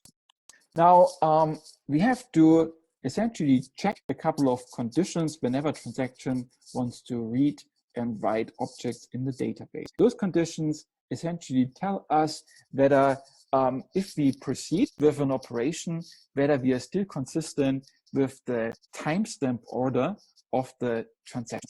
Now, here I outline those rules that we have to verify, and if a transaction tries to do an operation that would violate one of those rules, then this transaction is aborted and restarted later. So here we use TS of T as the timestamp of a transaction, and RTS of A and WTS of A, those are read and write timestamps of the object A. And now if a transaction wants to read some database object A, we have to abort and restart the transaction if its timestamp is smaller than the write timestamp of the object that it is trying to read.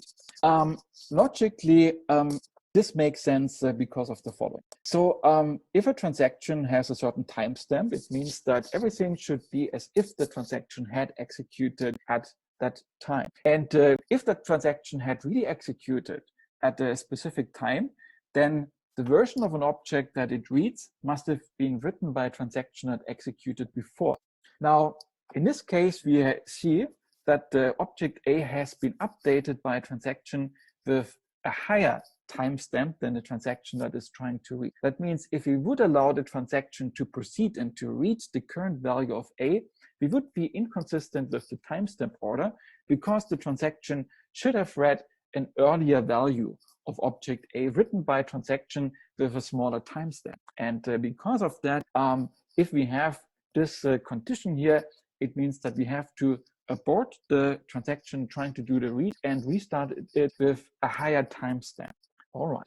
Now, on the other side, what happens if a transaction tries to write an object in the database? So logically, if a transaction executes at a certain time and writes a value for an object A, then all transactions that are executing later than the current transaction should read the value written by the current transaction, because then logically it is as if everything had executed in transaction time. Now, if we see that the timestamp of the transaction trying to do the write is actually smaller than the read timestamp of that object we are trying to write to, it means that another transaction with a higher timestamp has already read the current value of object A. And that means that allowing the transaction to proceed with the write operation would mean that we are becoming inconsistent with the timestamp order, because had the transaction really executed at time t, it would have written the value read by the later transaction, but that has not happened. All right. So one interesting case that we might also think about is what about multiple writes on the same object? And for instance, we could think about aborting and restarting a transaction if the transaction timestamp is smaller than the current write timestamp of that object. So because logically, if transactions had really executed in a timestamp order, then the final write to object A would have been executed by the later transaction. But here we are essentially trying to override the later value with an earlier value. So a naive way of doing this is to just say, okay, in those cases, we abort and restart the transaction. Okay, and actually, before I continue, okay, there's one question here in the chat. Wouldn't aborting T and restarting still give you the same problem? Okay, that is a great question. And actually, it depends on the timestamp that you restart the transaction. So what we are doing is if our current timestamp ordering does not succeed, if we would try to restart the transaction with the original timestamp, we would run into the same problem. So that's a great point. But what we are doing instead is that we are restarting the transaction now with a higher timestamp. And this is why things change. So in theory, even with the higher timestamp, we might again have to abort and restart the transaction a couple of times, but at least now we have the chance with the higher timestamp that the thing which led to the abort before won't happen again. Great question. And here, okay, that is the question about the case at the bottom of the slide here. So I already said that one possibility to deal with this case would be to abort and restart the transaction. But since I marked this up and formulated it so tentatively, you can imagine that there might be a different way of doing things, and that is the so-called Thomas write rule. This rule applies in the case that we have just seen, where the timestamp of the transaction trying to do a write is smaller than the current write timestamp of that object, which conflicts with the serialization order. So clearly, we cannot allow the transaction to proceed with the write. But on the other side, we don't really have to abort the transaction either, because we can just say this transaction would have written some value to object A. Analyzing the read timestamp, we can see that the value of object A written by the transaction would never have been read. So essentially, we can just act as if that write operation had never happened. So we don't necessarily have to abort the transaction trying to do the write. And that is what the Thomas write rule essentially states. It states that we can ignore outdated writes and don't even need to abort the transaction causing it. So essentially, what it does, if you consider it from the perspective of the schedules that it allows, if you look, for instance, at this first schedule here, marked up in red. I have a read of object A by transaction 1, followed by a write by transaction 2 on the same object, then transaction 2 commits, and now I have still a write of transaction 1 on object A. Now, so first of all, this schedule is not conflict serializable, because here, if you see, we have a conflict on object A between transaction 1 and 2. So the corresponding graph, it would have an edge from transaction 1 to transaction 2 due to the read followed by the write. And also we would have an edge from transaction 2 to transaction 1 because of the write followed by the final write by transaction 1. So we have a cycle, and that means this schedule is non-conflict serializable.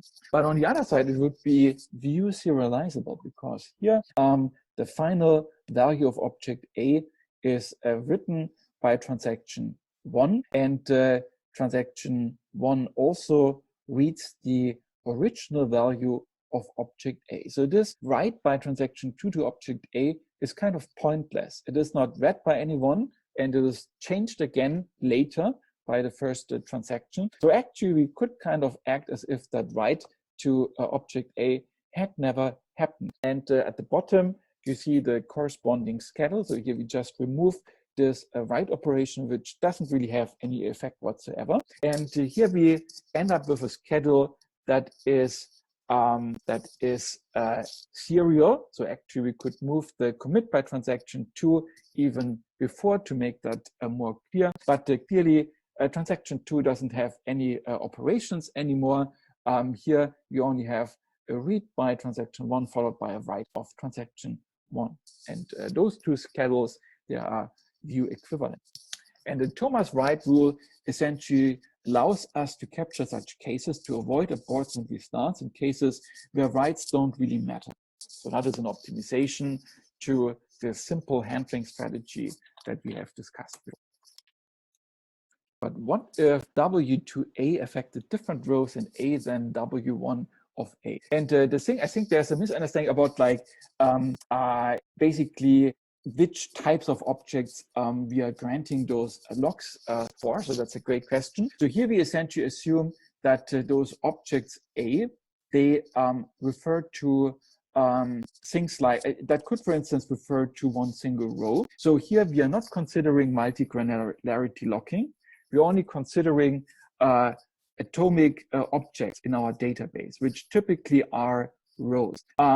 So here, A, that could, for instance, be the row in your accounts table, which represents the account of one specific customer, of Alice, for instance, right? So we don't consider multi-granularity locking. So if we have two operations on the same object A, it means that they refer to exactly the same object in the database. All right, good. So for timestamp concurrency control, we also have a couple of overheads. Like for the optimistic concurrency control, we also might have overheads due to restarting and aborting transactions in case of conflict. Also, here we need to keep track of object timestamps. We need to keep track of the read and the write timestamp for all objects in my database. And depending on the granularity, if you're talking, for instance, about a single rows, which is typical, then having to store some values to timestamps for each of those rows, that could actually mean a little bit of space overhead. Also, there is the overhead of updating those object timestamps, because for everything to work correctly, we need to keep track of those timestamps. Might have to recover them, for instance, during a recovery operation, which we will discuss quite soon. And also, if you're just reading an object, if a transaction is just reading an object, then still we have an associated write operation because we need to update the corresponding timestamp. And that means that we have quite a bit of additional overhead, especially because of the last point, because now every object access essentially transforms into a write operation. And better using this is a good idea in practice. It depends again on various factors, but those overheads, they make it a little bit less attractive than some of the other concurrency controls. All right, we might not finish completely with multi-version concurrency control anymore, but I already want to give a little intro there. As the name suggests, the main idea of multi-version concurrency control is that we keep around multiple versions of each object in the database. So the protocols that we have seen so far, they would assume one single value for an object in the database. Here we have multiple versions that are associated with different timestamps. And this example here shows why doing that can be a good idea. Here, for instance, we have a schedule which is not conflict serializable in the way in which it is written. So we have an edge in the conflict graph from transaction 1 to transaction 2 because of the write to A followed by the read of A by the second transaction. And we also have an edge from transaction 2 to transaction 1 because of those conflicting writes and reads on object B. And those two are marked up in green and blue in this schedule. Now, we would have a conflict serializable schedule had the read on object B happened before the write to object B. So if those two would be swapped. So in order to essentially get there, what we could do is that when having the read on object B, we just show to the requesting transaction an old version of object B before the write by the second transaction. So keeping around those multiple objects and choosing which version to show to a transaction is essentially the way of avoiding conflicts that are caused by reads, like the one that you see here in the example.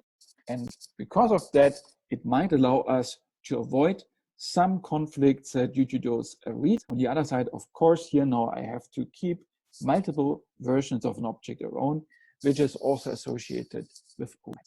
All right, so here again, we assign timestamps to the transactions once they enter the system. And the next time we will see in more detail how we check whether transactions can proceed and how we decide which version of an object to show to a reading transaction. So we're going to discuss that in more detail next time. But the main idea here is to keep around multiple versions of an object, and that can help to resolve certain conflicts where other protocols would have to abort the corresponding function. All right, thanks. And I see you again next week. Have a great week.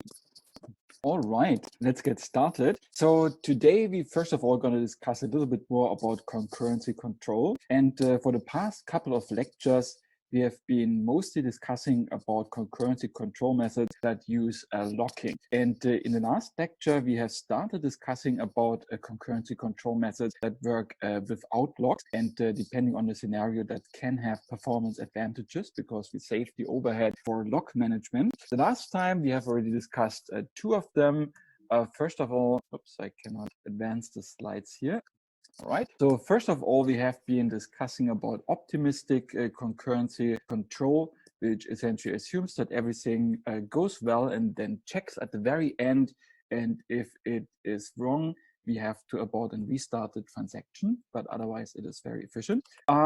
Then we have talked about timestamp-based concurrency control, where we essentially associate objects with timestamps indicating when they were read or written for the last time, and those object timestamps are based or are derived from the timestamps of the transactions. We assign them to timestamps at the beginning, and then we try to simulate an execution in that timestamp order. Now, in the following, we're gonna discuss about two more concurrency control methods that work without locking, and both of them actually use different object versions. We have quickly discussed this slide last time. I'm gonna start here again. And the concurrency control method that we will discuss about is called multi-version concurrency control. And as the name suggests, the main idea is that instead of one version of an object, we might have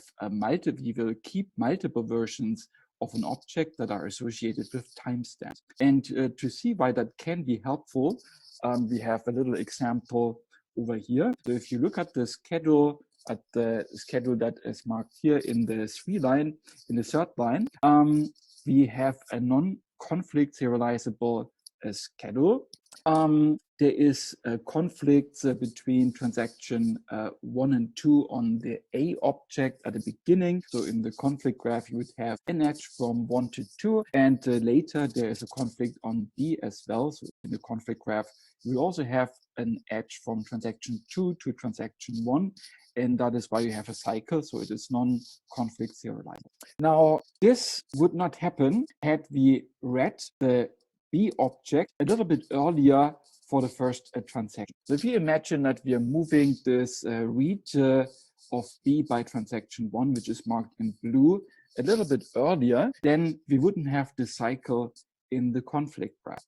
And maintaining multiple versions of object B gives you essentially that possibility, because once transaction 1 is requesting to read an object from B, in that case, we could just serve it the previous version of object B before the write by transaction 2 has happened. And because this is the conflict that is causing the cycle in the conflict graph, if we resolve it, we get a serializable, conflict serializable schedule, right? So that is the idea behind the multi-version concurrency control. We essentially eliminate conflicts by serving older versions of an object, which of course requires us to keep around those multiple object versions.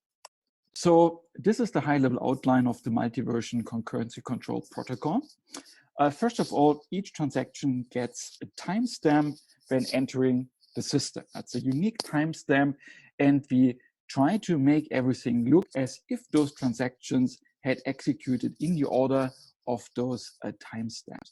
Whenever a transaction writes an object, in other concurrency control protocols, it means that the old value is overwritten by the new value.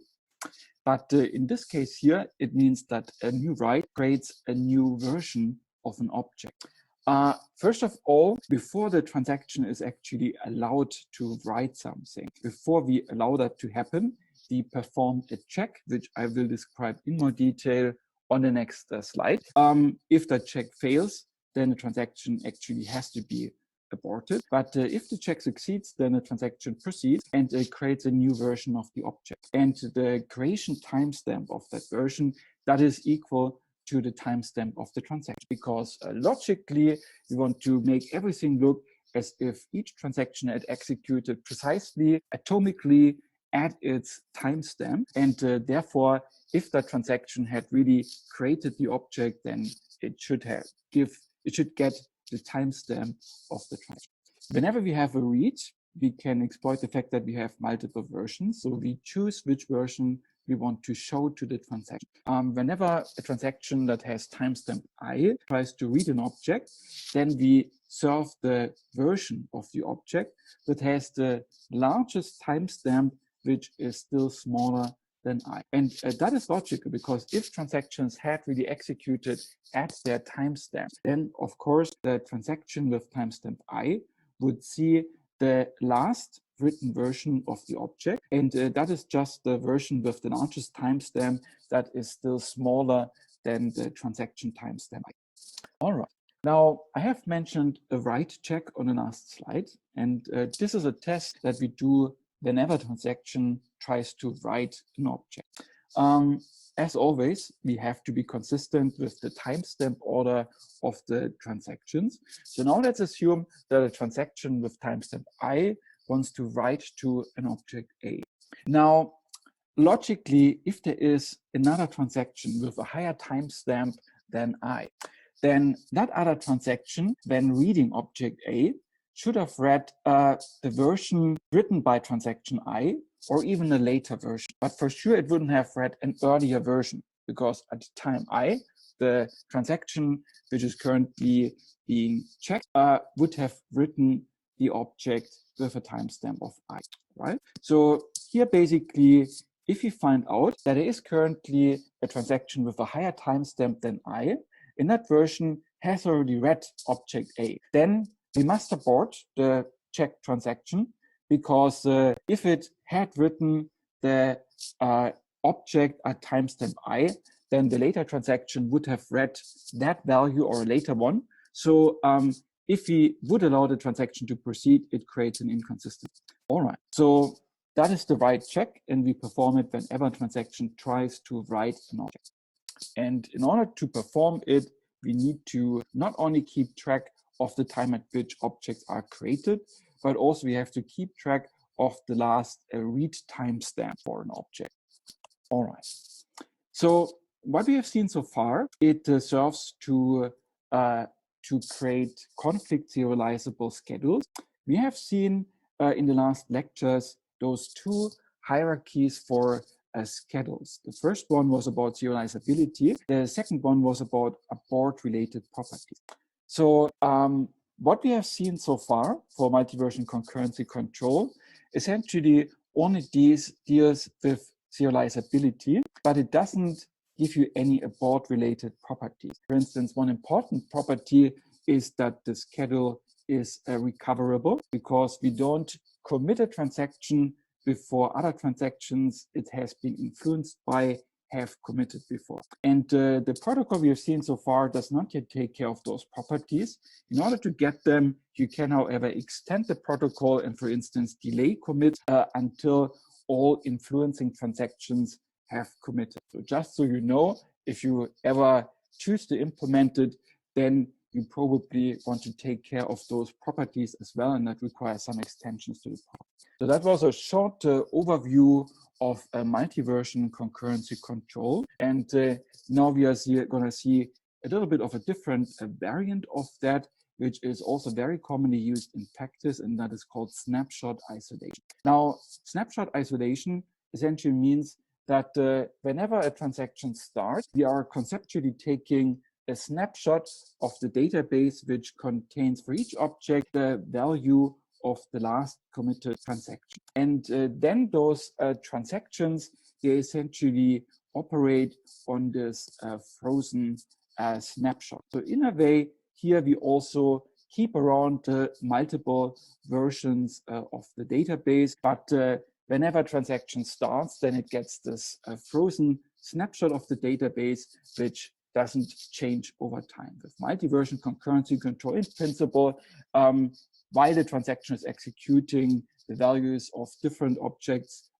could change and new versions could be added. Here that can happen. So when reading data, transactions rely on the snapshot of the database that has been taken once they started executing. When writing to objects, in this case, we have to pay attention if multiple transactions are trying to write to the same object. If so, we could create conflict, so we cannot allow this to happen. So in this case, essentially, after a transaction has executed, we are checking in order to make sure that no other transaction was already writing to objects that the current transaction is trying to write to. If that is the case, then the current transaction can go ahead and commit. But if there has been overlapping writes to the same object by a concurrent transaction, then essentially the first writer wins and the other transaction has to be aborted in order to avoid conflict. Now, this may sound great, but there's a little catch to it. Let's make an example with two tables, A and B, which both have one integer column. And now imagine those two transactions that we see here. The first transaction essentially tries to insert the count of rows in A as a value into B. And the second transaction tries to insert the count of rows from table B as a value into table A. And now we assume that both of those transactions start at the same time, which means that they will operate on the same snapshot of the data. Now, imagine that those transactions execute and insert their values. Does anyone have a suspicion about whether the result of that can be equivalent to a serial execution of those transactions? If you have an opinion, please put it into the chat. All right, and here we have the suggestion that one of the inserted values will be one less than it should be. Okay, very good. All right, let's analyze that in a little bit more detail. Okay, so if you want to find out whether we get to a result that could have been generated by a serial execution, then maybe first of all, we want to think about all the possibilities for serial execution. So here we have two transactions. So we have a choice about which of them we execute first, and that creates two possibilities. Now, for instance, we could start by executing the first transaction. So the first transaction executes the query which inserts the count in A into table B. And assuming that at the start, those two tables are empty, we would insert a 0 into table B. And now we have one row in table A. So if the second transaction runs, which inserts into table A the count of rows in table B. So since we just inserted a row into table B, it means that we would now insert a 1 instead of a 0 into table A. If we do it the other way around, if we start with transaction 2 would first of all calculate the number of rows in B, which initially is 0, and insert that into A. So this is why in A we have now the 0. Now the first transaction runs and it inserts into table B the count of rows in table A. And since we have just inserted a row into table A, it would mean that we insert a 1 into table B. Now, if we use snapshot isolation, it means that both of those transactions start from the same snapshot of the database. And in this snapshot, both of the tables are empty. And since both of them execute concurrently on the same snapshot, it means that both of them will account 0 rows for both of the tables, and then they will insert the 0 into those two tables, A and B. And that is an anomaly that is called right skew. All right, so this is maybe something that is worth having another look at if that seems strange. But here we have definitely a behavior that couldn't happen if executing transactions one after the other. Now, right skew is one example for an anomaly that isn't really mentioned in those anomalies that we have seen initially. The anomalies that we have seen initially, they are based on the SQL standard. And the fact that there is some concurrency control protocols which have anomalies that are not really mentioned in the standard has actually led to criticism of the SQL standard. So that is maybe the last thing that I want you to know about concurrency control, that we have seen those different SQL isolation levels, but depending on the system, for some of those isolation levels, you might actually still have some anomalies such as right skew, which are not mentioned in the SQL standard. But if you are running your database system with an important application, they might still lead to problems. So be very careful when using your database system in practice. Make sure that you understand well not only which isolation level you're dealing with, but also how precisely that isolation level is implemented and whether there might still be some anomalies that could appear. All right, so that was concurrency control. We have mostly been talking about locking-based concurrency control, and now we have also talked about a couple of alternatives without locking. In practice, locking-based concurrency control is very common. This is why we have spent more time discussing that. But as you have seen here, there's also many alternatives, and which one of them works best depends on the particularities of the scenario. All right, so we will now switch to a different topic. I'm gonna switch the slide set. If you have any questions about concurrency control currently, please feel free to put them into the chat.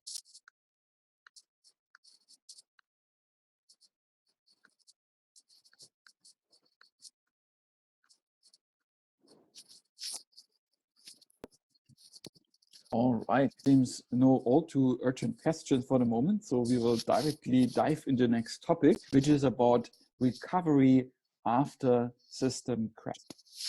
This is the component that we will be talking about. That is the recovery manager marked up here, and the relevant chapter in Ramakrishnan and Gerke, that is chapter number 20. So we have talked about the guarantees that database systems make when it comes to transaction processing, atomicity, which means no partial executions, consistency, which means that your data remains consistent and satisfies all constraints. We have talked a lot about isolation, which means we simulate different transactions executing serially. And finally, we have durability, which means that we do not lose data that belongs to committed transactions. Now, the recovery component essentially takes care of those two properties. First of all, atomicity, and then durability. So what we essentially want is this. So if we assume that we have multiple transactions executing in our system, and then suddenly a crash happens. And a crash could happen for many reasons. One of the reasons, for instance, is a sudden power outage, but it could also be other things such as a hardware fault or perhaps a software bug that suddenly makes the system crash. But in any case, we are currently executing lots of transactions, and then suddenly something happens and the database server has to shut down. Now, in this graph, basically, we have some transactions that have already executed, by which I mean they have already committed. So we have informed the user, this transaction has executed, you have nothing to worry about, and the effects will be persistent. And because of that, for those transactions that are now marked in green, we want to make sure that the effects of those transactions, they are actually persistent and will be recovered once the system comes back online. On the other side, for the transactions that are running during the crash, for those transactions, we want to abort them and we want to essentially undo them such that no traces of those transactions remains in the system. This refers back to the atomicity guarantee, right? So this is what we want to achieve once the system comes back online after the crash.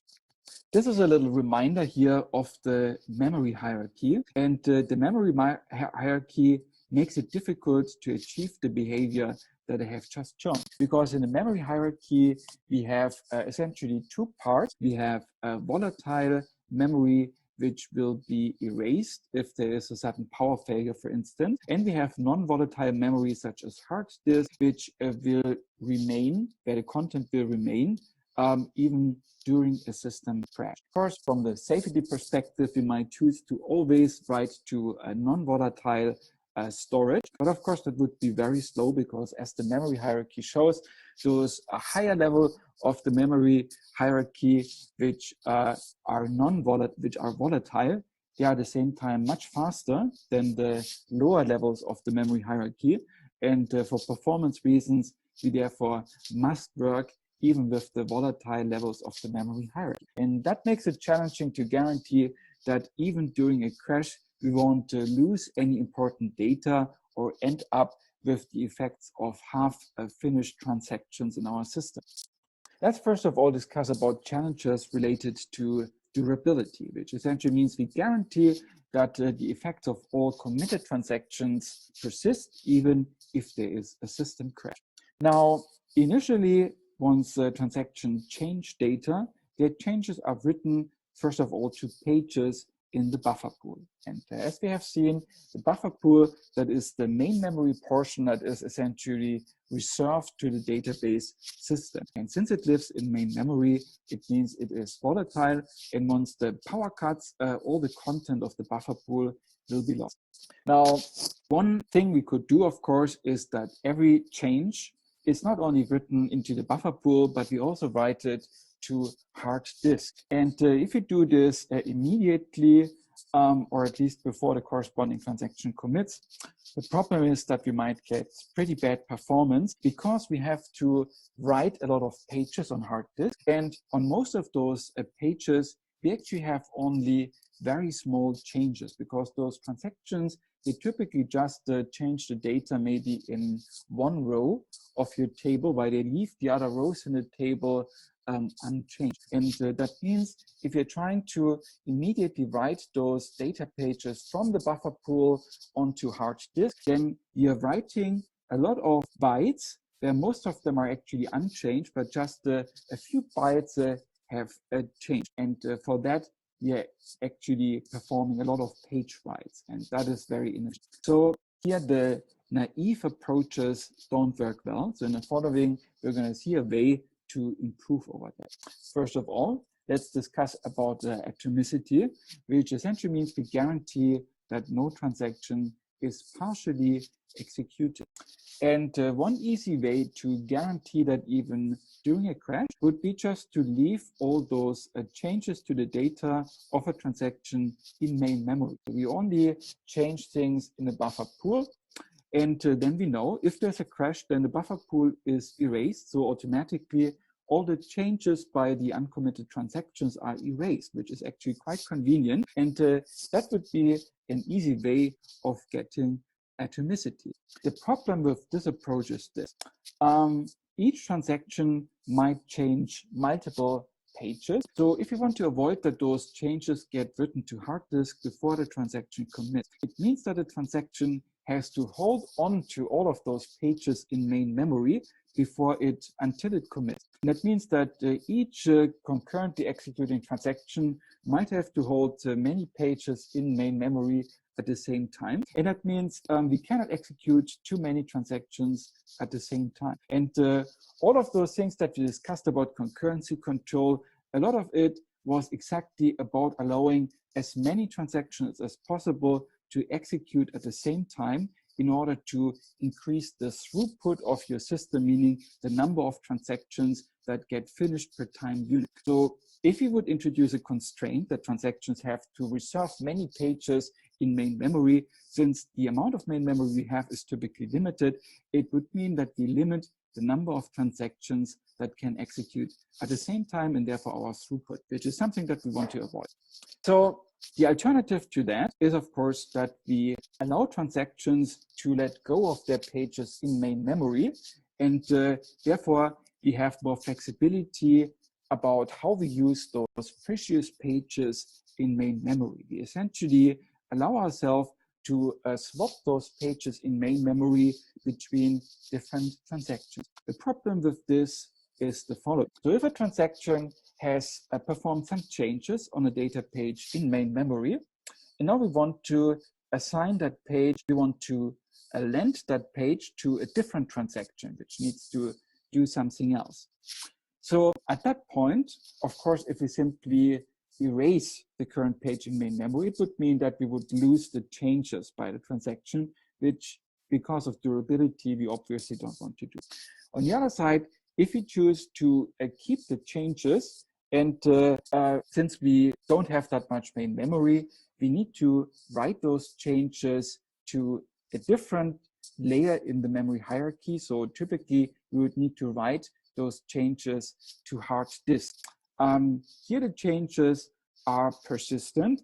So if the current transaction successfully executes, then we are okay with writing those changes to hard disk. But if the current transaction suddenly aborts, or if there is a crash so that the current transaction is implicitly aborted, then it means that now suddenly on hard disk, we have the changes by some half-finished, by some aborted transaction, and that we don't want to have due to atomicity.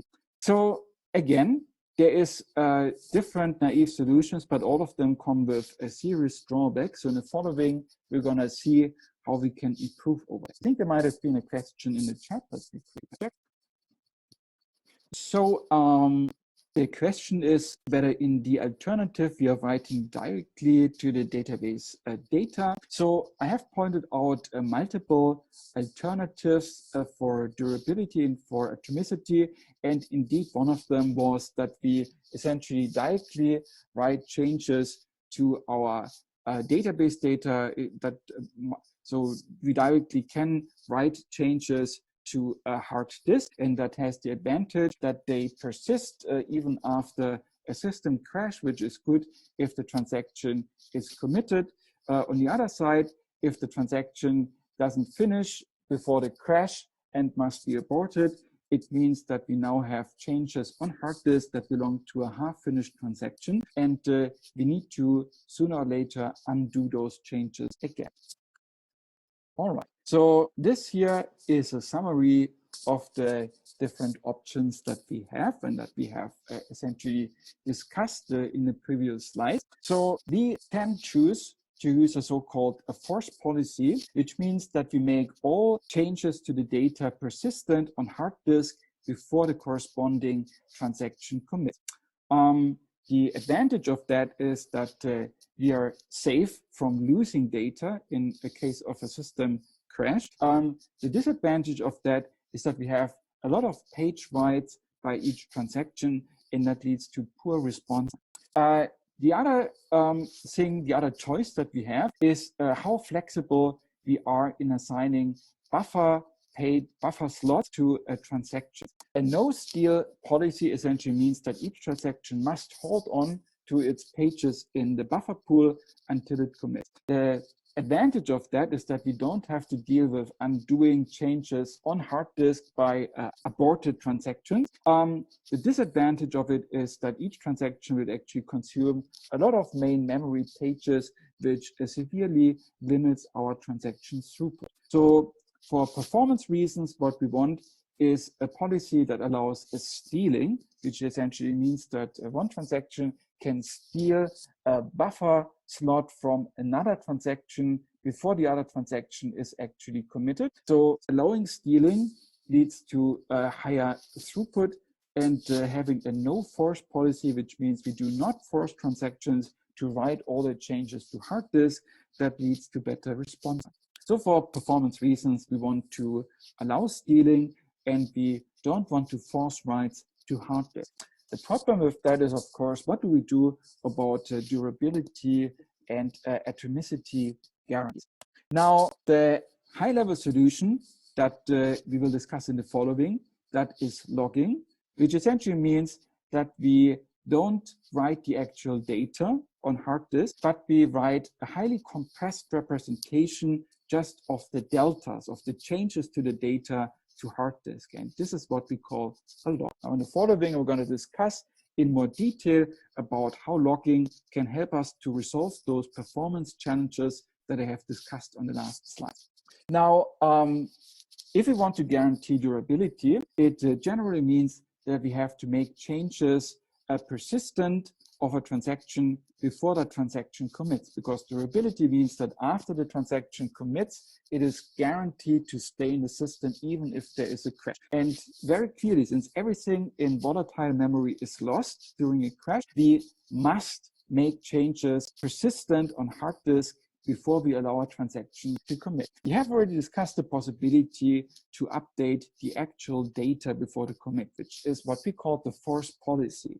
The reason why that is inefficient is that the changes that a transaction needs to make, they're typically distributed over many different data pages. And this means that we would actually have a lot of page writes just for making persistent a lot of small changes in the data. The idea behind logging is that we don't do that, but instead we just collect all those updates to the data in a very compressed representation. So for one transaction, you typically can collect all its updates in compressed representation on one single log data page. And if we want to make that persistent, we can just write the log data to hard disk, typically with one single page write.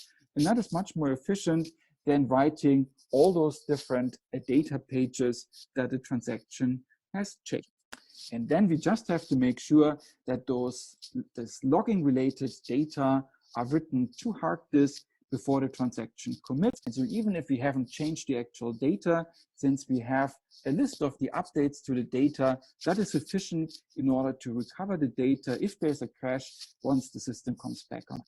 Now let's see how logging can help us to deal with atomicity. Now, we have already discussed why we want to swap pages in the buffer pool between different transactions. And once we swap ownership of one slot in the buffer pool from one transaction to another one, we first of all have to preserve the changes of the first transaction. And that means that we need to write the current content of the buffer pool slot to hard disk, because otherwise the changes would be lost, and that is incompatible with the durability requirement. So the thing is this: if we swap pages and we write changes to the current page by the current transaction on hard disk, if the current transaction later aborts, which could, for instance, be because the system crashes, but also because of a different reason, in that case, we need to take care of those changes to the data that we now have already written to hard disk, because we need to undo those changes in order to guarantee that the database looks as if the aborted transaction had never happened.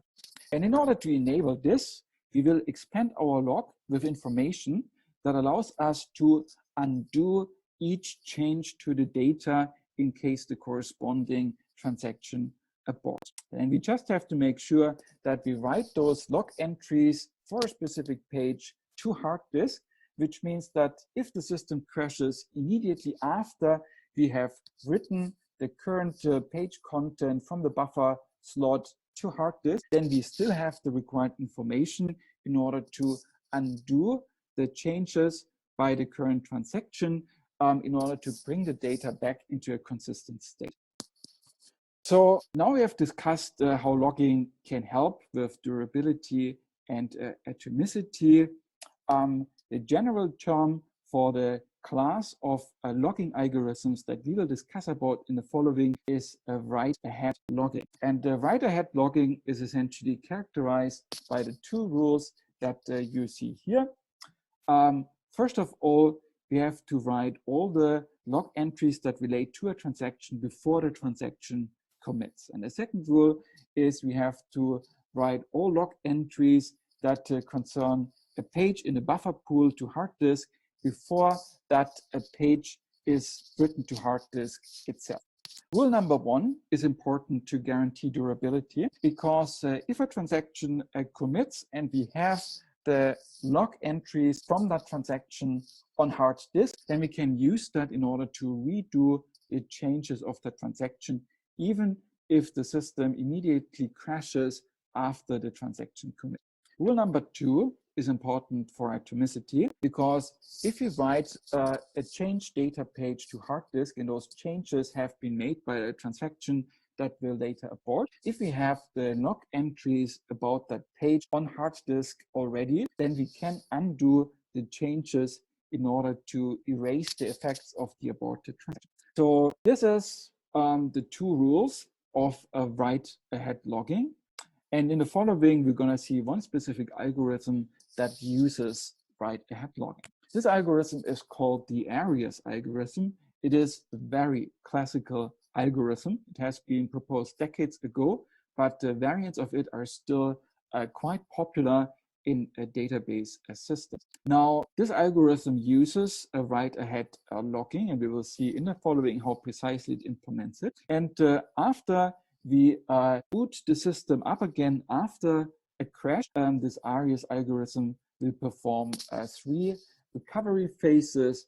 It first of all will analyze the last log entries that it finds on hard disk in order to decide which transactions need to be undone and for which transactions we need to redo data changes. Then it will have the redo phase in which we redo the changes of committed transactions that were lost due to the crash. And finally, we have the undo phase in which we undo the changes of all transactions that have still been active during the crash and must be aborted. So we are going to see that in much more detail in the following.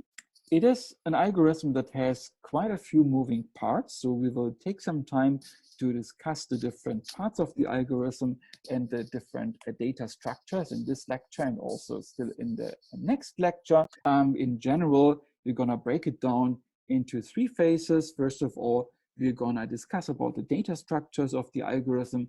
Then we're gonna talk about the behavior that it has at runtime, where it generates log entries that help with recovery later. And finally, we're gonna discuss in detail about how recovery proceeds precisely. Now, in the following, we still have a little bit of time to talk about the different data structures of the ARIES algorithm. And all of those different data structures, I have them represented here.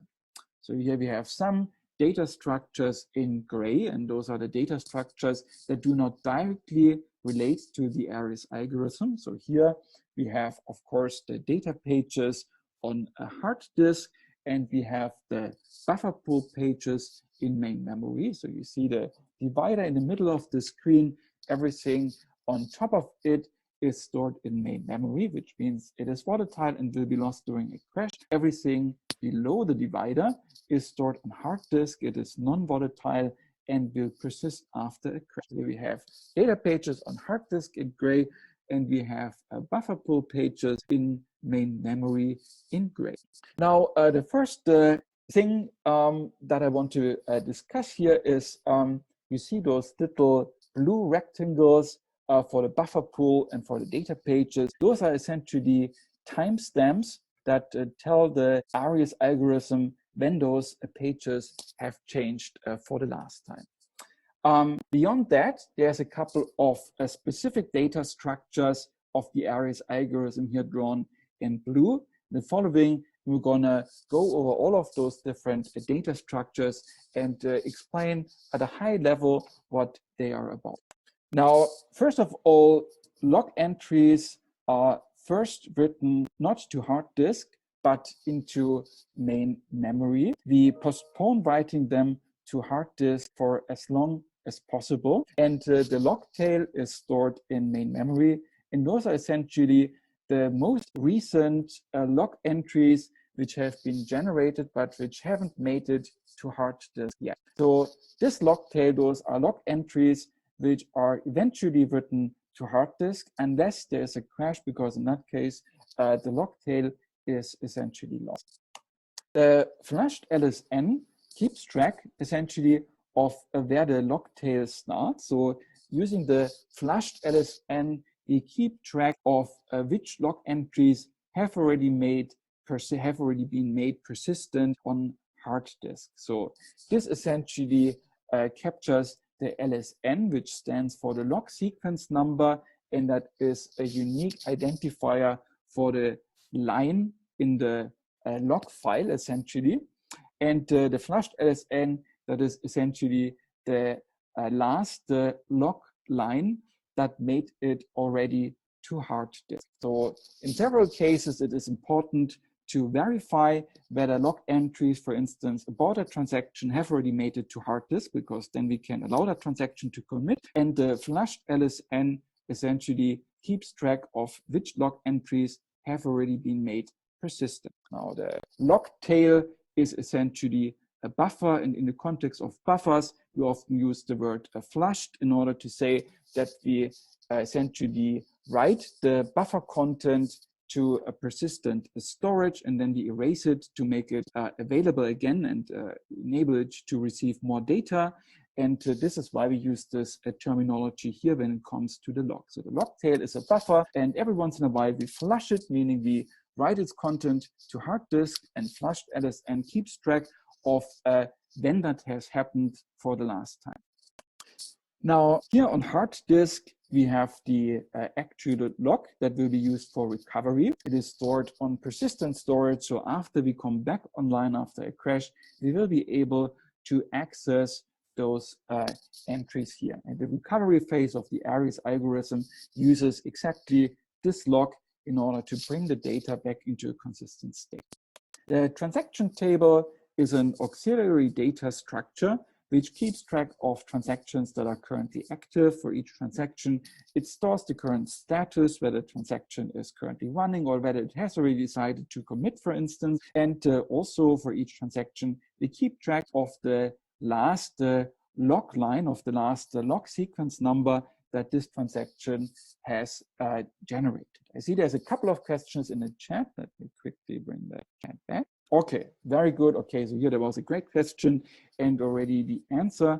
So LSN stands for log sequence number. So you can imagine that all those log entries, they are numbered essentially. Each log entry has a unique number, and this number is monotonically increasing. So if you imagine your entire log as a text file, for instance, then the LSN would essentially be the line number. And you keep appending lines to the end of that file.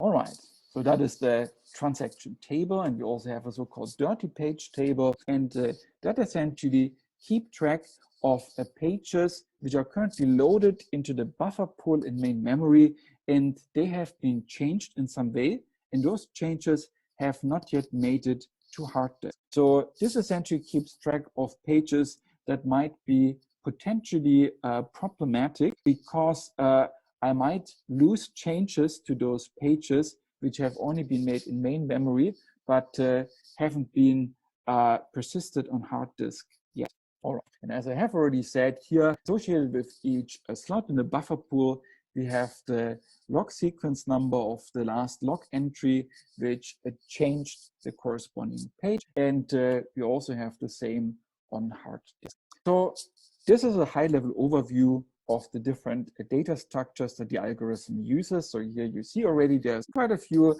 different data structures, and in the following we're gonna see in more detail how the algorithm updates those data structures at runtime and how it will exploit those data structures during recovery. So this is what we are gonna do next time,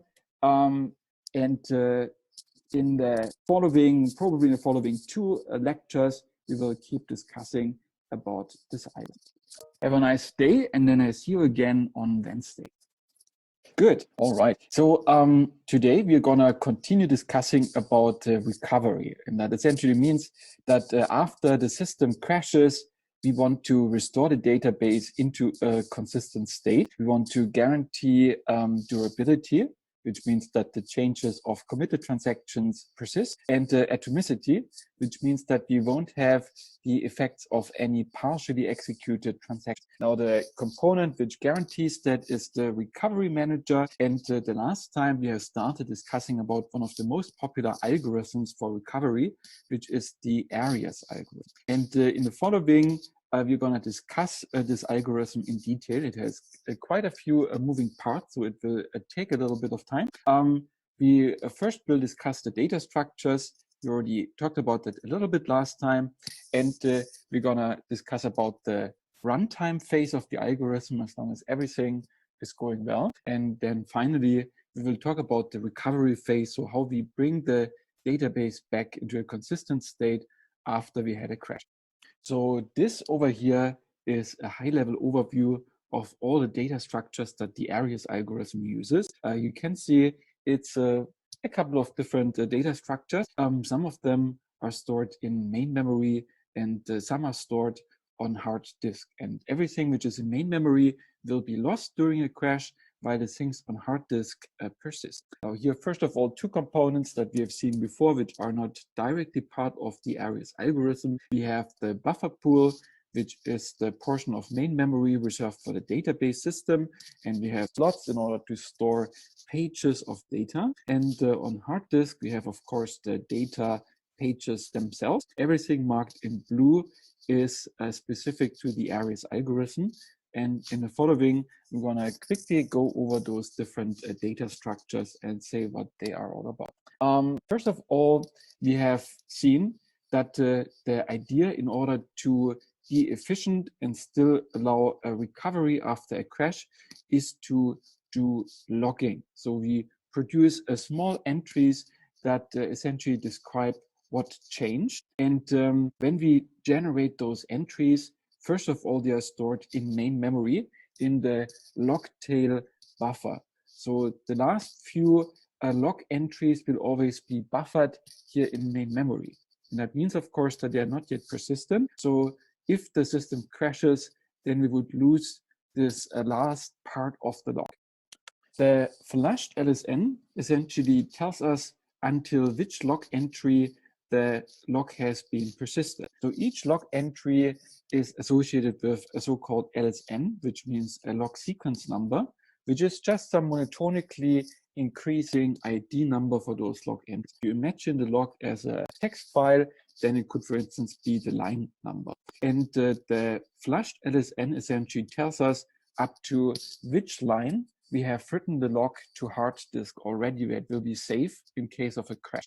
And in order to make certain guarantees, it's very important that we keep track which part of the log is currently safe and which part of the log is currently in volatile storage. And this flushed LSN that keeps track of that. Last log entry that was written to hard disk. And that here, as already discussed, is the hard disk portion of the log. So those are the log entries that will be used during the recovery. Every once in a while, we are writing out the content of this log tail buffer to a hard disk. We say that we flush it. And here on hard disk, we have the persistent portion of the log. We have a transaction table data structure, which essentially gives an overview of active transactions. It stores for each transaction that is currently executing some additional information, which makes it easier to recover operations from that transaction. Then the dirty page table that keeps track essentially of pages that are currently on hard disk and in memory.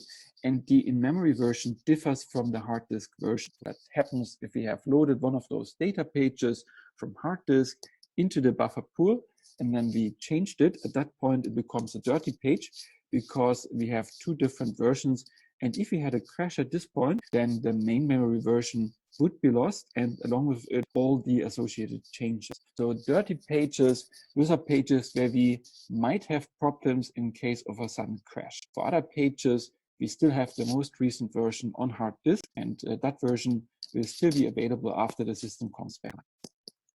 Then, for each of the pages in our buffer pool, we now introduce the page last LSN or page LSN, which essentially indicates for each of the currently loaded pages in the buffer pool, what was the last log entry that changed this page. So when we are keeping track of log entries, we are always referring to them by the log sequence number LSN. And here we keep track of the last LSN that affected each of those buffer pages. And we don't only have this in memory, but we also have this on a hard disk. So the on-disk version also captures the last LSN that affected this on-disk version. And if we have a page in a version on hard disk and in a version in memory, then we can use this page LSN to decide in certain situations how much those two pages differ, for instance. Right? So basically, this is like a timestamp of the last change. All right. Now, so in the following, I'm going to discuss those data structures in more detail. That was now the high-level overview. We are not now going to go more into detail. Starting with the structure of the log. So far, I've generically talked about log entries. So let's see how they actually look. So first of all, there's multiple types of log entries depending on the event that they are describing. So for instance, if we are updating data, then associated with that, we generate an update log record. This log record contains fields to store the value before and after an update, which is important because we might have to redo operations whose effects were lost due to a crash, but we also might have to undo operations of transactions that have only partially executed once the crash comes in. And in order to make an undo, we also need the old value before the corresponding change. That's why the update log records store both the old and the new version of the value. If a transaction commits, then we also need to keep track of that in the log.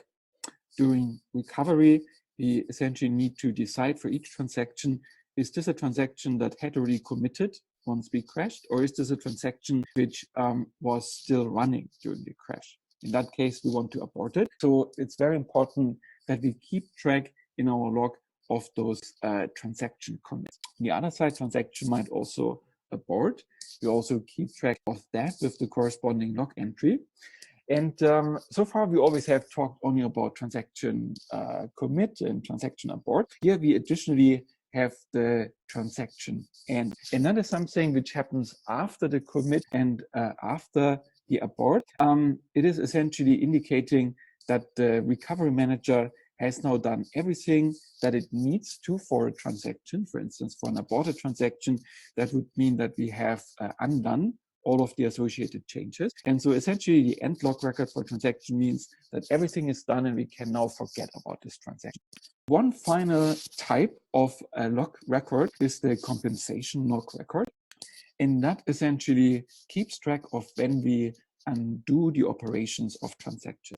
Doing that is important already because while you are recovering your database system after a crash, in some cases, if you're really unlucky, you might have another crash while you are recovering your database. Perhaps the reason for the first crash is that the power supply is currently unstable, and maybe it remains unstable for a certain amount of time.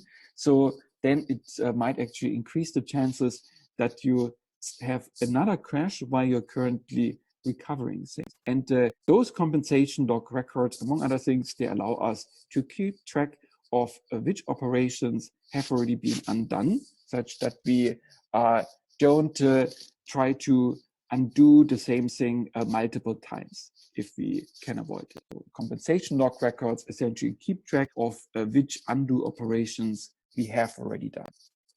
Now, the structure of a generic log entry, and that applies to all of those different types of log entries that we have seen. First of all, a log entry has a log sequence number, of course, that is the ID by which we reference specific log entries. Then log entries always relate to specific transactions, which can, for instance, be the transaction which updated the data. And the transaction ID in the log entry keeps track of which transaction is associated with the event that we are logging. There's also a field named pref_lsn, and that is essentially a pointer back to the last log entry that was generated by the same transaction. Now, very strictly speaking, that would not be required, but it often makes things more efficient because, for instance, if you want to undo the operations of one transaction, you undo them in reverse order, and this is when you want to jump, ideally through your log, only to the operations by that specific transaction. And this pref_lsn field essentially allows you to do that. So this is for efficiency. And then, of course, since we have seen there's multiple types of log entries, we need to keep track of which type we currently have. So we have also a field in order to store the type of the log entry. Specifically for update log records, there is a couple of additional fields. If we have an update, it always refers to specific bytes on a specific page. So in that log entry, we additionally store the page ID to which the update refers. The length indicates how many bytes were changed, and we assume it's consecutive bytes for one specific log entry. An offset indicating what was the first byte that we changed on the page. And then, as discussed, we need the before image and the after image, which means essentially the value before and after the update, such that we can redo the operations or undo the operation if we need to. So that was the log. The flushed LSN is relatively quick to explain. It essentially just indicates up to which log sequence number we have already written log entries to hard disk. And there's a little reminder, we have started last time the recovery chapter by discussing about write-ahead logging. And that generally means that we follow two rules when we do logging.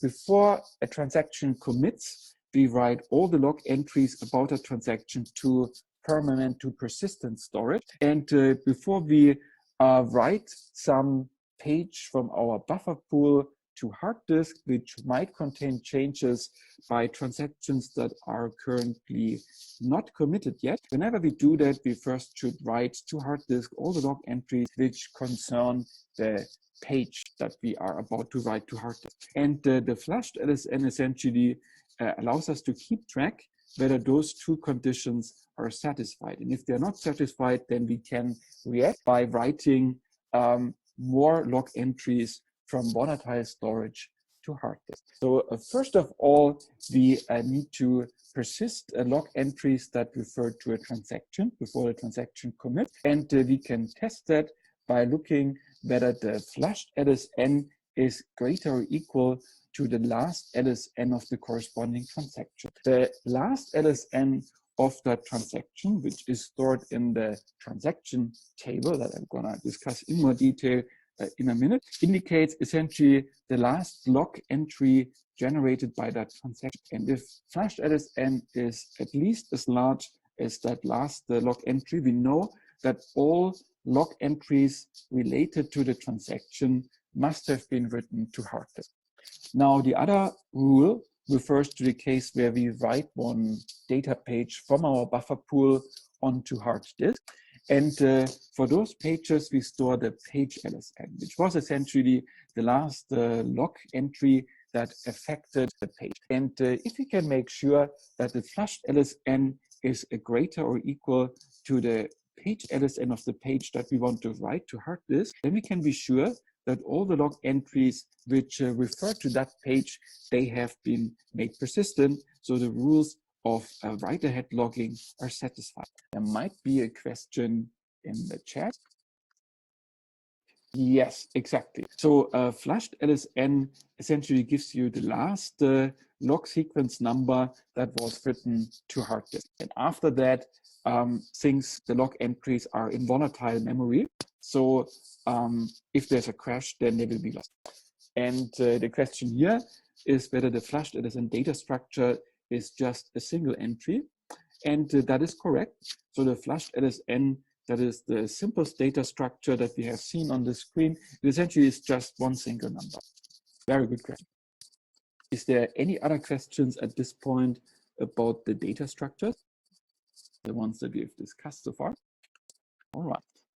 And yes, in general, with this algorithm, I encourage you to ask questions once something is unclear, because it has lots of moving parts that build on each other. So yes, don't hesitate to ask questions in the chat. Good. So this is the purpose of the flushed LSN, which essentially is just one single number stored in main memory. All right, now let's discuss a little bit about the transaction table. So the transaction table contains entries for active transactions. And for each of those transactions, it essentially stores 3 fields. First of all, it stores the transaction ID. Then it stores the status of the transaction, which can be running, committed, or aborted. And then it stores the last LSN of that transaction. And that is essentially the last log entry generated by that transaction. That is the transaction table. The dirty page table stores information about pages that are currently loaded into the buffer. A dirty page is generally a page where the in-memory version differs from the hard disk version, which means that the changes that we currently have in the in-memory version would be lost in case of a crash. So the dirty page table stores one entry for each of those dirty pages. First of all, of course, the page ID, and then the so-called rec LSN, and that is the earliest log entry which made the page dirty, basically. So starting from that log entry, the on-disk version starts deviating from the in-memory version. And that is very useful knowledge during recovery, because we know when it comes to the changes of a specific page, we only need to redo those changes starting from the back element. All right. One source of confusion in my experience when it comes to this data structure, that's why I'm proactively pointing it out, is what happens if you have multiple updates to the same page. It is easy to make the mistake to believe that the rec LSN, for instance, changes if you have multiple updates to the same page. That's tempting, but actually the rec LSN is set only once a page becomes dirty for the first time. Once there's further updates to the same page, we don't change the rec LSN. Just pointing out one possible source of confusion. All right, that was the dirty page table. Now, finally, let's discuss a little bit about the page LSN or page last LSN, which is essentially just the log sequence number of the last operation that changed the page. So this is stored in memory and on hard disk. And if I have the same page on hard disk and also in an in-memory version, then those two might actually differ. So we always adapt the one in main memory if there is an update. And if at some point one of those pages get written to hard disk, then we essentially overwrite the old page LSN on hard disk. One little question to test your understanding. So if we consider the page LSN of the in-memory and of the disk version of the same page, what can we say about the two, about how they relate to each other if we know that the page is dirty? Exactly. So the last LSN for the page in memory will be strictly greater than the last LSN or page LSN of the corresponding disk page. Exactly. Yeah.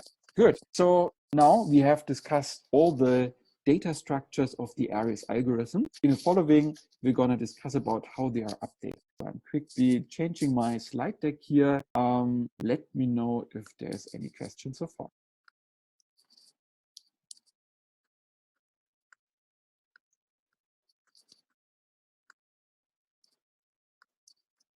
All right, so we continue discussing about the Aries algorithm. So we are still talking about the recovery manager, and the relevant chapter in Ramakrishnan and Garke is still number 20. So we have discussed about the data structures of the Aries algorithm. Now in the following, we're going to discuss about the runtime behavior. So we're going to discuss about how we update those data structures under normal conditions until there is a crash. And once we have a crash, then we enter the last phase, which we will discuss later, which is when the Aries algorithm uses the log in order to recover the database. All right, so those are the data structures that we have seen. And now in the following, we're going to discuss about how they are being updated, starting with the transaction table. So the transaction table keeps track of which transactions are currently active and when they have last generated any log entries. So we have 4 possible scenarios when it comes to the transaction table. So on the left side, you see an event, and on the right side, you see how we need to update the transaction table in case of that event. So first of all, it might happen that a transaction updates data.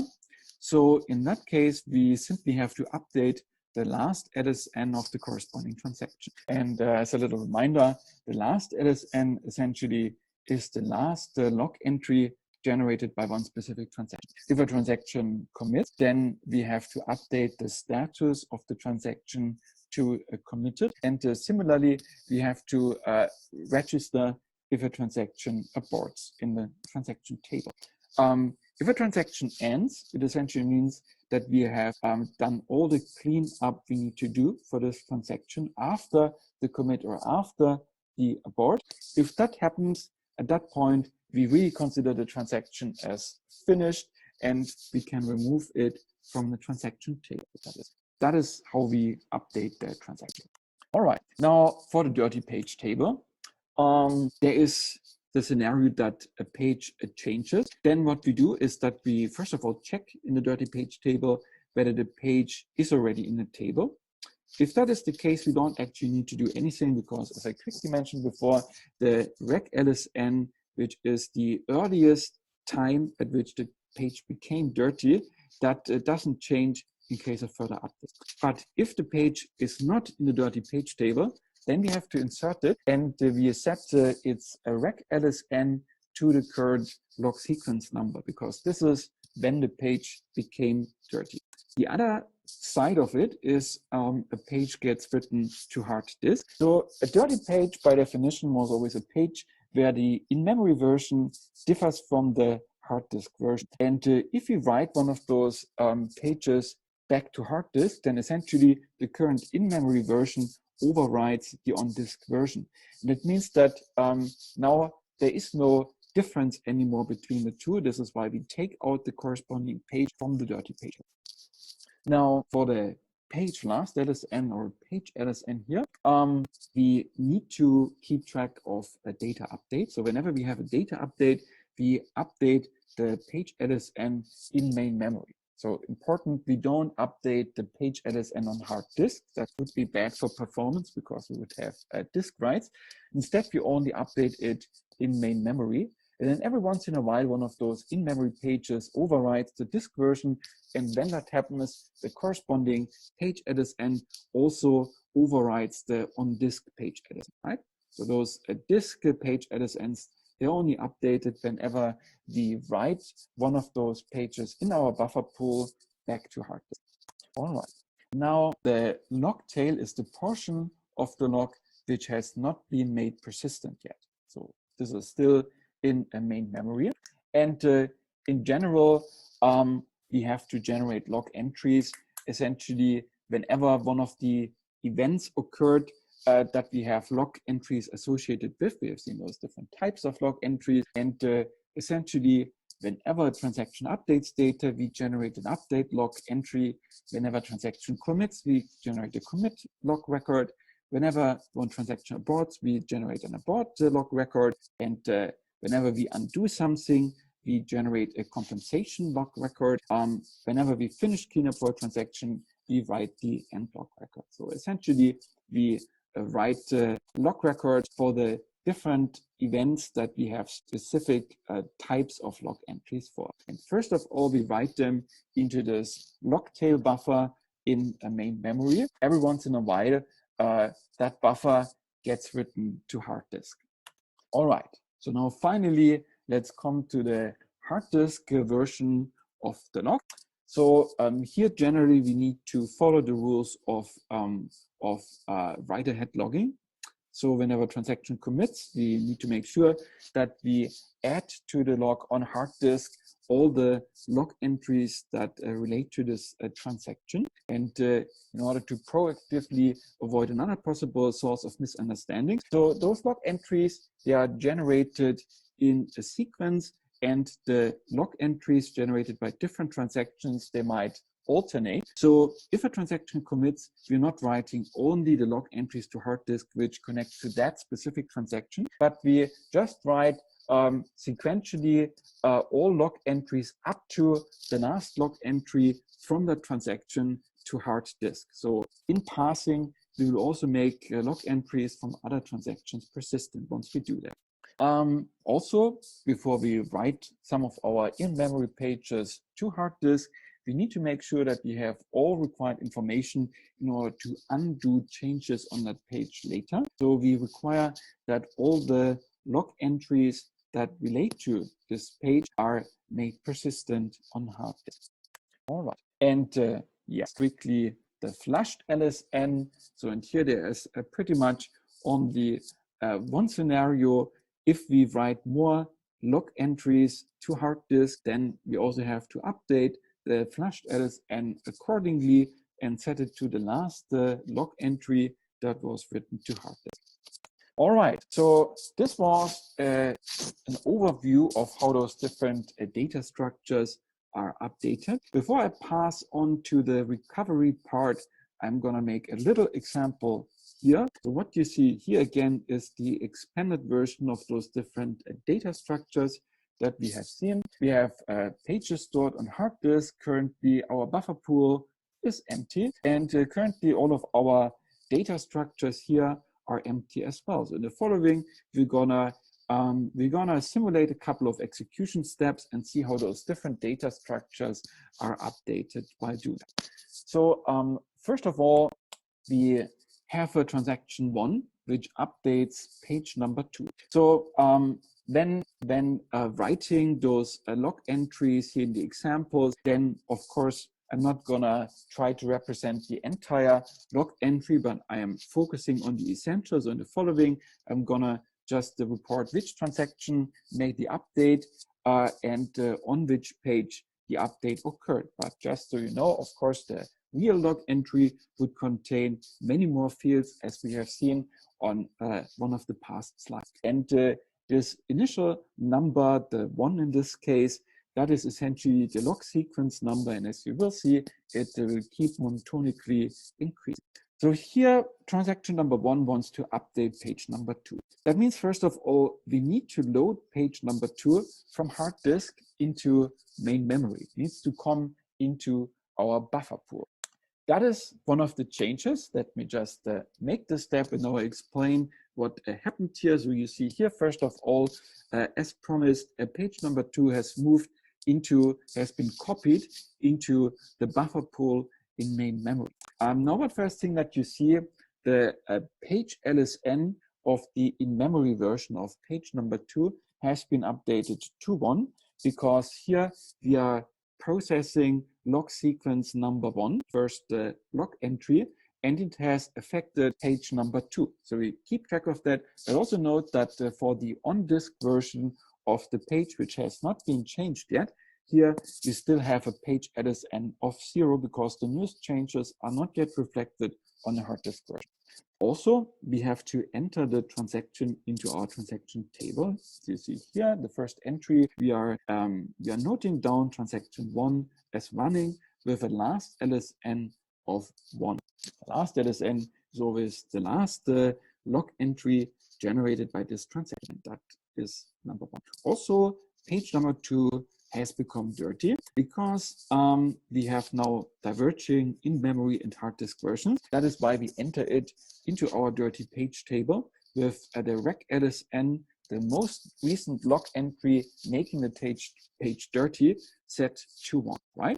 So that covers everything. Let's process the next operation. And here there's another transaction number 2, which updates a page number 5. All right, maybe before continuing, I give you a second to think about what you expect to happen in those different data structures, and perhaps somebody can make a little proposition in the chat. Does anyone have a proposition about how the different data structures change due to this entry?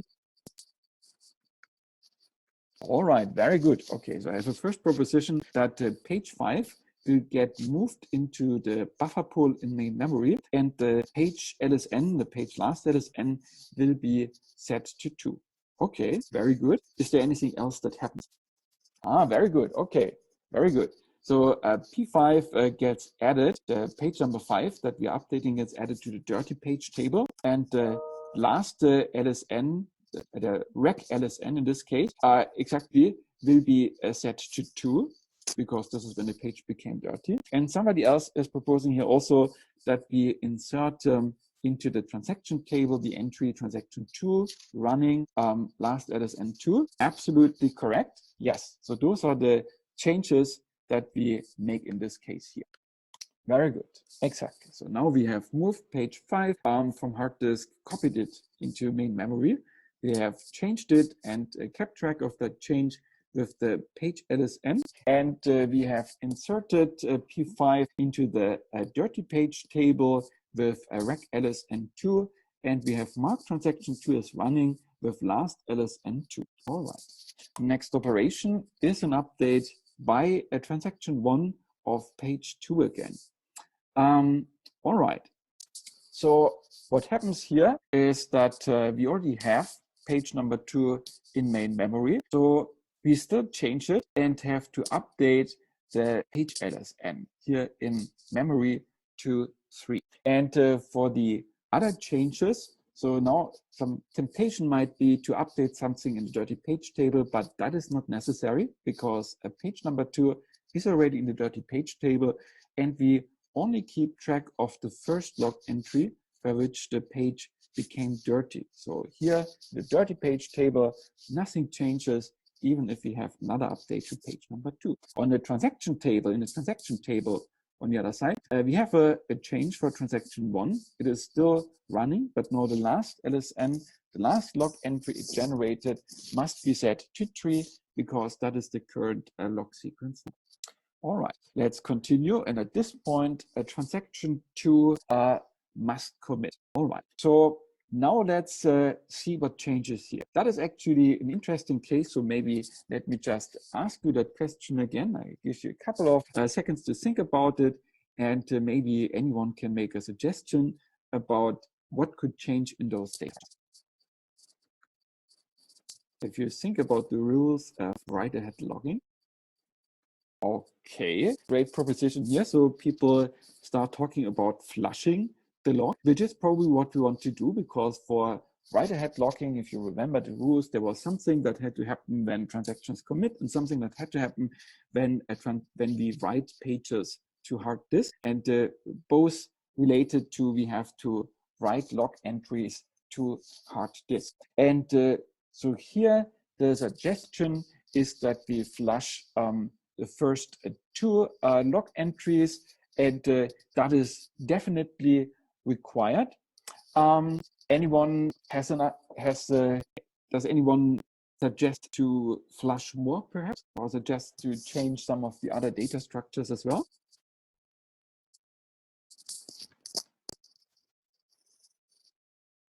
So when we come back online after the crash, we want to know which transactions have been running during the crash. So we will abort those transactions, and which transactions have already committed before the crash. So it's very important that we are aware that which transactions have already committed before the crash. And there's also some, okay, the transaction table, yeah. It is updated with information about the commit. And here that is a little bit tricky because a priori it is unclear in which order those different data structures are updated. So for the what needs to happen for a commit, we generally said that the transaction needs that we need to write log entries to hard disk up to the last log entry of that transaction. So in this drawing here, right now I have only put the commit log entry, but I have not yet updated the associated data structure. So right now, transaction 2 is still set to a last LSN of 2. But now that we have just added this log entry, the last LSN would be updated to a 4.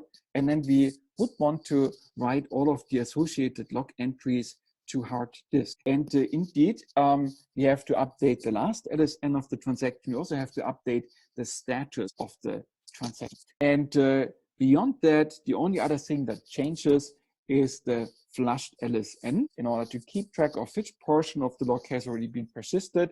So this is, yeah, very good replies here. So exactly this is what I wanted to hear, that we have to write part of the log back to hard disk in order to make those changes, in order to persist those changes. Okay, let me quickly show that here in the chat away so you can see my slide. All right, so now we have already updated the transaction table, and all right, and now we have written the log to hard disk. So here multiple things have happened at the same time when going from one to the other one. Strictly speaking, the status of transaction 2 should also be updated to a commit instead of running. Once we have the end log record for transaction number 2, then it gets deleted out of the transaction table anyway. But nevertheless, strictly speaking, this running should actually be committed now in the transaction table for transaction number 2.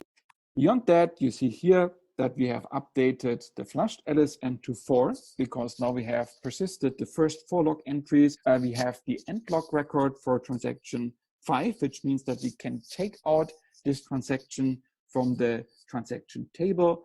And of course, since we haven't written any pages to hard disk, we still have those entries in the dirty page table.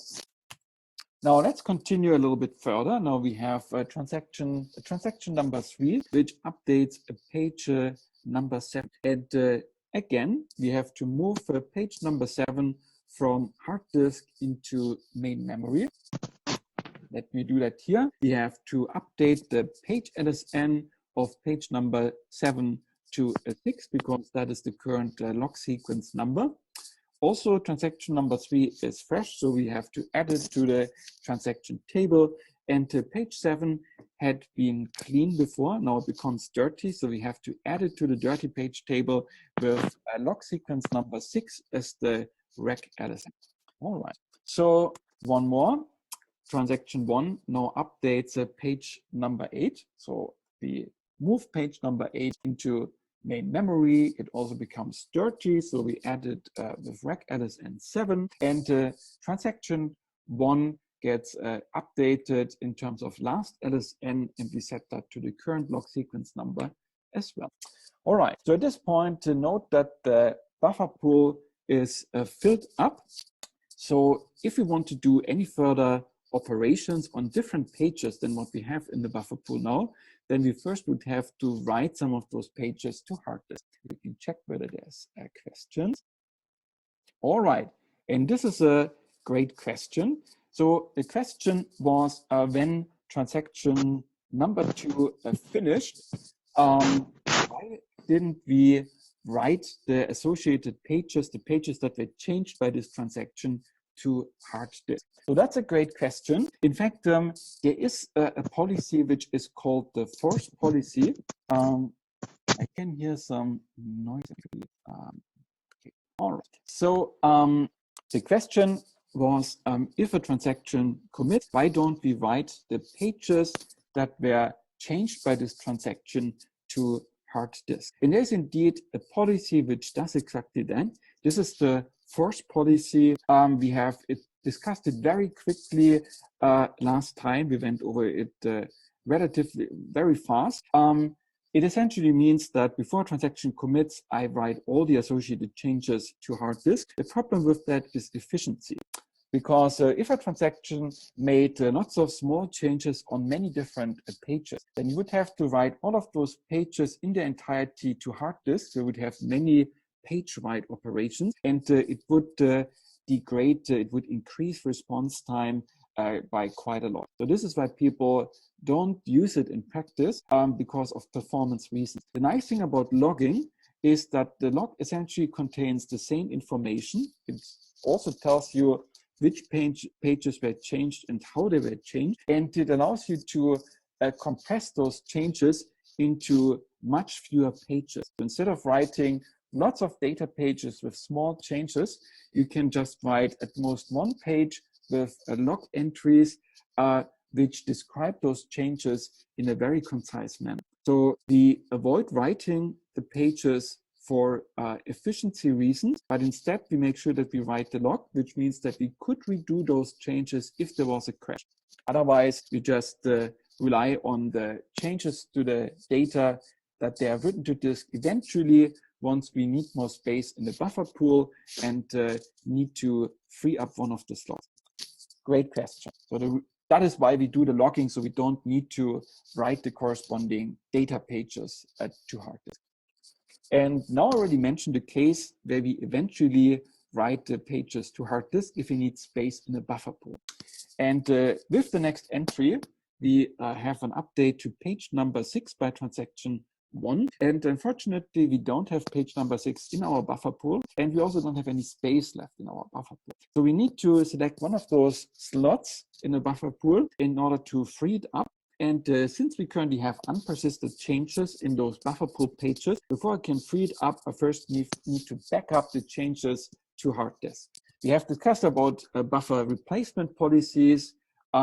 So in this case, let's just see that the buffer replacement policy selects the rightmost slot for replacement, this one over here. So what I need to do is that I write the content of this page back to a hard disk.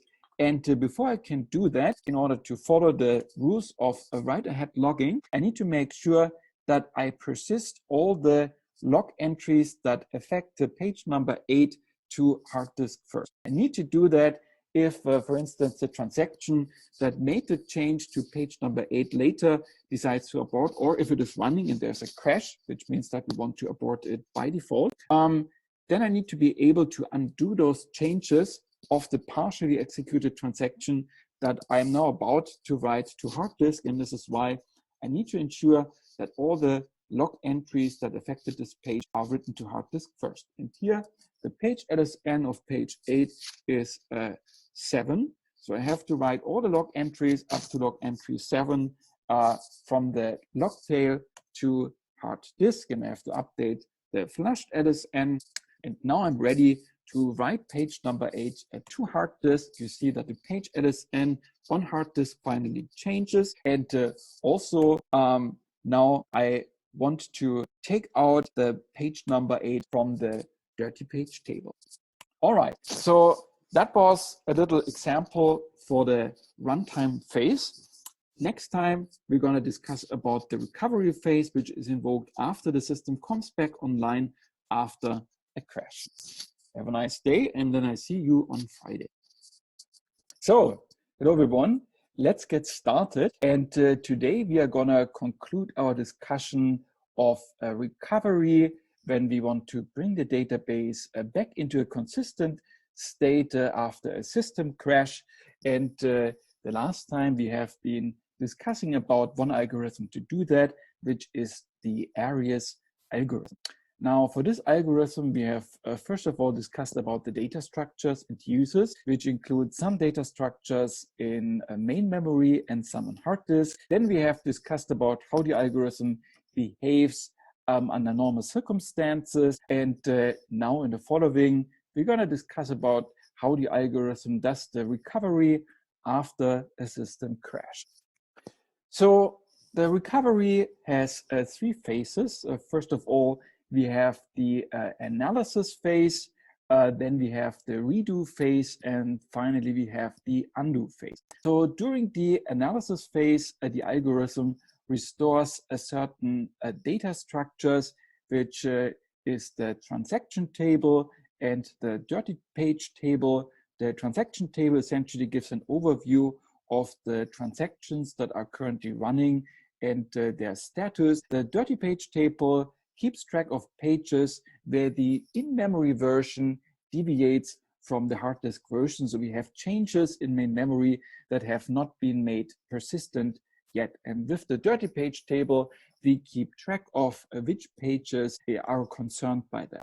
During the redo phase, we are redoing changes of committed transactions or of transactions in general that have not been made persistent yet.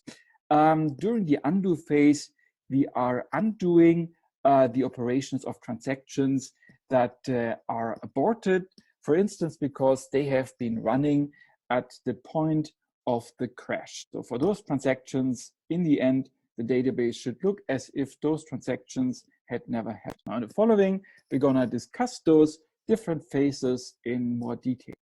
Now, one remark about the analysis phase. So I have already quickly mentioned that during the analysis phase, our goal is to restore the transaction table and the dirty page table. Now we are restoring those data structures by reading the log entries, which describe the different updates to the data, transaction commits, and so on and so forth. And without any checkpoints, we would essentially have to read that log from the beginning of time in order to restore our data structures. And of course, that would be very inefficient. So we want to make the recovery as efficient as possible, and checkpoints are a way to make it more efficient. So during a checkpoint, we essentially save the current state of the transaction table and dirty page table to hard disk. And those checkpoints are also written to the log. We have one so-called master record stored on hard disk, which gives us the location within the log of the last checkpoint. So because of that, we can avoid reading the log from the very beginning. Now, this is how we write those checkpoints. One important thing that we want, we want to avoid having to stop the database in order to write out those checkpoints. So we want to continue processing transactions as they come in, while in the background we are processing the checkpoint.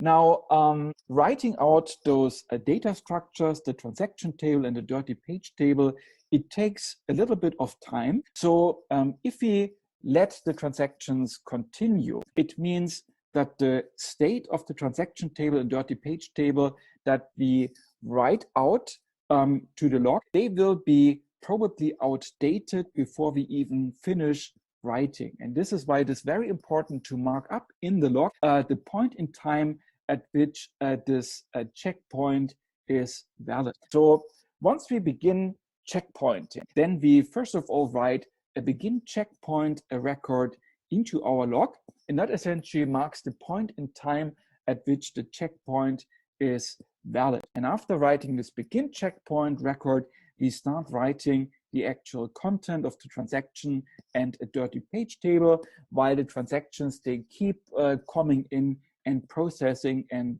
thereby changing the transaction table and the dirty page table. So once we have finished writing the transaction and dirty page table, then we write the end checkpoint record. So we know that checkpointing has finished, but the state of the transaction and dirty page table that we have written to hard disk is only valid at the begin checkpoint record. All right.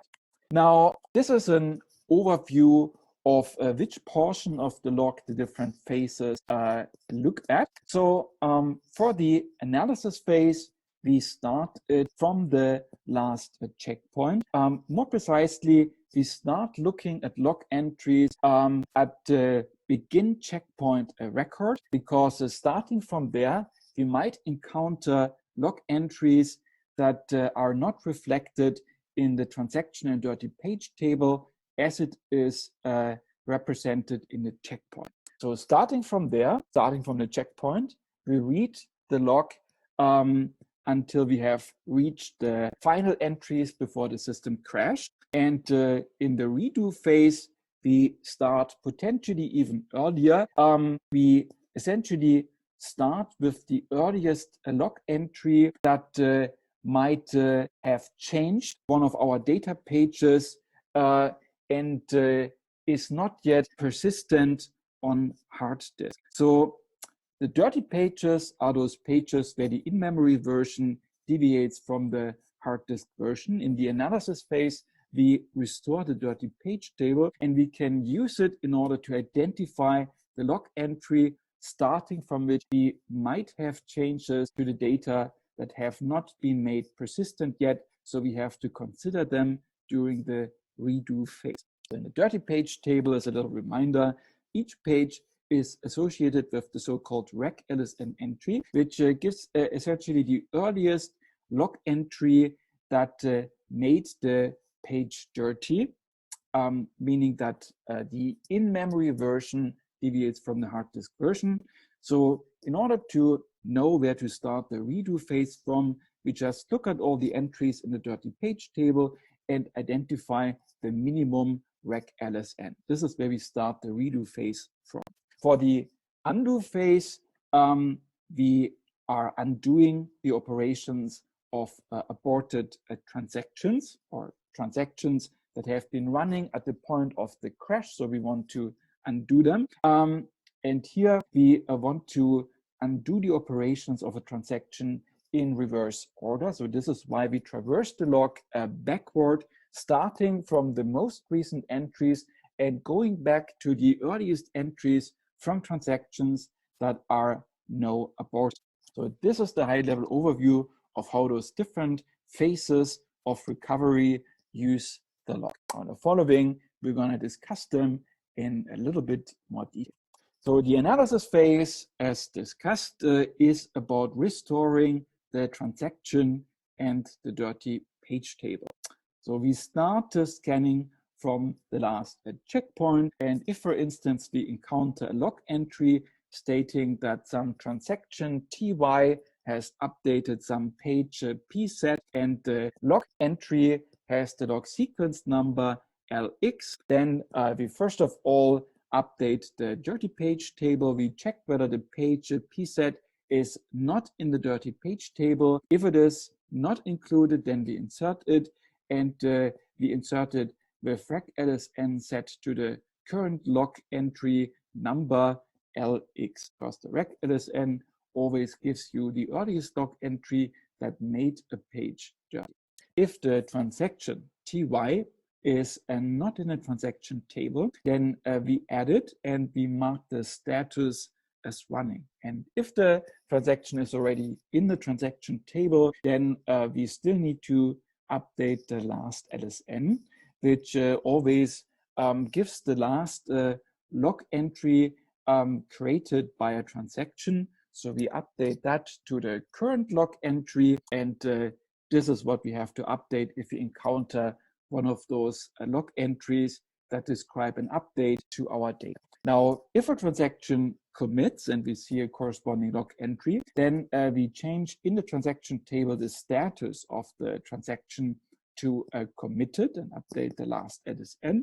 If a transaction aborts, then correspondingly we update the status to aborted. And if we encounter an end log record for a transaction, which essentially means that all the cleanup for this transaction has been done. So we can forget about the transaction, and this is why in this case we remove it from the transaction table. Now, one question to you, and I give you a couple of seconds to think about it, is whether we get a precise transaction table and dirty page table that we had directly before the system crash after the analysis phase. So basically, will we always be successful in restoring the transaction table and dirty page table precisely to their state immediately before the system crashed because of the analysis phase? In the end here, we restore the transaction table and dirty page table based on log entries. And now if you think about the way that log entries have to make until they become persistent on hard disk. So the right answer here is that in some cases, we might not be able to restore the transaction table and dirty page table exactly into the state they were in before the system crashed, because log entries are first of all written into the log tail in main memory, which means that it will vanish if there is a system crash. And only every once in a while, we write the log tail entries to hard disk where they become persistent. So the last few log entries directly before the crash might get lost, which means that we might have a slightly earlier state of the transaction and dirty page table. But the nice thing about this is that we can be sure that those log entries that we lost, they don't refer to any transactions that have already committed, for instance, because due to the rules of write-ahead logging that the Arias algorithm is following, if a transaction commits, then we have to make all its log entries persistent on hard disk. So in the following, we're going to make a little example about the analysis phase. We continue with the example that we had before. And by the way, here in this graphic, you also see again the log tail buffer on the right upper corner, which is in main memory, which is volatile. And on the bottom, you see the persistent part of the log, which is stored on hard disk. So let's assume that we have a crash in our system. For instance, suddenly the power supply fails and the server is shut down because we don't have power anymore. In that case, once the system comes back online after the crash, everything we have in main memory will be erased, of course. Here, now we don't have anything in our buffer pool and we don't have anything in the remaining data structure. So at this point, perhaps I'm quickly going to remind you of the semantics of those different data structures that you see here. First of all, we have data structures that are not specific to the Arias algorithm, but relate to things that we have seen before in the course.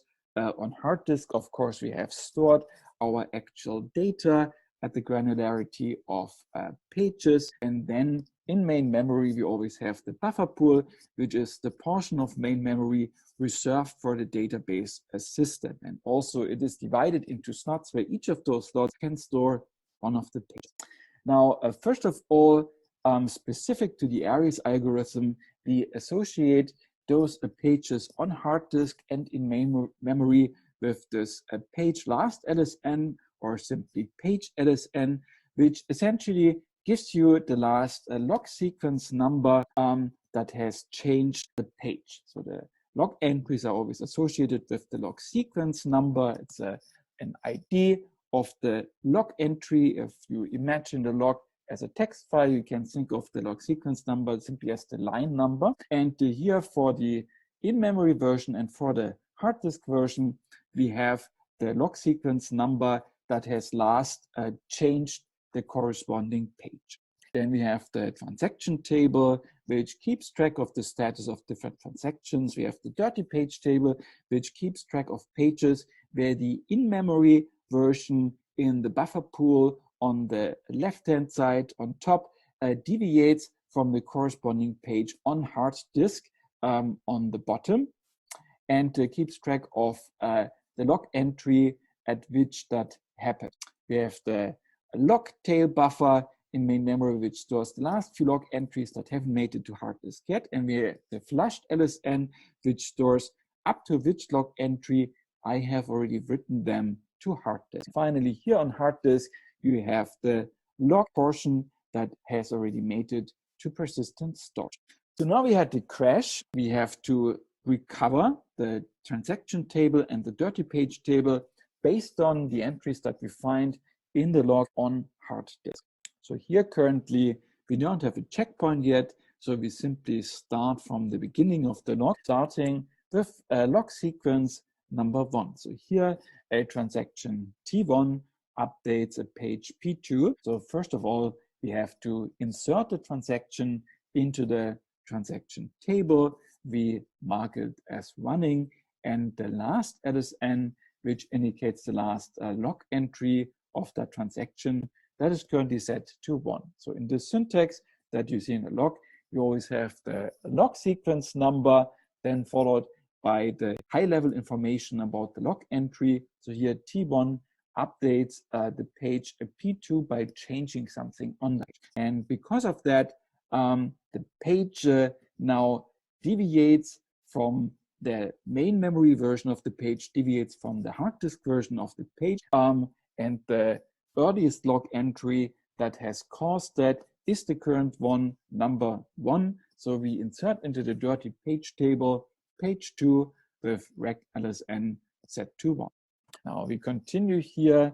We find a log entry stating that transaction 2 has updated page 5, and that is a log sequence number 2. So we insert a transaction into the transaction table with last LSN set to 2 and marked as running. And in the dirty page table, we insert page number 5 with the rec LSN set to 2. Now transaction 1 decides again to update page number 2. So first of all, we update the transaction table and set the last LSN for transaction 1 to 3, the current log sequence. Now, this is often a source of confusion in my experience. Don't update the dirty page table if you have another update on the same page. Now, the dirty page table only stores the rec LSN, which is the earliest log entry that made the page dirty. So if we have repeated changes to the same page, which is already dirty, then we don't need to change anything in the dirty page table. So we leave that one, the rec LSN of page 2 set to 1.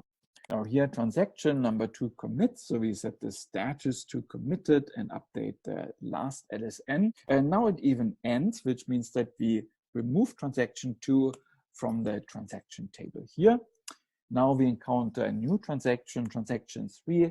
So we insert that into the transaction table with a last LSN set to 6, and it updates page number 7. So we insert page number 7 with a rec LSN 6 into the dirty page table. Finally, transaction 1 updates page 8 as well. So here, transaction 1, we update the last that is in the transaction table, and here we insert page number 8 with rec address and 7 into the dirty page table.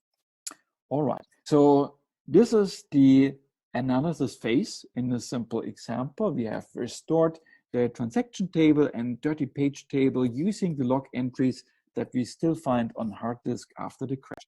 Next is the redo phase, and the redo phase needs to start from the earliest point at which changes occurred where that may not have made it to hard disk yet. In order to find that point, we analyze the dirty page table, which contains for each page the earliest log entry that made it dirty. So if we take the minimum over all dirty pages, then we have the starting point for the redo phase. And during the redo phase, we focus on data updates and compensation log records, which also correspond to data updates, but it is a specific type of update, because here we're talking about updates that revert a previous update because the corresponding transaction has aborted. So both are interesting for the redo phase, and if we encounter one of those entries, then typically we have to redo it, which means that we redo the corresponding, so we load the corresponding page into main memory, we execute the change, and we update the corresponding page LSN of that in-memory page. There is certain conditions under which we can avoid redoing an operation, which of course we avoid if we can, because then things become more efficient. We can avoid the redo if one of the following 3 conditions is satisfied. So let's see under which conditions we can avoid the redo. So a first condition, if it holds, we can avoid the redo. It's the following. If the page affected by the update we are currently looking at is not in the dirty page table anymore, then we know that the corresponding log entry must already have been made persistent, so we don't need to redo the corresponding change.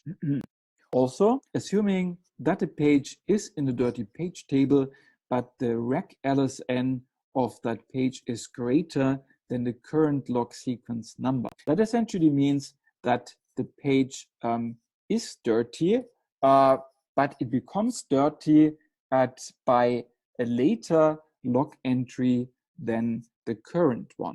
So also in this case, we can avoid the redo. And finally, we can avoid the redo as well if the page LSN of the corresponding page on hard disk is greater or equal to the current log sequence number. So those are 3 conditions. If any of them holds, we don't have to redo the current update. We check those 3 conditions in the order that you see here. So one interesting question is, why do we check those conditions in precisely that order? So I give you a few seconds to think about that.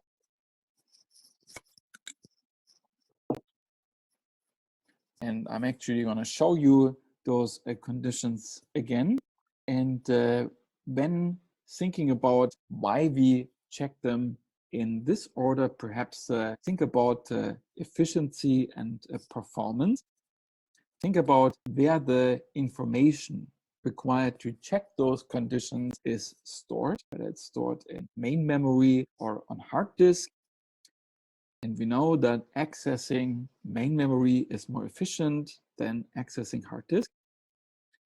And the right answer is that here the dirty page table is stored in main memory. So the first 2 conditions can be verified relatively efficiently, while the last condition refers to the page LSN that is stored on hard disk. And in order to get that, we already have to load that page from hard disk into main memory, which takes time. So this is why we check the last condition indeed last. The first 2 are much cheaper to verify.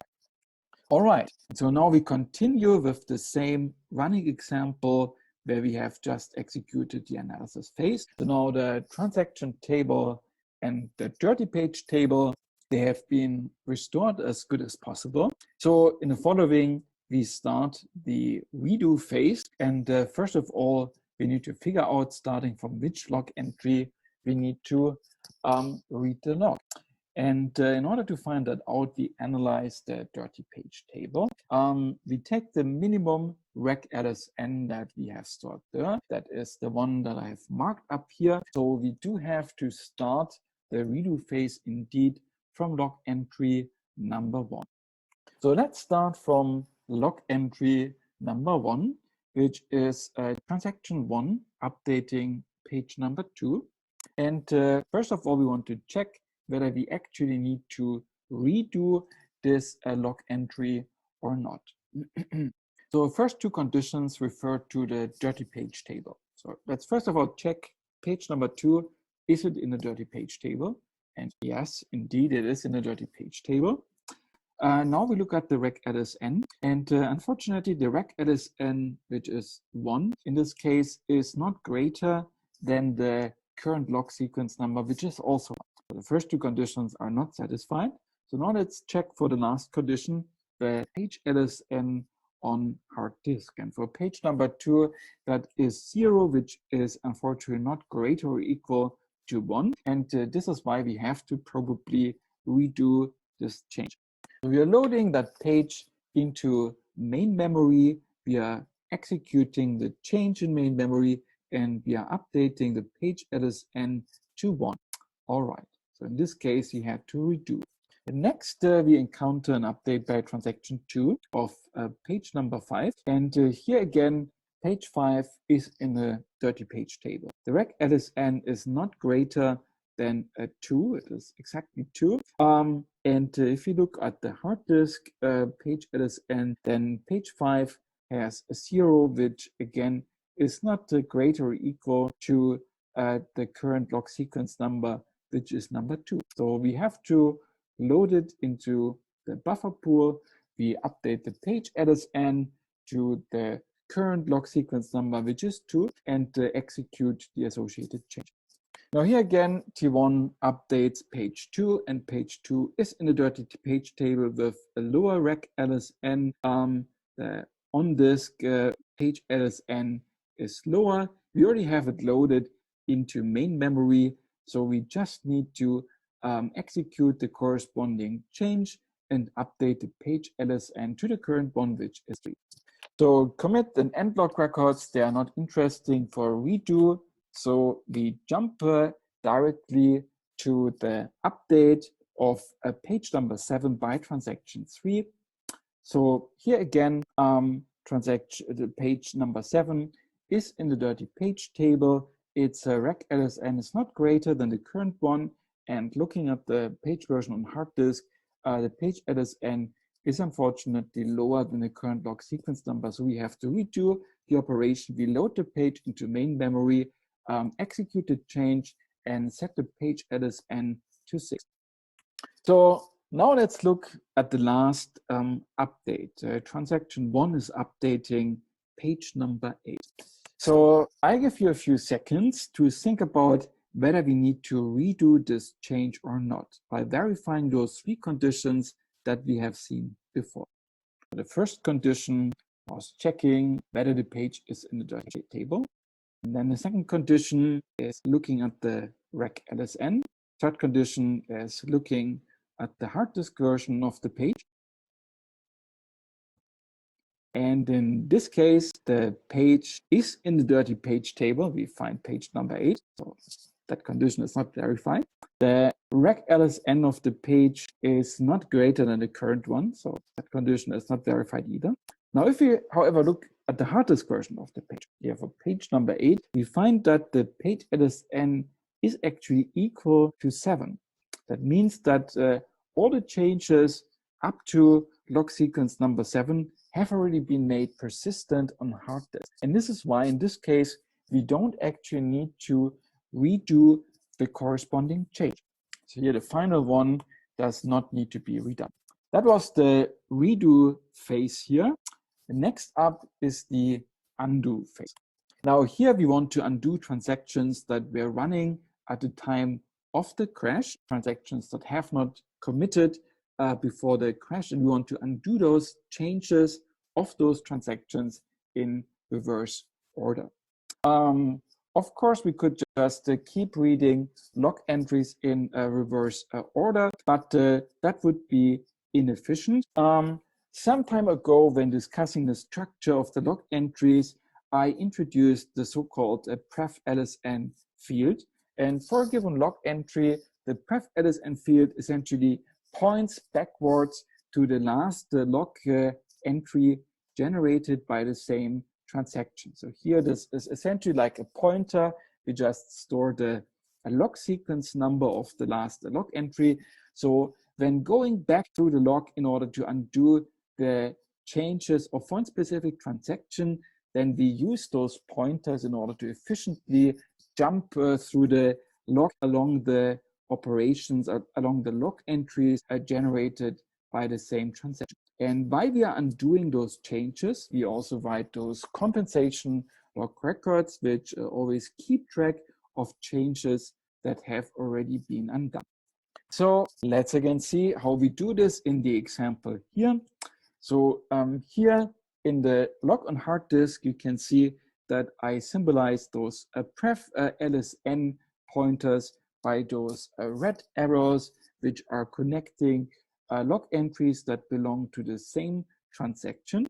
And we are undoing things in a reverse order. So here we have two transactions running, transaction 1 and transaction 3. They were running at the time of the crash. So we start undoing the last operation of transaction 1, which updated page number 8. So in order to undo this, so first of all, we write a compensation log record in our concise notation. Here for those examples, it is simply CLR, then the transaction identifier, and then the page identifier. And in order to undo the change, we have to load the page from hard disk into main memory, and we undo the change. And undoing the change is also a change, so therefore we also update the page LSN to the current log sequence number from the compensation log record.